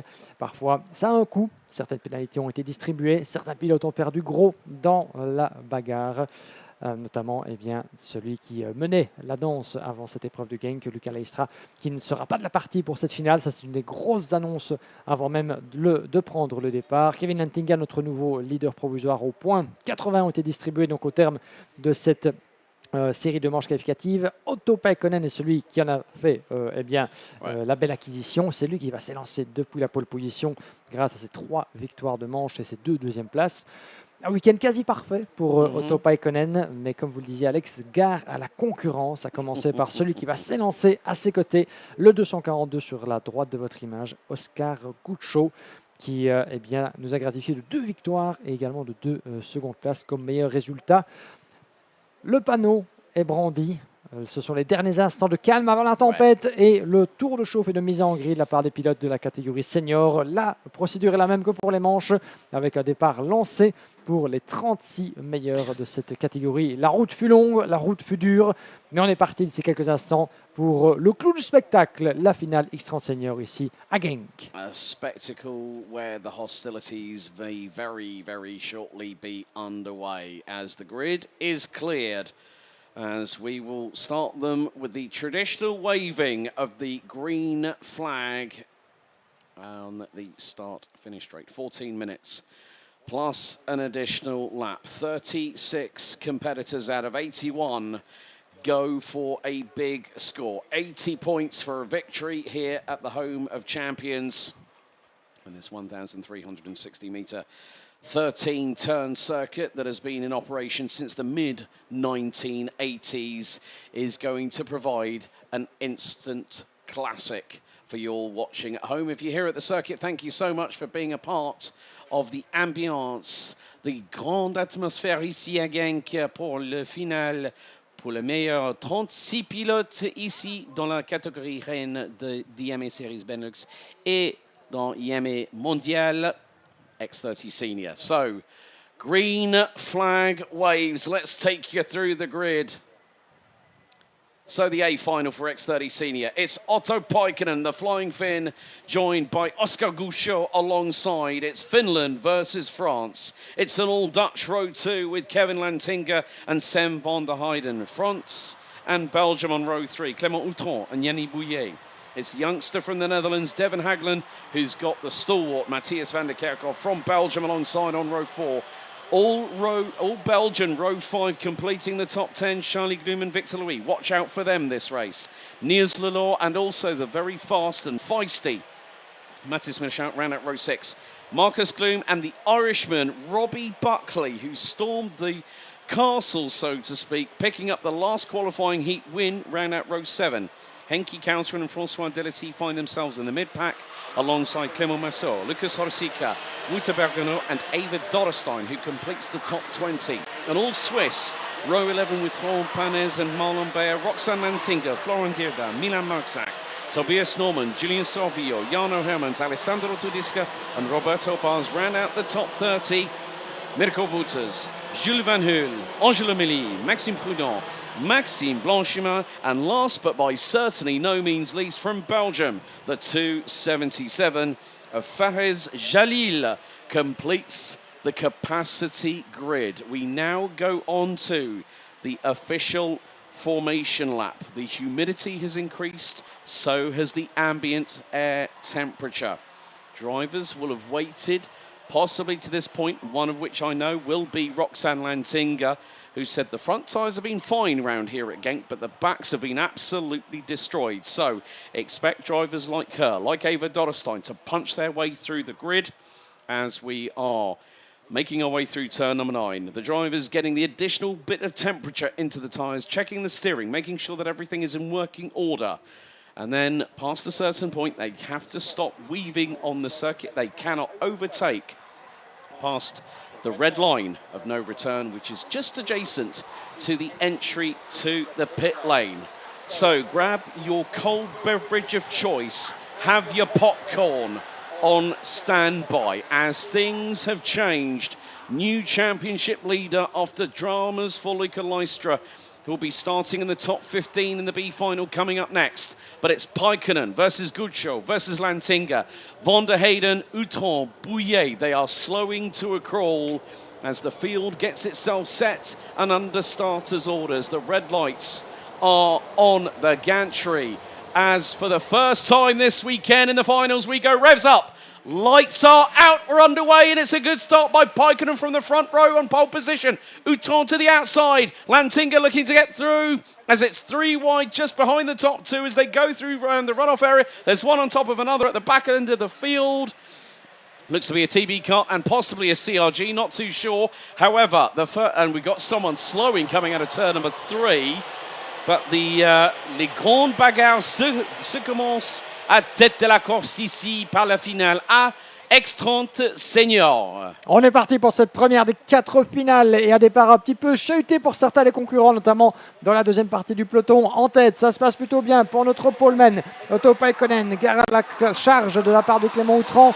Il avait perdu d'ailleurs sur de bien mauvaise manière une victoire potentielle qui aurait pu être sa pole position lors de sa dernière manche. Il aura soif de revanche évidemment, le pilote français. Un premier tour de bouclé, il en aura une quinzaine au total à parcourir ici sur le karting de Genk. Otto Paikkonen ne s'est pas laissé démonter dans ce premier tour. Depuis la pole position, il a gardé l'avantage devant Kevin Antinga.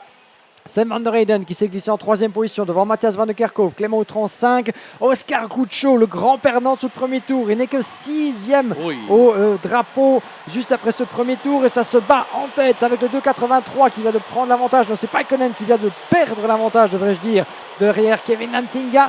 Changement de leader dès le 2e tour. Antinga, le nouveau leader provisoire de la Iame Series Benelux en senior, qui de suite prend le commandement des hostilités. Il n'est pas ici pour faire évidemment compléter ce peloton, il est là pour faire la différence et est occupé à le démontrer.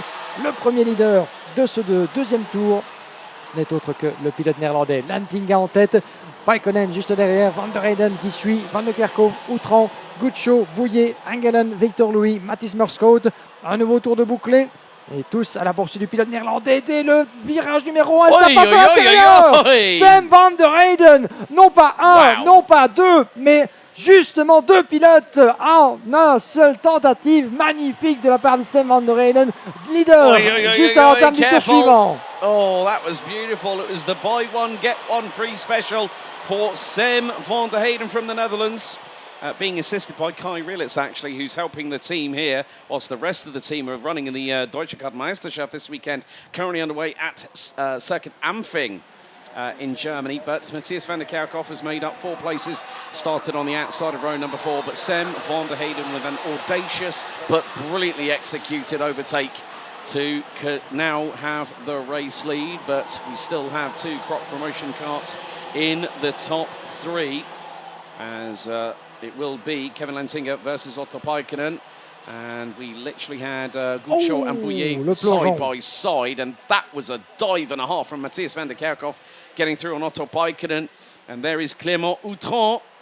You found out from the team at Dream Racing that he actually had grass on the circuit. And that's what caused him to spin around and go backwards at turn 6. Meantime, up and down the order, there is change afoot. All 36 runners and riders are still on the circuit from what I believe. So fastest lap of the race, Henki Counter, and the man with now Team Corner, currently with on 55.480. Matthias Merschout did say to me, well, I might have a little bit of a chance here. He's currently running in P9 ahead of Henki Counter, who's now completing the top 10. But at the moment, it is Sam Van der Heyden from the Netherlands for the Sim-On Hout Racing team that leads the way. He's concentrating his efforts on a Iame Series Benelux for the rest of the championship campaign. But Henki Counter now past Devon Haglen, and Merschout's got through into 8th, but there's also a bit of a duel in the mid-pack. And that's Bouillet, Louis and Merschout battling over what is 7th position on the road. And they have got just in front of them, I think that's Clément Outran, isn't it? Il y a Clément Outran qui s'est fait passer, mais par Yanis Bouillet, que c'est serré dans le virage numéro 6. On va y revenir. Une demi-seconde entre les 2 leaders pendant ce temps-là. Sam Van der Heyden, Kevin Lantinga en tête, poursuivi par Matthias Van de Kerkhove, désormais en 3e place. 4e position, Otto Paikkonen. Ça va être serré à tous les étages, à n'en pas douter. Et des pilotes Team Fusion Motorsport, ça se passe plus loin derrière. On a Matthijs Merschout, Henki Kalteren qui remonte 6 places jusqu'au 9e rang devant Devon Hagelen. Clément Outran était en pleine bagarre là-bas aussi avec Yanis Bouillet pour le gain de la 5e place. Avec Outran qui se maintient dans le top 5. Bouillet juste devant. Matthijs Merschout qui a pris l'avantage sur Victor Louis et Henki Kalteren. Devon Hagelen qui suit derrière. À vous mentionner aussi, malheureusement, il était parmi les pilotes qui n'ont pas connu le départ qu'ils espéraient. C'est Clément Massot qui a dégringolé dans la hiérarchie, tout comme Robbie Buckley qui avait remporté la dernière manche, alors que derrière, ça se secoue un petit peu. Victor Louis, le 216 là-bas, en pleine bagarre avec Henki Kalteren, son ancien équipier du team RSD. Garam passe mettre au tas évidemment, mais il y a eu une légère touchette à la sortie du virage numéro 5 sur l'Europalan. And Calteran's made the move. Hagland's waiting in the wings, so Victor Louis drops to 9th place. Meantime, at the front end of the field. Well, let's just say that Matthias van der Kerkhoff is the victory lane meet between a crop promotion sandwich at the moment, because he's got Lantinga in front, Paikkonen behind him. But in the meantime, Sam van der Heyden really picking up the pace. Paikkonen has just gone purple across the board and sets a new fastest lap of the race, 55.033. And there goes van der Kerkhoff through at turn 1, lap 7 on Kevin Lantinga. So the change is afoot. It's about who wants to be top dog going into the halfway point of the season. Bearing in mind, we've had probably the best part of a 2-month break between Ostrico and here. And it's a 3. And Mr. Alvarez, what have you spotted? Luca Orsica, unfortunately, is going to have to retire from this race. Abandon pour le 327. Le pilote tchèque Luca Orsica qui s'est lancé depuis le milieu du peloton depuis la 18e place. Et malheureusement, il vient de rentrer précipitamment dans la pit lane. Abandon pour Luca Orsica. Alors que les leaders reviennent devant notre position. Van der Heyden, Lantinga, Van der Kerkhoff toujours en 3e position. Otto Paikkonen qui se rapproche très très fort, peut-être profiteur de l'aspiration dans la ligne droite de départ et d'arrivée. Et changement, il plonge à la corde, Otto Paikkonen. Superbement fait sur Kevin Lantinga.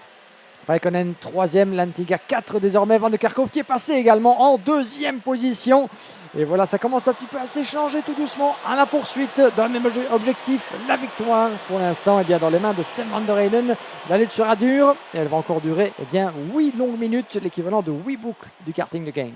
We could be on course for 3 different winners. Aaron Garcia Lopez for CV Performance Group, who made a one-off appearance at the season opener in preparation for the season opener of the Deutsche Meisterschaft this year. Took the win in the final, in the A final back at Marienburg. Last time out at Ostrico in the wet, completely sideways, was the man that currently now leads the championship, runs in P for Kevin Lantinga. So at the moment, Luca Leicester will lose the lead. Lantinga at the moment will still more than likely hold on to that lead, but then when you think about it, Matthias van der Kerkhoff, 263 points coming into this round of the championship. Sam van der Heyden 4th in the standings, Clément Outron 7th, Yanni Bouillet down in 12th, Mathis Merscholz, he's a long way down, he's 27th, he had a 0 score. He didn't get through to the A final, he got through to the B final, but we've got a 5-second time penalty for pushing and causing a collision. That is driver 353, and it's one of the Danish brothers, it's Tobias Norman that's going to cop that penalty. But Sam van der Heyden is comfortably ahead, but we still have 5 minutes and 50 seconds plus an additional lap to go. The chase is still on, so there's an opportunity here for Van der Kerkhoff and also Paikkonen, who coming into this round was 8th in the championship standings after the opening 2 rounds at Marienburg and Ostrico. So the ball is not quite rolling yet, but when we get to coming back here in 3 weeks' time, Gigs, for these drivers, it is going to be game on, let them fight out on track, and there's going to be no papaya orders, that's for sure. Yeah, definitely no. There's like a big rehearsal for round 4 coming up mid-August. As we were wondering who might have been the driver who cut across the track in the process of the start, it was Alessandro Tudisca, unfortunately, the 265, who lost a pile of places. He had no other choice but to cut the track in half. He's still 28 into that race, but certainly not the weekend he had been expected. He had been expecting coming here. Alessandro Tudisca, dont vous l'avez entendu malheureusement, qui fut le pilote qui a dû aller jouer les tourneuses à gazon là-bas lors de la procédure de départ. Il n'avait pas d'autre endroit où aller mettre les roues tout simplement, ce qui a fait perdre bon nombre de positions. Et donc à conclusion d'un week-end qui fut certainement fait de haut et de bas pour le sympathique pilote belge. Pendant ce temps-là, l'écart augmente, chers amis, à 4 minutes 31 tours entre Sam van der Heyden et Matthias van der Kerkhoff. Van der Kerkhoff sous la pression de Otto Paikkonen, qui fut le grand animateur de la classe senior depuis l'entame du week-end, avec quasiment le maximum de points au terme des manches, j'allais dire presque le maximum de victoires. Il en avait chopé 3 pour 2 deuxièmes places. Pourrait-il éventuellement monter sur la plus haute marche de ce podium. Il va devoir se défaire de Matthias Van de Kerkhove, très solide. Sans cette casse mécanique lors de sa première manche, Van de Kerkhove aurait peut-être pu faire la passe de 5 victoires en autant de manches et pourquoi pas s'élancer depuis la pole. Ce serait peut-être lui qui mènerait pour l'instant, mais ce n'est pas le cas. C'est Sam Van der Heyden et il a encore quelques mètres à aller chercher pour éventuellement essayer de le bousculer. L'écart qui se stabilise, il ne faiblit pas pour l'instant. Van de Kerkhove se protège alors que derrière, eh bien c'est Clément Outran qui revient. Ça va être intéressant mon cher Alex. Outran qui se défait de Kevin Lantinga pour la 4e place. Il a un peu de champ devant lui. Et si ces deux-là fonctionnent un peu avec leur tête aussi, comme c'est souvent le cas, ils vont pouvoir se porter mutuellement vers l'avant. L'écart est conséquent avec le top 3. Mais il y a encore une petite chance, pourquoi pas, d'aller chercher ce podium s'ils ne s'attaquent pas, s'ils restent dans les mêmes chronos et s'ils se poussent vraiment vers l'avant pour peut-être faire la connexion avec Otto Paikkonen qui perd du temps derrière Matthias Van de Kerkhove. Yeah, I think this is an opportunity for Clément Outran. He's now got clear air in front of him. There's a gap of around a good second between 3rd and 4th position. And yeah, real shame that for Alessandro Tedesco. I mean, it's sort of he was on the back foot from the minute his dad forgot to fit the exhaust to the cart. And I remember in the interview he said he was talking to you and he said, "Merci, Papa." You know, thanks, Dad. It does happen. Mistakes do get made, but there's also a little bit of a battle with the likes of Yanni Bouillet. I think has just been passed by Mathis Marchalt and possibly Henki Kalteren. Yes, and Kalteren dives up the inside of Marchalt through at turn 5. So they've got Yanni Bouillet just behind them. Oscar Guccio, Victor Louis rounds out your top 10, but there is still plenty of things happening. The top 15 rounded out by Ava Dotterstein, best lady of Iame Series Benelux 2024 and 2023, currently rounding out the top 15. They are covered by just under 9.1 seconds. And the total field up to 34th covered by 26.4 seconds. I've seen it, I think, if I remember correctly, one race, X30 Junior GP played at Kart Masters, won by Oliver Gray from Dan Holland Racing. The entire field were covered by 10 seconds after a 15-minute plus an additional lap Grand Prix plate winning extravaganza. Of course, some of the drivers from Iame Series Benelux will be heading over to the home of British karting next week for the one-off event, which happens once every year. So this is also a bit of a tune-up race, not just for the remainder of the season, but for other events where the Europeans are now going over to fight the British on British home soil. And that, for me, as a commentator and a fan of karting as well in general motorsport, is an exciting proposition because there are so many of the drivers that are going over there from this paddock and they're saying, we're really looking forward to it. But meantime, Sam Van der Heyden has been on consummate cruise control. He has decided, right, I'm going to get away from everybody. And it's a bit like we've seen with a lot of the heats earlier on this week where one driver has done enough, but not too much to overstretch the tyres, overdrive the karts, as we're heading into our second from last lap. So this plus 2 more to go. Sam Van der Heyden on course to becoming our 3rd different winner in the A final this season. If I'm not too mistaken, but I would need confirmation from the man himself, I think, looking at my archives for the past few seasons, that this could be potentially the first ever win of Sam Van der Heyden in the Iame Series Benelux. But I'll ask the man himself just to make sure, but that's certainly the highest and the best weekend in performance in the final we've seen of him for a long time. And what better place to do that than Genk. Sam Van der Heyden avec quelques secondes qui s'égrènent. On est parti pour 2 tours encore jusqu'au drapeau à damier. Et avec 7 dixièmes d'avance pour Sam Van der Heyden sur Matthias Van de Kerkhove. Trop occupé à tenter de résister au retour de Otto Paikkonen pour éventuellement faire la connexion avec le leader. Eh bien, ça pourrait bien être un succès. Pourquoi pas le premier à ce niveau dans la catégorie senior pour Sam Van der Heyden dans le cadre de la Iame Series Benelux. On n'en est pas encore là évidemment. Il reste un tour et demi à couvrir et à tenir pour Van der Heyden. Van de Kerkhove et Paikkonen pour l'instant sur le podium qui sera célébré, on vous le rappelle, sur le coup de 18h devant le bâtiment principal du karting Genk. Nous avons Clément Outran qui tente de faire la connexion, mais il lui manque encore 1 seconde 4 pour tenter éventuellement d'aller secouer Otto Paikkonen. Donc autant dire un énorme avantage, autant dire une mer de dixième de seconde à tenter de traverser. Et j'ai bien peur qu'il n'aura pas suffisamment de temps entre les mains pour faire cette connexion. Lui qui doit résister aussi au retour de Kevin Lantinga potentiellement. Lantinga sans doute, alors qu'il est désormais le leader du championnat provisoire. sans doute un petit peu déçu de la manière dont sa finale aura tourné. Certainement pas à son avantage. Il se voyait certainement sur la plus haute marge du podium. Il devrait se contenter d'un top 5. Alors que nous sommes dans le dernier tour. Et cet homme, Sam van der Heyden, le numéro 247, en passe de l'emporter ici pour cette troisième manche 2025 du championnat de Belgique.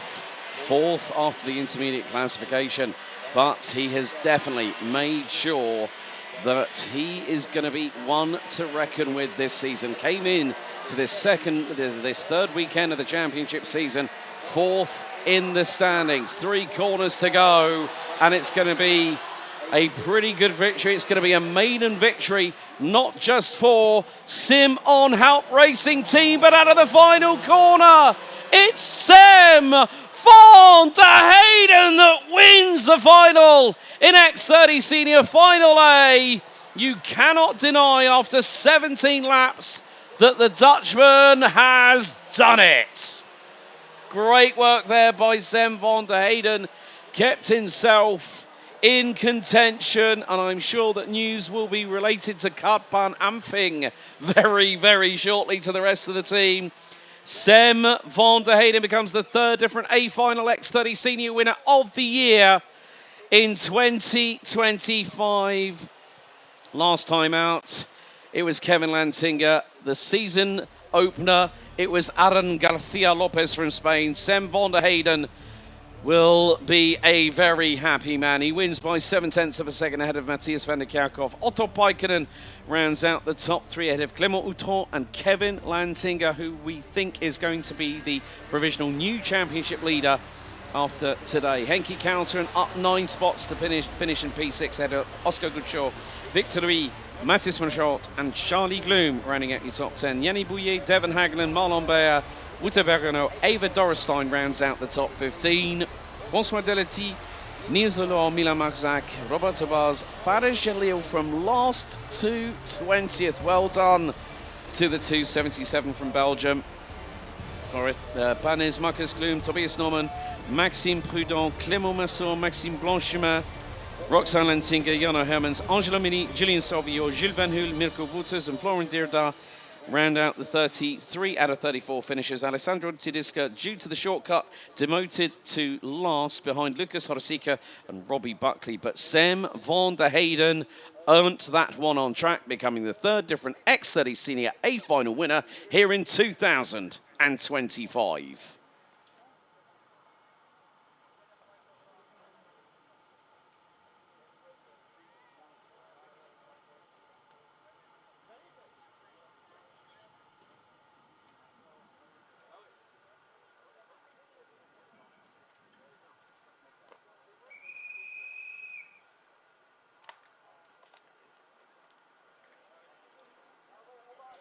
Well, what can you say about that? Sam van der Heyden hit the front of the field and did not look back. That was a great run by the youngster from the Netherlands. Known Sam for quite a few years, and I'm sure that he will be a very, very happy young Flying Dutchman. Of course, great to see another team enter this championship, a fairly new team as well. Halp Racing Team aligned with regards to DTM, ADAC, GT Masters, and also GT World Challenge Europe powered by AWS, amongst other championships. Of course, running with the Ford Performance brand and the Mustang GT3 in their top tier, so to speak. But it was amidst a couple of dramas early doors. It was a fairly clean race, as we have a few drivers that will be taking part. As you can see, there is the grid B, well, the dummy grid front and center on your screens at home for the B final for Senior X30. Of course, after this, we'll have X30 Junior, the A final, Louis Bazire. Will he continue his 100% success rate from round 2 as the intermediate classification leader, following what was a double bubble for the Frenchman on home soil at Austricourt Racing Kart JPR, who we were with a couple of months ago. So I know that Sam van der Hayden was right at the back of the queue, so I'm sure that Guillaume Alvarez is trying to see if he can grab a word with him. Hopefully we'll have that up for you very, very soon indeed. Well, it looks like Mr. Alvarez he's just given us the shrug of the shoulders he said, well, I can't find him at the moment, effectively. However, if he does manage to get a possible chat with him, it may not be before we get ready for the B final for X30 Senior. Doesn't look like we are having everybody on the grid. So some might have decided, well, I'm going to get points anyway, so we'll leave it at that, if you will.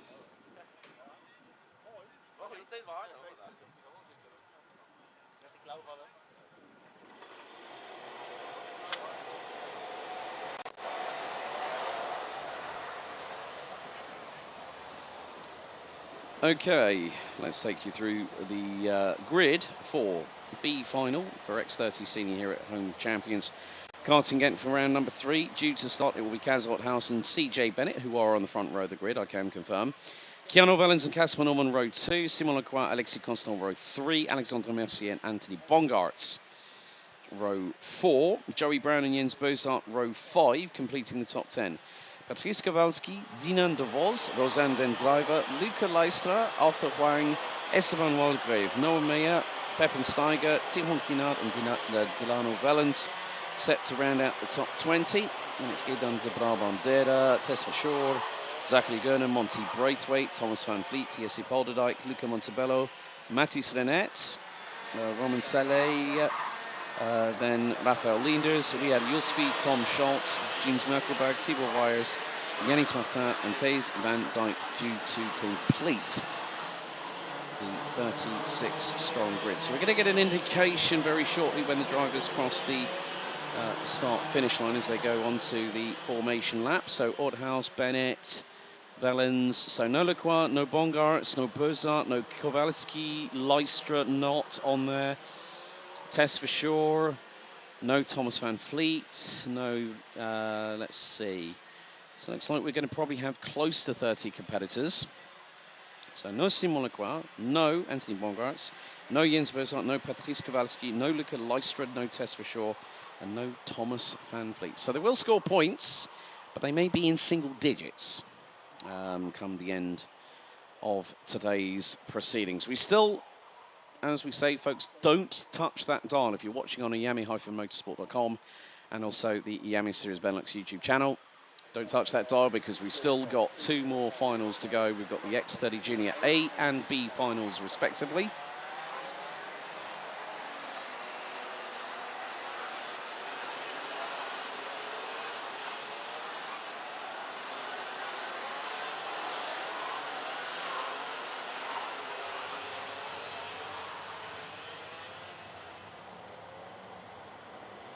So points still available for the championship, but not as significant as we had in the A final. So it is Kaz Othouse and Ireland, CJ Bennett on the front row of the grid. We go revs up, lights are not going out.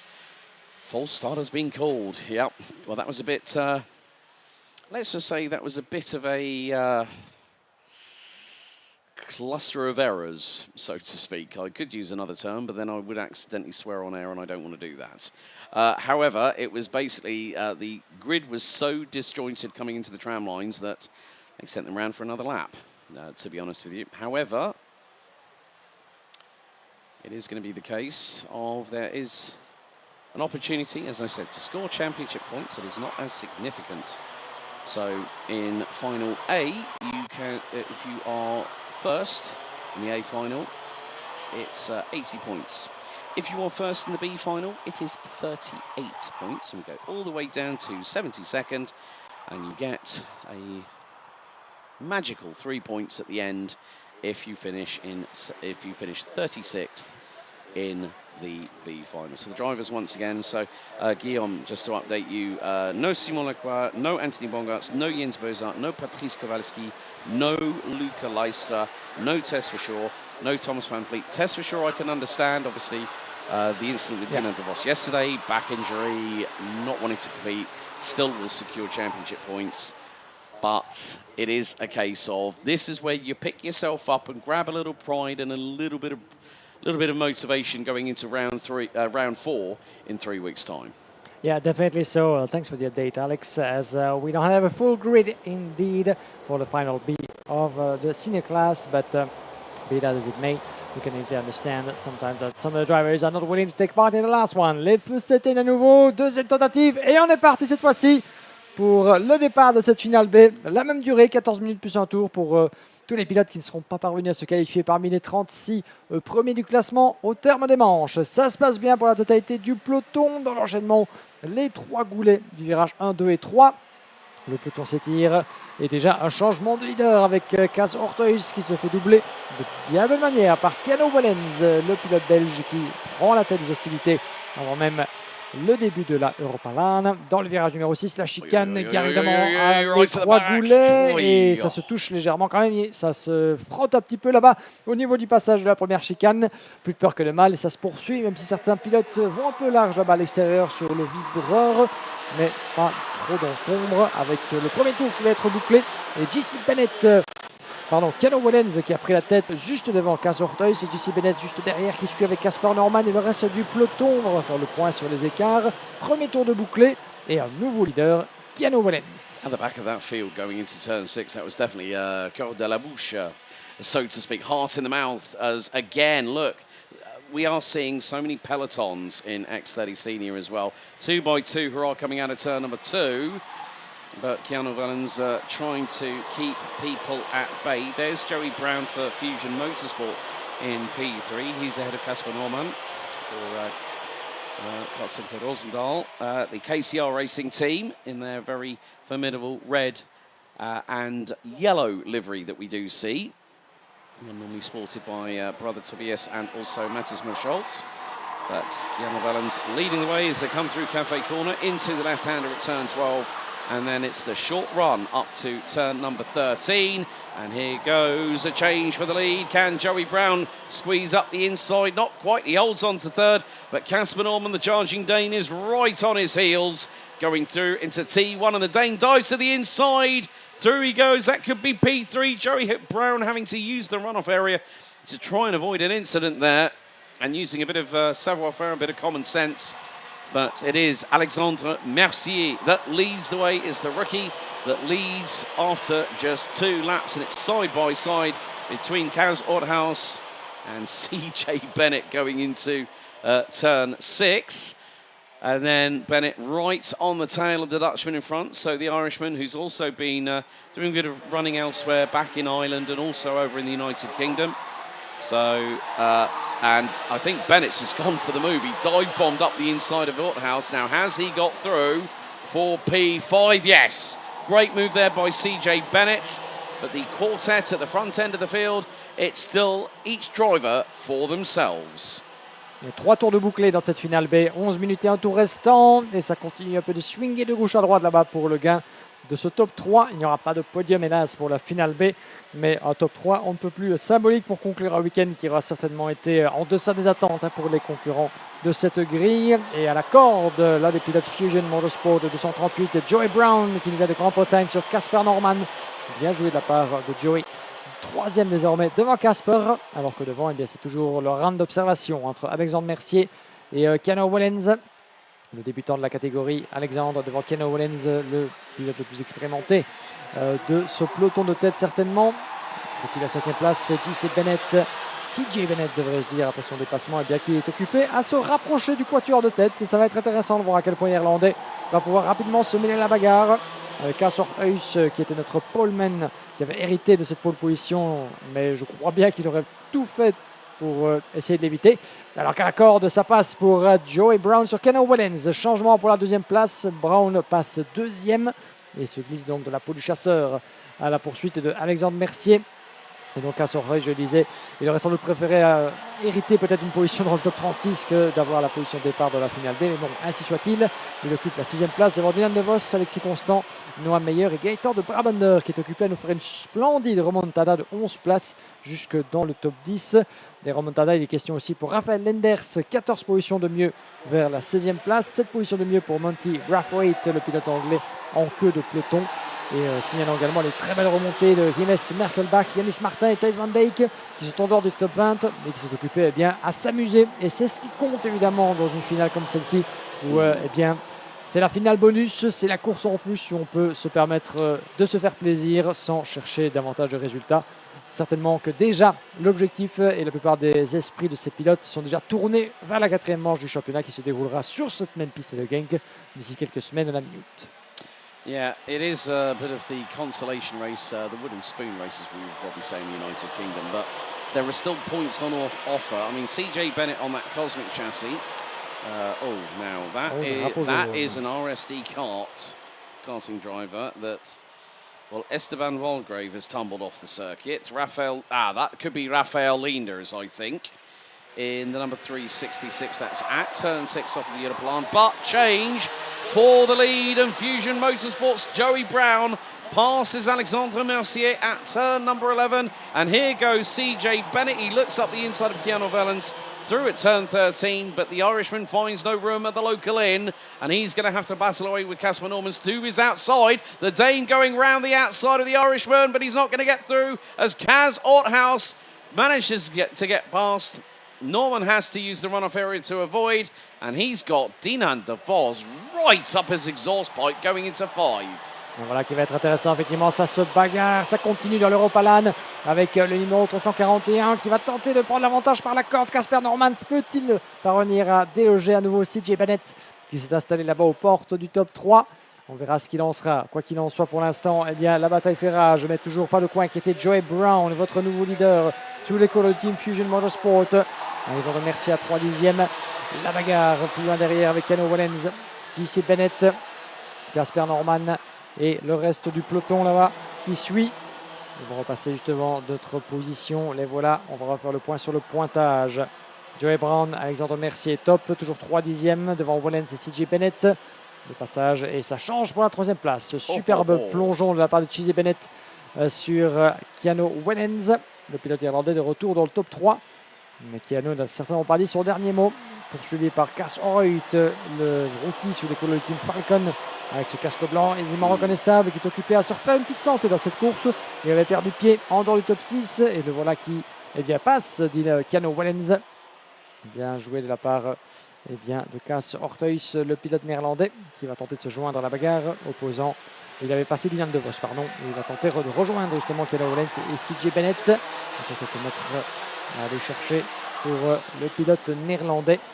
Alors que les secondes s'égrènent. 6 minutes 30 et un tour avant la conclusion de cette finale B. Et rien n'est encore joué, mon cher Alex, entre les leaders. Joey Brown et Alexandre Mercier séparés par 2 dixièmes avec JC Bennett qui est occupé à refaire le contact avec le meilleur tour en course. Change for 4th position. Kaz Orthaus has got through on Keanu Vellens. So those of you that are watching at home, you can see that round the whole circuit, you've got vantage points. We've actually got people up as far as the Europlan at turn 6 that are watching on the back straight and also on the corner. There you see, there's a few people not too far from the ambulance and they're watching and getting one hell of a viewpoint around pretty much the majority of this circuit. But CJ Bennett, man from Ireland, now running under his own racing team. So CJ Bennett Racing Team and their technical assistants are Optimum Performance based out of the United Kingdom. CJ seemed to be a little bit happier with the kart underneath him that he's currently piloting. But he is closing in on Alexandre Mercier, who could be very much in the clutches of the Irishman very, very shortly. Through into turn 1 they go. Mercier defends rather nicely. Bennett keeps it parked right on the wheel tracks. Kaz Orthaus is right with them. This could bring also Keanu Vellens from Eichmann's Grand Prix very much with them. A little bit of a bump and run there. Yeah, contact. Yeah, contact is the word of the day, so to speak, whenever it's a karting event. And he's going to try and keep a hold of that position. He does so.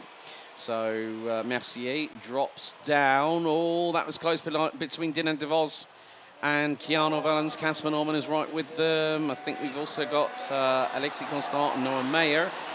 Meyer the Dane in the 292. So it is really starting to get a little bit fruity, so to speak. 3.66 has just been given a 3-second time penalty for leaving the corridor with 2 wheels out of the tram lines. Rafael Linder as well, he's retired anyway, so that's not going to hurt his race any more than what it has done. But Joey Brown, man from Fusion Motorsport, is pulling away. What have you spotted, Giggsy? Un autre pilote malheureusement qui va devoir se retirer, c'est JC Polderreich, le 234 qui vient de rentrer dans la voie des stands, et le 231 également en difficulté. Gaëtan de Brabander, ah, ça c'est bien dommage, il va suivre pas loin derrière JC Polderreich dans la voie des stands. J'en ai bien peur, ces deux-là vont donc devoir mettre pied à terre plus tôt que prévu dans cette finale B. Pour revenir brièvement sur ce qui s'est passé, on l'a vu en direct, le dépassement, je dirais, de CJ Bennett sur Alexandre Mercier, un peu une espèce de push-to-pass, si vous me permettez l'expression. Ouais. La décision reviendra aux officiels évidemment, mais on a clairement vu en tout cas que CJ Bennett était agressif et il est allé avec une petite touchette au niveau du virage 5. Attention à un éventuel changement pour la deuxième place. Il n'en est rien. Le top 4 qui reste à changer, c'est derrière. Contact là-bas avec l'un des pilotes justement derrière. En pleine bagarre, Alexis Constant, Noah Meyer, Casper Norman, Dinan de Vos. En pleine explication pour les derniers accessibles de cette finale. Ça s'est légèrement touché et ils sont côte à côte. Gros contact avec le 260. Malheureusement, Keanu Wellens et le numéro 222, Alexis Constant.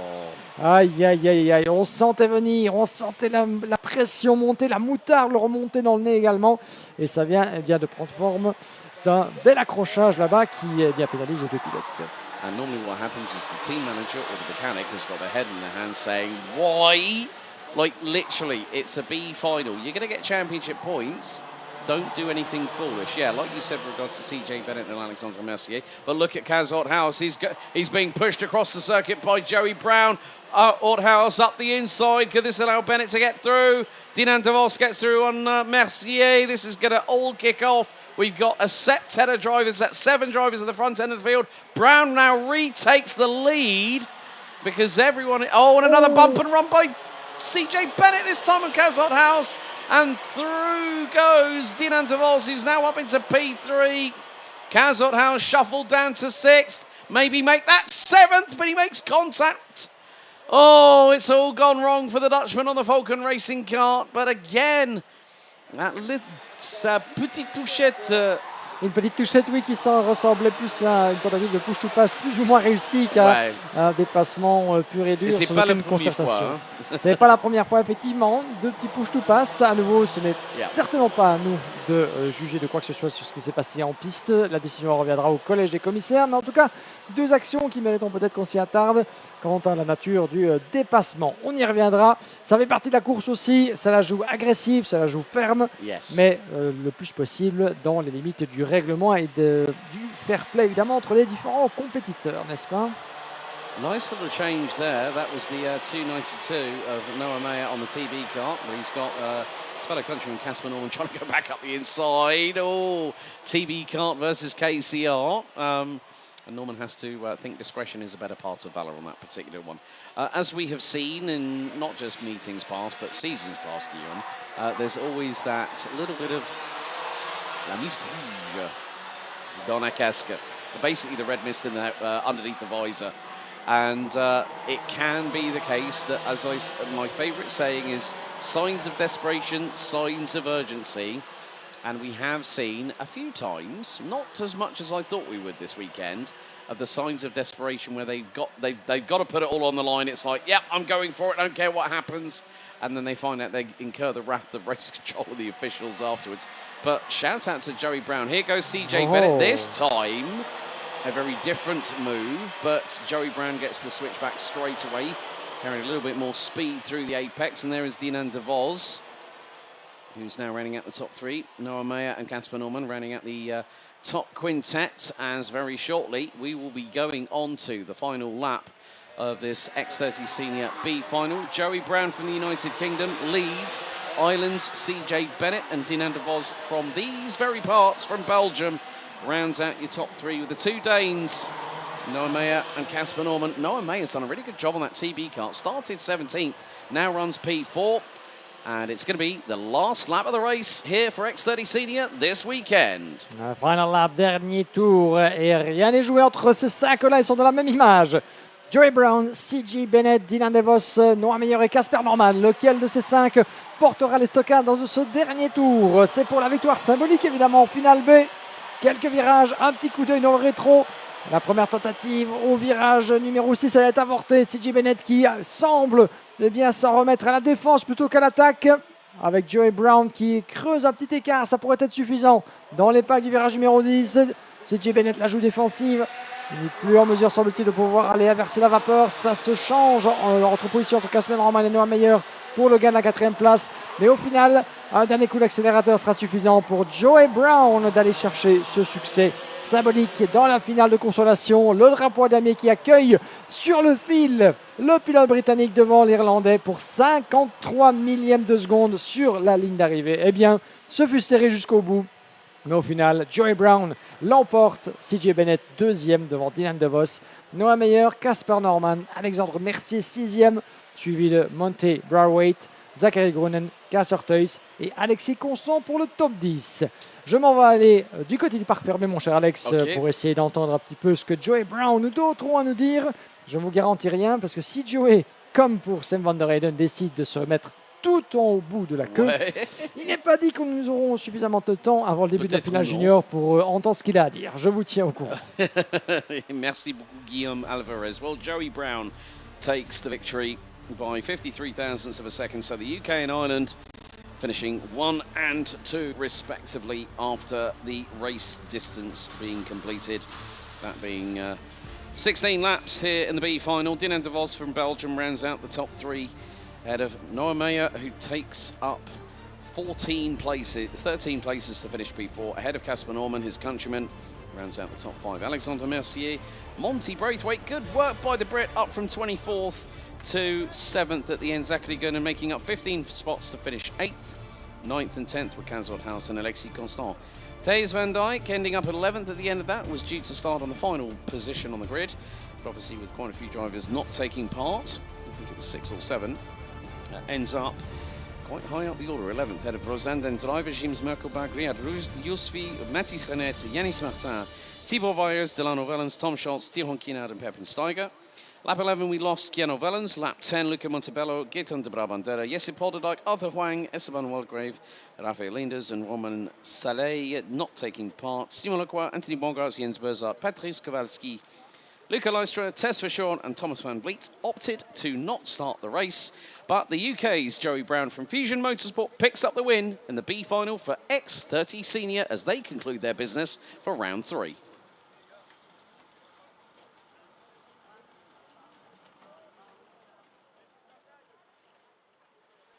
So I know that Guillaume Alvarez is currently on his way down to Parc Fermé to see if he can catch up with Fusion Motorsport's Joey Brown, the 238 from the United Kingdom, who picked up the win in the B final for X30 Senior, despite the best efforts from my colleague in the commentary box, unable to track down Sam van der Heyden, but we are building up to our last 2 races in the weekend. And then we say à la prochaine to X30 Senior and X30 Junior after these last 2 races, because they will be back in 3 weeks' time. Then tomorrow we will then reset, refocus, and reconcentrate our efforts on the other members of the Iame Series Benelux family. And whilst I say that, there is some activity down at the interview zone, because it looks like we have Monsieur Guillaume Alvarez down with an interviewee in the pit lane. Guillaume, over to you. Thank you very much, Alex. Down in Parc Fermé with Joey Brown, the winner of the final B of the senior class. Joey, congratulations are in order. Certainly, you might have wished to compete in the race before, but still, a win is a win, and it was a hard-fought one, wasn't it? Yeah, well, it would have been nice to be in the A final, but there was a certain kid who liked to take us out through the races, so didn't get there. Yeah, it's fair to say that the racing has been aggressive, feisty at times, but apart from that, the run of qualifying heats go according to plan through other factors as well, or what could you have done differently, you think? If I didn't mess up quali as bad, I reckon I would have been all right in the heats, but didn't really get the results I wanted, then ended up in the B final. Yeah, but still you've shown in this race that the pace was very much on in the end, with certainly all the factors coming together. So would this weekend be a big rehearsal for the next round? Will you be with us for mid-August, round number 4? Yeah, it's good practice for the next round, so I have to see how we do then. All right, so we'll bet on that, and hopefully we'll see you in the final 8 this time around. But well done still to you, Joe Brown, into what has been a very interesting and feisty final in the senior category. We're not done with that class, and let's get together once again for the 2 more races that we have, Alex, the final A and the final B of the junior category. Back to you.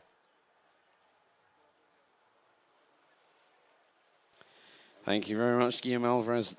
Well, definitely, Joey Brown's got his mullet game going on there, but great to see the Fusion Motorsport driver pick up the win in the B final. Now we concentrate on X30 Junior, a who's who. Some of the most talented young drivers between the age of 12 and 15. And at the moment, well, the person who has had 3 straight perfect scores on the board is the person on the left-hand side of your screens watching at home. France's Louis Bazire. And picked up 3 heat wins earlier on to solidify a perfect score from the intermediate classification at Ostricourt at round 2 just 2 months ago. And alongside him will be Fusion Motorsport Benelux's very own Stig de Rademaker. We've got a who's who in this race. The top 36 out of 50 karts made it through. We will also have a B final with 14 competitors battling it out for a maximum score of 38 points. But as the main grid, a capacity of 36 strong drivers, all gunning for the victory. Bazire has been very consummate in his performance. 3 wins out of 3, and that has put him on pole position for the X30 Junior A final. We also up the ante for this one, 14 minutes plus an additional lap. Track not yet clear, as you can see. A few bits of debris as in karts that have been forlorn by the wayside. And unfortunately, those drivers now having to sit in the kart and be taken back to scrutineering and Parc Fermé. But as with the X30 Senior A final, we will have the traditional waving off of the drivers on their 2 formation laps with the green flag. So the tension builds. 3 maximum perfect scores for France's Louis Bazire so far. Can the likes of Stig de Rademaker, who said, well, I want to go for the championship this year, I'm going to give it my all against the man that I'm going to be alongside, and that is Bazire. So what is the story that's going to unfold? Stick with us here on Iame Series Benelux YouTube channel and also Iame-motorsport.com. Don't forget to follow us on social media at Iame Belgium on Facebook and at Iame Series Benelux on Instagram. So we've yet to have the green flag to wave on the start-finish line, but we are signalling ready to race on the Digi flag just above the start-finish straight. And once everything is in order, Series Race Director Dave Ritson will give the signal to Fabien, who is currently on the start-finish line, ready to start waving the green flag. And it's a who's who, so to speak. So, Guillaume, take us through it. Here we go, ladies and gentlemen, the full grid of the junior final. La grille au complet pour la dernière finale A de cette journée de compétition, la finale B qui suivra dans la foulée, comme d'habitude. Louis Bazire, le pilote tricolore du team Victory Lane, qui va s'élancer donc en pole position de cette grande finale avec le maximum de points dans la besace, 80 au championnat. Il est plus que jamais le leader, le favori logique à sa propre succession après son succès de Ostricourt il y a quelques mois. Stig de Rademaker à ses côtés. Gare à lui, évidemment, Stig, après ses superbes performances lors des manches qualificatives avec une victoire et une 2e place, suffisant pour faire de lui le starter en première ligne. Aaron Ouida et Antoine Duval se partageront la deuxième ligne de la grille de départ. Flavio Queira, notre poleman de la catégorie à l'entame de ce week-end, sera à l'intérieur depuis la 5e position. Il aura à ses côtés Didier Krieft, le pilote néerlandais. Gare à Didier, évidemment, qui fut l'un des grands animateurs de l'entame du championnat, victorieux au karting d'Espagne à Mariembourg et lors du mois de mars précédent, vous vous en souvenez. Aurelio Gustinelli et Aurélien Lemaire seront sur la 4e ligne de la grille de départ, suivi par Merle Taylor et Edouard Godefroy. Puis nous avons Danny Bourse et Jamaro Hoft sur la 6e ligne, suivi par Sam Geluck, Fen Alberts, Henri Carter et Finn Rossen, 8e ligne, 9e ligne, Lorenzo Notarigo et Noah Grignier, 10e ligne, Ivris et Yanis Van Den Bosch, et en seconde partie de peloton, Denis Kozlowski, Viggo Munz, Luca Pellizzari, Maurice Verkreuz, Levi Pape, Kianaji Optov, Charlie Myers, Elia Titus, Timo Koopmans, Theomio Rifler, Sacha Duquet, Jules Decoun, Jan Rodriguez, Tchèque Peterse, Lennon Henriquez et Mathis Mouche. Un total de 36 concurrents, les 36 meilleurs au terme de cette compétition. Ils étaient 50 au départ environ dans cette catégorie X30 Junior pour les compétiteurs âgés entre 12 et 15 ans, mais seuls 36 d'entre eux auront l'occasion d'en découdre pour les 15 prochaines minutes et les 15 prochains tours avant la finale B qui se tiendra dans la foulée. Le temps de mettre un peu de température dans ces gommes qui ont été soumises à rude épreuve depuis les qualifications. La plupart d'entre eux gardant un demi-train de pneus frais pour en extraire la meilleure performance possible au cours de la finale et des prochaines minutes. Maintenant, le débat est ouvert, les paris sont sur la table. Louis Baziré, le maximum de points au terme des manches qualificatives, le maximum de points à Austricourt dans les Hauts-de-France lors de la deuxième manche. Peut-il encore consolider son leadership au championnat, faire la passe de 2 en termes de victoire? Plus facile à dire qu'à faire, puisque les régionaux de l'étape, comme Stig de Rademacher ou Antoine Duval ou encore Flavio Queira, ne l'entendent certainement pas de cette oreille. Right, here we go into the tram lines. Revs up, lights on. We're underway here in the A final for X30 Junior. Good start by the pole sitter Louis Baziré as Aaron Vida tries to look up the inside, but there's a bit of an incident towards the back. 3 carts off, exit stage left at turn 1. But Baziré got the start he needed. I think Moniz for Cruyff might have been involved in that one. He had drama in the final heat earlier on, but at the moment it is Louis Baziré leading the field through into turn number 5 onto the Europalan to the run to around about 105 to 110 kilometres an hour into turn 6. And he's got Stig de Rademacher on his back bumper. Aaron Vida for the Henza Racing team rounds out the top 3, and then Euro Karting's Antoine Duval, it's 3 wide coming out of turn number 9 on the opening tour, and there's a bit of a scramble, and a cart has just lost part of its bolts that have secured the back bumper, so someone's getting the mechanical black flag. 144 has just been given the mechanical black flag. I've just noticed it on the Digi flag. That is going to be Surinam's Jamaido Hoft.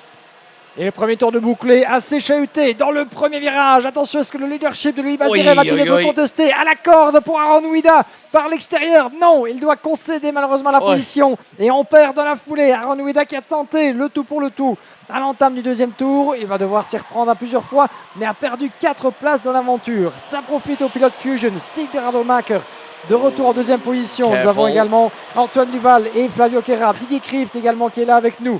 Et ça va jouer certainement à la course d'équipe. Flavio Queira qui est juste derrière avec le reste du peloton et le pilote du team Raver Racing, Aurélien Lemaire, je pense, qui se rapproche sur les couleurs de Victory Lane. Ça va se resserrer. C'est Aurelio Gustini là-bas qui est à la queue de ce premier train de favoris en tête de cette hiérarchie junior. On est loin d'avoir tout vu. On ne fait que commencer dans cette finale. Un tour de plus de bouclé. On refait le pointage et les différents écarts. Louis Baziré juste devant les équipiers du Team Fusion. Stig de Rademacher, Antoine Duval qui est remonté de 3e position, qui a pris l'avantage sur Didier Krieft. 4e place pour Flavio Queira sous les couleurs VDK. Puis nous avons Gustinelli, Ouida, Henri Carter qui suit en 8e position. Danny Bourse et Merle Taylor. Un top 10 qui pourra encore bouger dans tous les sens. Peut-être même dès le virage numéro 5. Non, personne ne bronche pour l'instant. La pression est de mise. Il va falloir jouer avec sa tête aussi, Alex. On est encore dans les premiers instants de cette longue finale. Tout peut encore se passer. Le tout, c'est ne pas perdre pied, mais ne pas non plus s'emporter à vouloir faire un dépassement qui pourrait être considéré un petit peu comme trop dangereux à ce stade. Completely agree there, Guillaume, because Louis Baziré is backing them up slightly. I think this is a strategy call here, because with the 14-minute plus an additional lap final, in comparison with, as Adam Vida up the inside of Aurelio Giusinelli, who goes off slightly at turn number 11. Bazire's trying to back them up, but De Rademaker's looking to go up the inside of the Frenchman. It's going to be côte à côte, wheel to wheel. They exchange sidewall scrubbings, and Bazire is fractionally ahead. He keeps the lead.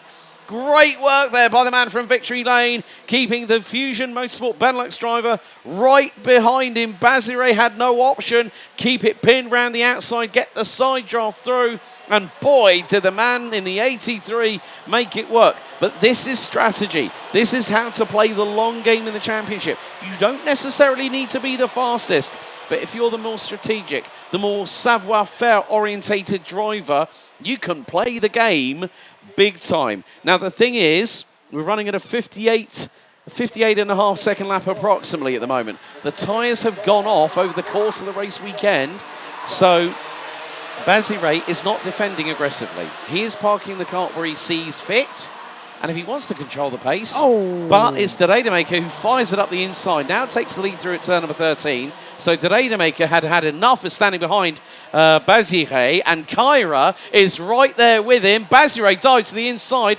returns the boot on the other foot, and through goes Flavio Kyra for P2. And Didier Cleef nearly made it 3 past the man in the 116 who was leading across the line. Et il y a eu une petite touchette là-bas précédemment. Une nouvelle touchette de la part de Flavio Kyra. Il va devoir faire attention, le pilote VDK, sous peine de passer par les officiels. Mais pour l'instant, eh bien, il est occupé à faire le boulot. Le voilà en deuxième position, bien installé. Regardez-moi ce train de pilotes. C'est tout le top 10 voire davantage qui sont justement regroupés là-bas à la sortie du virage numéro 8 avec effectivement Aurelio Agustinelli en pleine bagarre là-bas avec le châssis vert TB Kart, avec la pression de Danny Bourse et Edouard Godefroy juste derrière. La pression, c'est un des autres équipiers de VDK qui est en train de la mettre sur le leader. Louis Bazire et Flavio Kyra, pour l'instant, en pleine explication pour la lutte, pour la victoire. Mais c'est en train de se placer derrière. Ils sont en train de perdre du temps à faire ça. C'est une grosse explication. C'est comme on l'aime. Kyra qui va tenter de prendre l'avantage à nouveau au freinage du premier virage. Gare à la corde. La porte est fermée. Bazire se maintient en tête. Flavio Kyra n'a nulle part où aller. Il reste derrière, reste bloqué. Mais stick de Rademacher, c'est exactement l'opportunité qu'il attend. Et Aaron Weda également, dans l'épingle du virage numéro 5. Ça se tamponne un petit peu là-bas. Ça se pousse généralement vers l'avant. Mais ça ne bronche pas. Ça reste en ligne. It's the domino effect, we call that, folks. But Bazire is anticipating pretty well, actually. Okay, people might say, yes, he's blocking him. Well, Kyra is trying to do everything, but Bazire, in some respects, has the right on the racing line to park the kart where he sees fit. He's trying to anticipate. But this is allowing Aaron Vida for the Henza Racing team, who's now dived up through on Stig de Rademaker and has got P3. So the longer this game goes on, the more that people are going to start getting frustrated. And you can see there that Bazire going to the right-hand side to cover off Kyra. Now that, I have to say, it's going to be a case of Flavio Kyra is going to dive on the inside of Bazire, and watch all hell break loose when that happens. Oui, effectivement, comme vous l'avez dit, Bazire est un peu aux abois pour l'instant depuis l'entame de cette finale. Il avait le rythme tout le week-end. S'agit-il d'une question de gestion de pneumatique? S'agit-il d'une aisance avec le grip? En tout cas, Bazire est pour l'instant occupé à fermer la porte partout où il peut. Il la joue défensive. Et comme vous l'avez dit, c'est son droit évidemment. Mais en faisant ça, il rapproche tout le monde. Il constipe en quelque sorte le peloton, si je peux ainsi m'exprimer, ce qui pourrait éventuellement mener à certaines surprises ou à quelques drames en cas de touchette un peu trop appuyée. Pour l'instant, Flavio Kyra se maintient courageusement en deuxième position avec Aaron Weda qui revient très fort. Est-ce qu'il pourrait tenter le dépassement? Pas encore pour le pilote néerlandais. Par contre, derrière, Didier Cryft et De Rademacher en pleine explication. Je pense que Cryft est passé. On pourra faire le pointage. Non, c'est toujours De Rademacher, Henry Carter et Didier Cryft juste derrière aussi également en train de s'expliquer pour les derniers accessibles de cette finale, qui pourrait encore se retourner complètement sur sa tête, puisqu'à ce stade, il reste encore 7 minutes et un tour, tout peut encore se passer, et le peloton est encore très très compact, et regardez ça, Aaron Weda pourrait même être candidat à la victoire à ce rythme, de même que Carter, de même que Cryft. Aurelio Agustinelli est juste derrière aussi. Ils se rapprochent tous, ils vont tous se retrouver dans la même image, peut-être potentiellement dans le dernier tour, et ça pourrait potentiellement mener à un drame. Je l'espère que non, évidemment, mais en tout cas, on semble s'y diriger. It's going to take one person to literally light the Chinese firework, pardon the pun, but there we go. Aaron Vida has been biding his time, and that is the move that has now put him in between Louis Baziré and Flavio Caira. Caira now defending from Didemaker as they come out of turn number 13. We complete lap number 8. So now I'm expecting a dogfight. Vida is going to try and keep Baziré guessing. Now I did say about strategy, yes, there is strategy, but there's also that one person that is that dark horse that is just waiting and saying, you know what, I'm fed up with this. I'm going to throw it up the inside, throw it around the outside. We've got the two Fusion Motorsport Benelux teammates, Kreeft and Didemaker side by side. Kreeft gets through. Didemaker might be hung out to dry if Henry Carter gets through. And I don't think he did. No, Carter is behind. He's got Justinelli in the TB cart right on his rear going through turn number 10. But it's got to come down to this. Can it be the case that Aaron Vida throws a haymaker at Louis Baziré that the Frenchman is not able to recover from? However, Carter has just lost out to Justinelli through at turn 11. It's game on here with 5 1/4 minutes remaining on the clock, plus an additional lap. Baziré still leads. Vida second. Caira, Kreeft, Didemaker, Justinelli, Danny Burrs up to 7th. Henry Carter now up to 8th, having started 15th. Antoine Duval and Yves Rie round out your top 10. But it's going to be between these three young gladiators at the front end of the field as to who picks up the 80 points at the end of this race, because believe you me, we've only just started getting warmed up here in the X30 Junior A final. Et ça surmonte les vibreurs de virage en virage. Flavio Caira qui s'accroche tant bien que mal au pilote Enza juste devant lui. Aaron Veda, toujours bien accroché à la deuxième position, à la poursuite tous les deux de Louis Baziré. Ils ont compris évidemment que ça ne sert à rien de commencer à se chamailler. Le pilote en tête, Louis Baziré, est encore à maigre distance. Il est encore là, prêt à pourquoi pas craquer sous la pression. Évidemment, Baziré a été très solide tout au long du week-end, donc c'est toujours plus facile à dire qu'à faire de dire de le rejoindre et encore de le malmener. Il a joué la carte défensive depuis l'entame de la finale. Il pourrait très bien continuer à le faire s'il a encore un peu de vitesse et encore un peu de fraîcheur dans ses pneus jusqu'au drapeau à damier. Mais voilà que Wenza se rapproche de plus en plus avec Flavio Caira dans sa roue. On va voir à quel moment, surtout dans les derniers instants, que derrière, ça s'explique toujours entre les deux pilotes Fusion. Stig de Radermacher, toujours devant le 127 of Didier Kreeft. Ça pourrait profiter à Agustinelli. Le franchissement du virage numéro 6. Didier Kreeft qui passe. They can't start arguing. They've got to work together. I'm sorry. They've got to do it. They've got to work together and catch the three in front. If they start arguing between themselves, it is a lost cause of even getting a podium. Oui, effectivement, vous l'avez bien souligné. Ces deux-là devraient plutôt avancer main dans la main plutôt que de commencer à s'attaquer, se dépasser mutuellement virage après virage. Ça continue. Le contact entre Stig de Radermacher et Didier Kreeft dans le dernier virage. Ils sont encore en piste, mais ça s'est touché. Gustinini est passé. On l'avait dit, c'était le risque évidemment à ce genre d'escarmouche entre deux équipiers. Perdre du temps, perdre un gros résultat, et c'est ce qui vient de se passer juste à l'instant. Well, when you think about it, they were 1-2 in their final heat, and I could see Didier Kreeft was not very happy. He stormed off actually in scrutineering. Not happy at all, so you can see there's a bit of bad blood between the teammates, unfortunately. Yes, they're both battling for the championship title, but there's going to be a hell of a debrief in the Fusion Motorsport Benelux awning. I can tell you that for nothing, folks. But the way that Baziré has played this game, now one of the big things that I have noticed is there were no black and white warning flags. So Baziré has been running within what, he hasn't done anything stupid. He's played the game. And that people might say, no, he shouldn't have done that. Well, that's his right. But Caira is going alongside Adam Vida. Will the VDK Racing driver get through? Not quite. It was a bit kut side by side, but Caira is through. Caira is through at turn 2. He made the jump on the Henza Racing Team driver without a slightest bit of hesitation, and the Belgian through on the Dutchman for P2. Brilliant move there by Caira. Magnifique. VDK Racing en deuxième position, et au moment où on en parle, c'est un autre des VDK qui perd pied malheureusement. Edouard Godefroy qui se faisait dépasser par Mel Taylor, je pense. Mais en tout cas, Flavio Caira qui vient de ravir la deuxième place à Aaron Vida. Il reste moins de 2 minutes et un tour. Tout peut encore se passer. Le tout, c'est de pouvoir tenir le choc, continuer d'avancer. J'ai l'impression effectivement que Flavio Caira perdait un petit peu de temps juste derrière Aaron Vida. Ils ont tourné pourtant dans le même dixième, mais il y avait une certaine frustration qui grandissait dans le chef du pilote belge qui a pris l'avantage. Il n'y a certainement pas matière à paniquer toutefois pour Aaron Vida. Il est sur le podium. Il est dans le même rythme que le pilote devant lui. Il devient maintenant le chasseur et il laisse Flavio Queira à devenir le lièvre. Le tout, c'est de ne pas commencer à perdre du temps en se chamaillant. Et regardez l'écart qui tend un petit peu à faiblir avec Louis Baziré, qui a tourné en 58.3, 58.1 pour Flavio Queira. La différence est là. Queira a retrouvé un petit peu de terrain. Il a un peu d'air devant lui. Et voilà que quand je dis ça, il perd la deuxième place. L'écart était un petit peu entrouvert. C'est une porte évidemment que Aaron Ouida est allé frapper du talon. Le voilà de retour en deuxième position. Mais on sent qu'ils communiquent. Ils communiquent entre eux. Ils s'échangent la position, mais ils ne s'attaquent pas. Ouais. Ils ne sont pas du même team, pas des mêmes couleurs, mais ils sont là pour une même cause. Aller chercher la victoire. Et Louis Baziré est encore à distance. Évidemment, il ne parvient pas à creuser cet écart.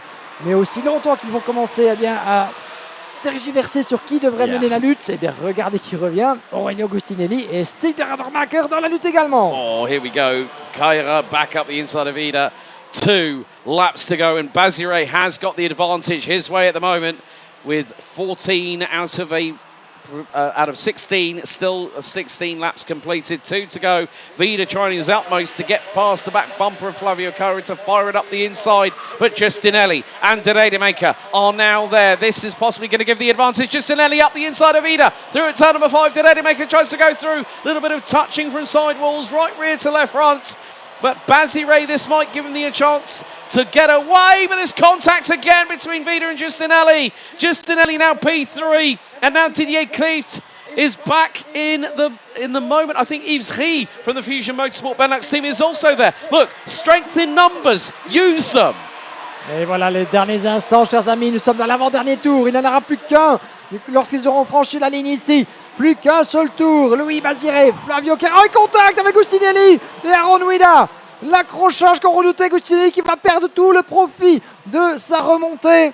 Et les pilotes Fusion qui sont passés devant en partie, pas tous, puisque ça continue de fermer la porte. Stig de Radermacher est passé 3e. Gustinelli s'accroche derrière Aaron Ouida. Derrière, justement, nous avons Yves Rie et Didier Klieft. Pourrait-il éventuellement aller chercher les dernières prémices de cette bataille, aller chercher les dernières miettes du festin? Toujours plus difficile évidemment à faire plutôt qu'à dire, mais ça continue de se battre comme des chiffonniers. Ça profite à Louis Baziré. Flavio Queira, ils sont séparés par une demi-seconde en tête également, à l'avantage du français. On reste avec les 3e, à l'avantage de Aaron Ouida pour l'instant, de Radermacher qui se maintient en 3e position. Ouida dans sa roue, Gustinelli, Klieft, Rees, 5 dans la même image au passage de la tribune. Ça tente et ça rate malheureusement. Gustinelli qui sort large et qui se laisse doubler malheureusement pour lui par Yves Rie et Didier Klieft. Il aura tout perdu dans les derniers instants, le pilote du châssis TB Kart. Mais pendant ce temps-là, le drapeau damier accueille Louis Baziré, vainqueur dans la Home of Champions, victorieux de cette 3e manche de la Iame Series Benelux 2025. Magnifique succès, Louis Baziré, l'homme en forme à Austricourt, l'homme en forme dans les manches qualificatives à Genk. Il sera parvenu à transformer l'essai, une demi-seconde au final. Flavio Queira monte sur la 2e marche du podium, l'un de ses meilleurs résultats à cet échelon de la compétition. Stig de Radermacher en 3e position sous les couleurs du team Fusion Motorsport. Et puis nous avons Didier Klieft remonté 4e devant Yves Rie. C'est un trio de pilotes Fusion entre la 3e et la 5e place. Aaron Ouida s'en sort avec le 6e rang devant Danny Bourse, Antoine Duval, 8e. Aurelio Gustinelli, il se sera battu, il aura tenté. Malheureusement, il aura perdu dans les derniers instants et doit se contenter d'une très belle toutefois 9e position. Il a été candidat au gros point, candidat au podium pendant longtemps, Gustinelli. Et bien malheureusement, l'addition est plus que salée pour lui avec cette 9e place juste devant Henri Carter, 10e. Eh bien, chers amis, on va reprendre notre souffle. Mais quelle finale! Quelle finale dans cette catégorie junior! Indécise du début à la fin. Quantité de dépassements, des superbes foires d'empoigne entre nos jeunes de la catégorie. Mais au final, eh bien, il n'y en avait qu'un pour monter sur la plus haute marche du podium. Louis Baziré fait la passe de 2. Et après avoir vaincu sur cette aire, le voilà qui fait fléchir les régionaux de l'étape. Flavio Queira, Stig de Radermacher, 2 pilotes belges sur le podium toutefois, entourant notre voisin d'Outre-Quiévrain. Quelle finale! Quelle finale! 11e position, Aurélien Lemaire, Timo Koopmans, 17 places de remontée par Timo. Il faut souligner sa prestation de la part du pilote néerlandais. malchanceux à 2 reprises lors de ses manches avec 2 abandons. Il s'est lancé depuis la 29e place sur la grille, 17 places de gagné jusqu'aux portes du top 10 pour quelques dixièmes. Il aurait pu être dans ce top 10, mais malgré tout, superbe démonstration de détermination et d'abnégation de la part de Timo Koopmans. Yannick Van Den Bosch suit au 13e rang, 14e rang pour Luca Pellizzari.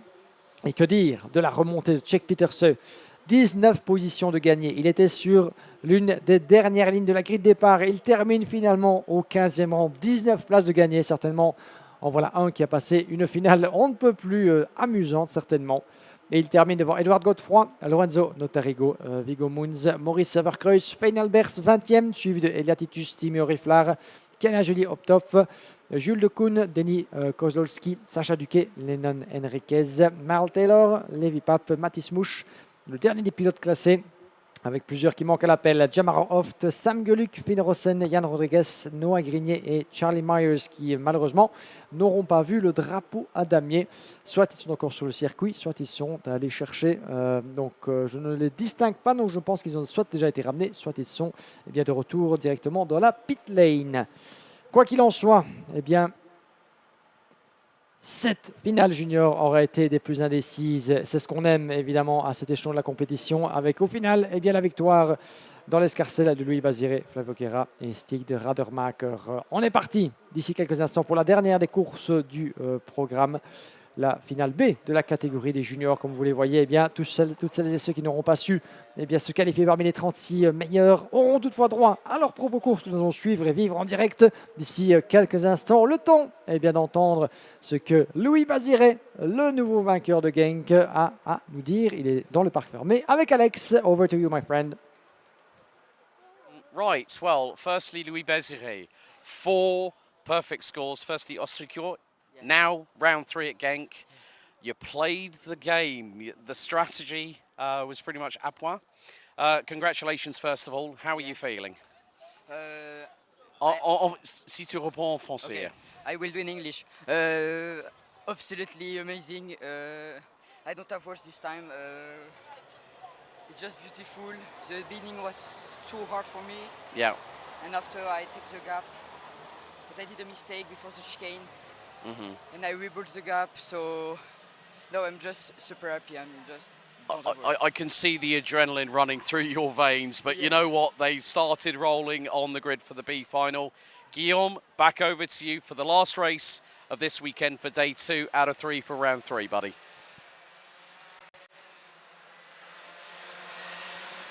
Thank you very much, Alex, and thank you also. Merci beaucoup, Louis Baziré, qui nous a fait le plaisir de passer à notre micro pour recueillir ces quelques impressions après cette finale rondement menée et une deuxième victoire dans la poche en 3 épreuves. On est parti, chers amis, pour la dernière course déjà. Quand on s'amuse, le temps passe toujours trop vite, hélas. Dernière course au programme de la journée. Il nous en reste encore beaucoup à vivre avec d'autres catégories demain. Mais en attendant, la finale B de la catégorie junior avec Lucas Metz et Nathan Best sur la première ligne de la grille. Alexandre Point et Antoine Boutz sur la deuxième. Troisième ligne de la grille, Fernando Visué et Brian Benares. Puis nous aurons Lucas Pereira et Henry Myers sur la quatrième, suivi de Mathis Landen, Isaac Zairi, suivi de Surn De Vries, Maxime Lenders, Milan Sechin et Monro Vertrist. Un total de 14 pilotes. 14 pilotes sur notre grille théorique. Est-ce que nous avons tout le monde en piste? Eh bien, je pense que oui, contrairement à la finale B des seniors où certains avaient décidé de ne pas prendre part à cette dernière confrontation du week-end. Nous avons un peloton complet de 14 pilotes pour cette finale honorifique pour celles et ceux dont le week-end ne sera pas déroulé à la hauteur des attentes. Parfois, le sport de haut niveau peut être cruel, mais quoi qu'il en soit, nous allons avec tout autant de plaisir que la A suivre les pérégrinations de nos concurrents dans cette finale B de la classe junior. Lucas Metz, qui a hérité, bien malgré lui, de la pole position dans cette course avec comme meilleur résultat une 14e position dans ses manches devant Nathan Best au volant de son châssis Landon Norris sous les couleurs Eurokarting avec une 15e place comme meilleur résultat dans ses manches. Le temps pour les pilotes de revenir devant notre cabine en ayant chauffé suffisamment ses gommes et de se former donc en un groupe bien ordonné. Et le départ sera donné pour une durée similaire à la finale que nous venons de vivre. 14 minutes plus un tour pour désigner le vainqueur honorifique de cette finale B. On vous rappelle évidemment que sitôt cette dernière épreuve conclue, nous vous donnons rendez-vous sur le coup de 18h ici devant le bâtiment principal pour la cérémonie de podium qui consacrera donc les vainqueurs de cette troisième manche du championnat 2025. Mais avant, une dernière petite tranche de compétition ici de la catégorie junior entre les concurrents de la finale B. Les feux s'éteignent et on est parti d'emblée à l'assaut du premier virage. Lucas Metz devant Alexandre Point, Nathan Best, Antoine Boots. Ça se passe bien dans l'enchaînement de l'épingle. Une petite légère touchette là-bas avec un des pilotes qui à l'extérieur touche un autre concurrent et malheureusement on perd gros dans la bataille puisqu'il a été bien coupé dans son élan. Dans le virage numéro 5, un premier tour sans encombre jusqu'ici pour nos concurrents. C'est le numéro 155 là-bas qui s'est légèrement touché. Lucas Pereira, le pilote portugais, et qui a dégringolé, mais bien malgré lui, la 6e à la 14e place. Il est bon dernier après avoir pourtant démarré bien depuis la 4e ligne de la grille. Dommage pour Lucas Pereira qui a donc toute une finale pour tenter de se refaire un petit peu. Alors que les pilotes ici approchent déjà dans un quatuor de tête. Ils tentent de creuser l'écart sur le reste du peloton. Devant notre cabine, le premier tour de bouclé, déjà des dépassements. Oh, et un contact, malheureusement accrochage avec un des pilotes Victory Lane et un autre représentant du team RSD. Aïe, aïe, aïe, aïe, ça sent l'abandon pour un des deux, je pense. Il s'agissait du numéro 124 qui est allé s'accrocher. Alexandre Point qui est parvenu à repartir. Mais je pense que pour Antoine Boots, eh bien, ça semble, malheureusement, les carottes sont déjà cuites, j'en ai bien peur. C'est dommage. C'est évidemment dommage dans cette course de consolation d'en arriver là. Ça peut arriver évidemment, vous ne contrôlez jamais réellement tout ce qui peut vous arriver lors d'une explication roue contre roue. Mais dans le dernier virage, juste avant la sortie de la pit lane, eh bien, ça ne s'est guère compris entre Alexandre Point et Antoine Boots. Et le pilote Victory Lane est parvenu à repartir, mais pas le pilote belge du team RSD qui eh bien, reste sur le carreau malheureusement pour lui. Le pilote du team Dice Racing, pardon, Antoine Boots, autant pour moi.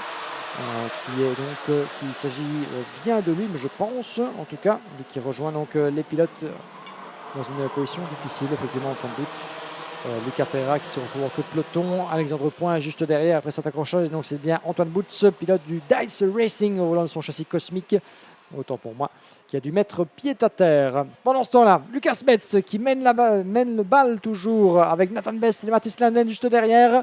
Harry Myers, Isaac Zeri en 5e position devant Maxime Lenders et le reste du peloton. Ils sont tous groupés dans la même image au virage numéro 5. L'Europalan avalé à plein pot. L'aspiration qui peut éventuellement vous rendre service au freinage du virage numéro 6. Et beau changement là-bas pour la 4e place. Isaac Zeri qui prend le meilleur sur Harry Myers. Pour le gars à la 4e place, Harry Myers qui va tenter de se refaire une santé là-bas. Mais il perd un petit peu pied alors que ça se décale à l'extérieur du virage de la tribune pour tenter de prendre le meilleur là-bas pour le numéro 109 en 3e position. Le sens, c'est Harry Myers qui est juste derrière Mathis Landen. Myers qui est toujours en 3e position.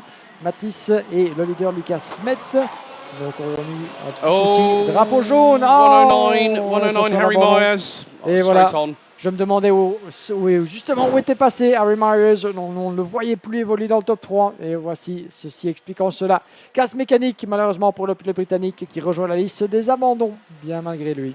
Yeah, shame there for, I mean, I was walking up the stairs when I saw the multiple kart incident at turn 1, including Alexandre Poir from Victory Lane. So, 10.5 minutes to go. Lucas Metz leading the way in the 122 with the trio of Nathan Best, Maxime Linders, nearly a little bit of a touch between the pair, but Lucas Metz has a lead, which could be extending very, very shortly. Fernando Vizuet from the Netherlands in P4. And now looks like the left side pod of Maxime Linders has come adrift. And that is flapping, that is loose on the front left. So his left side pod at the front end is actually scraping on the ground. Nathan Best through on Fernando Vizuet for 3rd position. So if that side pod comes off, that is a safety requirement, and that will be an instant mechanical black flag for the driver in 2nd position. Nathan Best trying to get his way past very shortly, and it's quite evident it's dragging on the ground, the 169's left side pod. As Vizuet actually right up the rear, it was Vizwet, not Nathan Best, who got an absolute hole shot going through into T7 out of turn 6, but that looks rather precarious for the 169 of Maxime Linders in second position with that left side pod flapping on the ground. Et voilà, certainement qu'il ne va pas aider Maxime Linders ici dans sa finale B. Le 169, vous le voyez sur la gauche, eh bien, son pare-choc, son ponton latéral sur la gauche, eh bien, est occupé à se détacher progressivement. J'espère pour lui qu'il ne va pas le perdre et que notre concurrent va rouler dessus dans la foulée. Il va devoir, eh bien, petit à petit se rendre compte que sa finale est hélas compromise. Le drapeau mécanique, le drapeau du disque orange sur fond noir devrait lui être présenté incessamment sous peu, ce qui signifie qu'il aura donc un maximum de 3 tours pour rentrer au stand. Si tel est le cas, il continue pour l'instant. Mais ce pare-choc, ce ponton pourrait très bien se détacher, ce qui est bien contredit au règlement. Mais il continue de se battre avec le 145 dans sa foulée. Fernando Vizwet, le pilote néerlandais, qui prend l'avantage sur Lenders, qui contre-attaque. Ça ne va pas faire du bien à son ponton, s'il continue éventuellement à se chamailler roue contre roue avec des contacts à la clé. Nathan Best est juste derrière, qui tente également de lui ravir la position, mais ça continue de résister dans le chef de Lenders. C'est passé par contre pour Fernando Vizwet en deuxième position, bien loin de Lucas Smet. 1 seconde 1 d'avance pour le 122, qui évidemment n'est certainement pas conscient de ce qui se passe juste derrière lui. Il fait sa course, il regarde vers l'avant et il creuse l'écart. Right, 5-second penalty coming through for the 171. And that is Brian Benarens. And the left side pod is completely off of Maxime Linder's kart. So that is a safety requirement that is meant to be on, bolted to the chassis at all points. So we've yet to see the mechanical black flag being shown, but a clash. There's a big old punt into the back end of Fernando Vizwet in the 145. He's just had to go avoiding on the left-hand side of the Europalan with 2 wheels on the grass. And he's lost a few positions as a result of that. So, yeah, I mean, a side pod is a safety requirement, isn't it? Effectively. So that's a protective aid if, you know, the driver gets spun and gets hit by the nose cone of somebody else. Et il l'a perdu pour de bon d'ailleurs, Lenders, justement, Maxime Lenders. Il a perdu le ponton pour de bon. Il continue dans cette épreuve. Ah, voilà, le drapeau mécanique qui est présenté au numéro 169. Maxime Lenders, donc en deuxième position, qui va devoir, j'en ai bien peur, eh bien, rentrer dans la pit lane. Il a 3 tours pour se faire. S'il a vu effectivement le drapeau mécanique qui lui est présenté, non seulement par les signaux lumineux, mais également, je pense, par le drapeau à l'ancienne. En tout cas, Lenders, si eh bien, il ne respecte pas cette consigne, ça pourrait éventuellement porter à conséquence quant à son classement final. On n'est pas encore là, ça se pousse un peu dans tous les sens là-bas dans cette finale B. Le numéro 57, Isaac Zeri et Lucas Pereira en queue de peloton dans une chaude explication jusque dans l'Europalan. Alors que Lucas Smet, 1 seconde 8 d'écart, est pour l'instant occupé à creuser autant que faire se peut ce matelas plus que confortable en tout cas vers ce qui sera sa première victoire du week-end. Vous le voyez là-bas le ponton et il lève la main, il a compris Maxime Lenders. Par contre il doit rentrer maintenant. Effectivement, il a levé le pied d'ailleurs en toute dernière minute. La main. Il a levé le pied et la main.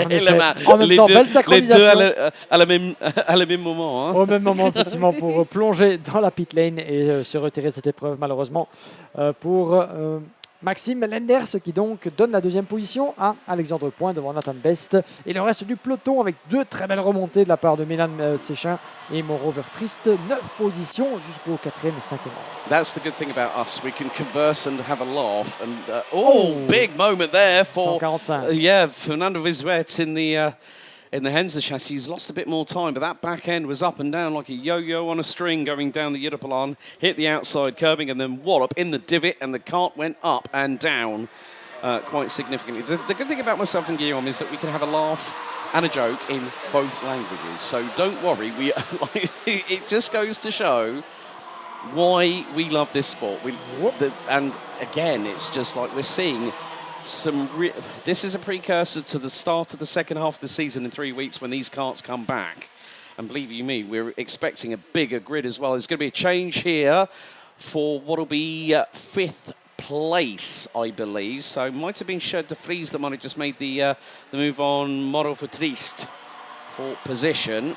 So some good squabbles in this B final as we're 4 minutes and 40 plus an additional lap to coming to the conclusion of the X30 Junior and Senior competition for round 3, but also with day 2 managed to bump into a couple of mini drivers.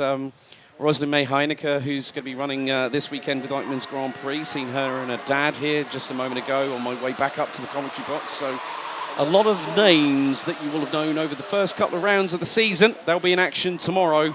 But yeah, some great duels here in the latter stages of the first finals day out of 2 here for round 3, Giggsy, because it's been wall-to-wall action all the way the minute we went lights out yesterday afternoon. Effectivement, un changement pour la 4e place avec sur De Vries, le Néerlandais qui prend l'avantage sur le Belge Nathan Best. Alors que devant, eh bien, ça pourrait être intéressant dans les derniers tours puisque Lucas Met croyait avoir fait le plus dur avec un écart de près de 2 secondes sur la concurrence. Eh bien, regardez où se trouve Alexandre Point, 9 petits dixièmes. Le meilleur tour en course pour Milan Sechin depuis la 3e place pour l'instant, 57,4, presque aussi rapidement. Plus rapidement que Alexandre Point en 2e position. L'écart est quand même relativement conséquent entre la 2e et la 3e place. Maintenant, ça pourrait éventuellement changer au niveau du vainqueur, puisque si Alexandre Point continue à ce rythme, 57,5 contre 58,4 pour Lucas Met, véritablement sur un autre rythme là-bas, eh bien, on va voir ce qui peut se passer entre nos 2 leaders. On refait le pointage alors qu'il repasse juste devant nous. Et 2 dixièmes, effectivement, Lucas Met en grosse perdition là-bas. Et ça change d'entrée de jeu avec le dépassement de la part du pilote Victory Lane. Eh bien, quelque chose ne va vraiment pas tourner rond, ne tourne pas rond depuis quelques tours pour Lucas Met. On pensait que le pilote belge, il contre-attaque justement, où je le dis. Ah, le balai est lancé avec une petite... on est passé proche de la touchette là-bas, mais il n'en est rien entre Lucas Met et Alexandre Point, mais le pilote luxembourgeois a pris la tête brièvement, seulement pour que Lucas Met ne lui rende la monnaie de sa pièce quelques virages plus tard. Je me demande d'ailleurs si ce n'est pas ce qu'il espérait secrètement. Peut-être qu'il s'est dit 2 secondes d'avantage, 2 secondes d'avance sur le reste du peloton. Je commence un petit peu à trouver le temps long ici. Je vais sagement attendre le reste de la concurrence pour m'amuser un peu dans les derniers tours. Évidemment, il n'en est rien. Je me demande bien comment on a fait, en tout cas pour Lucas Met, peut-être était-il justement rattrapé un petit peu par une usure de pneumatique plus conséquente que redoutée. En tout cas, on est passé de 2 secondes à 2 dixièmes en l'espace de 2, voire 3 tours, pas beaucoup plus. Ce qui a permis à Alexandre Point donc de porter son attaque et de se glisser en tête. Et on voit d'ailleurs que l'écart augmente, mais dans l'autre sens maintenant. Lucas Met qui commence à perdre un petit peu pied par rapport au leader. Alors on va suivre ça, mais également les batailles restantes dans le reste du peloton. Le 171, les 57 là-bas, c'est la bataille pour la 9e place entre Brian Bellarens et Lucas Pereira.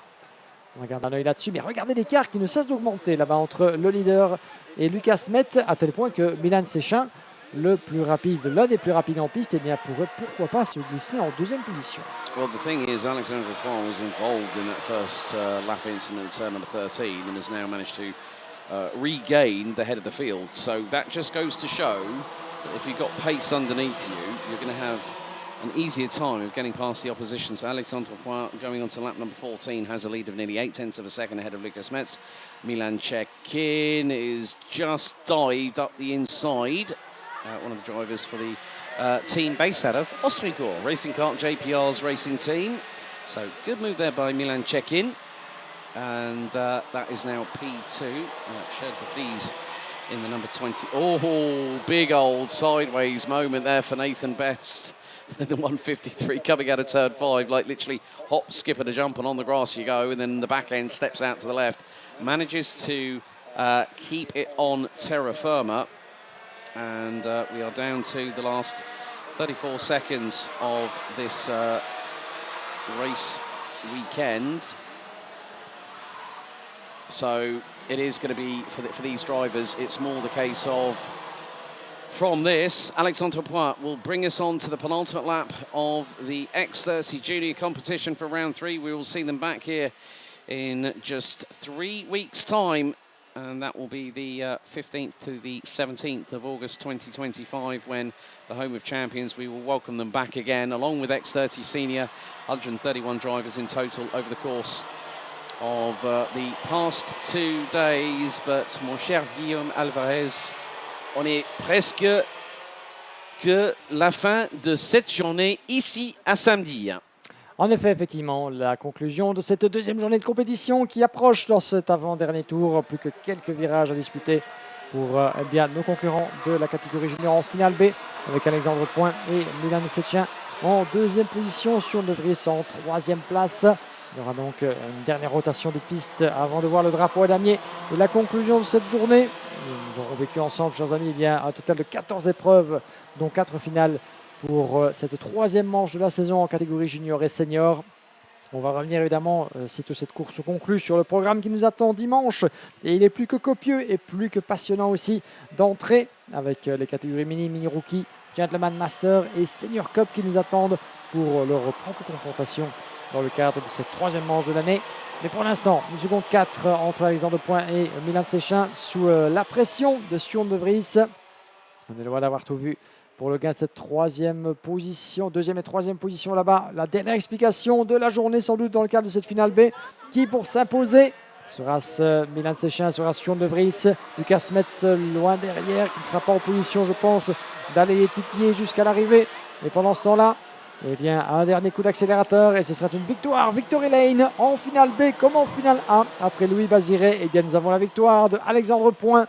Une victoire méritée, honorifique pour le pilote luxembourgeois qui aurait sans doute espéré mieux de son week-end ici à Genk. Ce n'est que partie remise avant la prochaine étape. Ici même à nouveau, à la moitié du mois d'août, on l'a dit.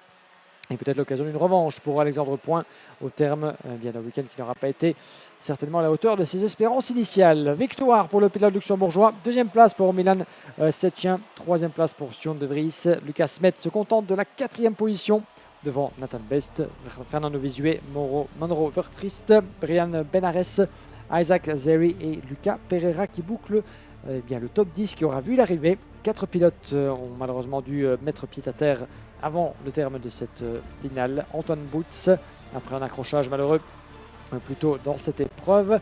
Harry Myers, Mathis Nannen et Maxime Lenders qui aura donc dû rentrer au box après la perte de son ponton gauche, comme le stipule le règlement de drapeau mécanique, qui aura mis fin aux espoirs de Maxime Lenders de briller dans cette finale puisqu'il était installé à une très solide deuxième position. Et voici, chers amis, donc, qui marque le drapeau à damier de cette journée, avant bien sûr les festivités qui nous attendent demain. L'occasion, sitôt tous les pilotes rentrés du côté du parc fermé pour vous rappeler le programme qui nous attend demain. Une conclusion peut-être, première conclusion, mon cher Alex. What a day it has been, very eventful as yesterday already for the senior and the junior class. A lot of show on and off the track, but again, what a pleasure it is to come competing here in Genk. Yes, the first 2 days out of 3 for round 3 of the 2025 Iame Series Benelux season here at the home of champions Karting Genk is at its eventual and inevitable conclusion. A big thank you, really, first of all, to the marshalling team, the men and women in orange that have been around the circuit, braving the conditions all day long. A big thank you to them. A big thank you to the team behind the scenes, race control, scrutineering, park for me, tyre bay, timekeeping, race control, live stream, administration. I'd like to say a big thank you to all the teams and the drivers from the X30 Senior and Junior categories, along with their mechanics, team principals, support networks, so the families, the canine or feline representation in the paddock.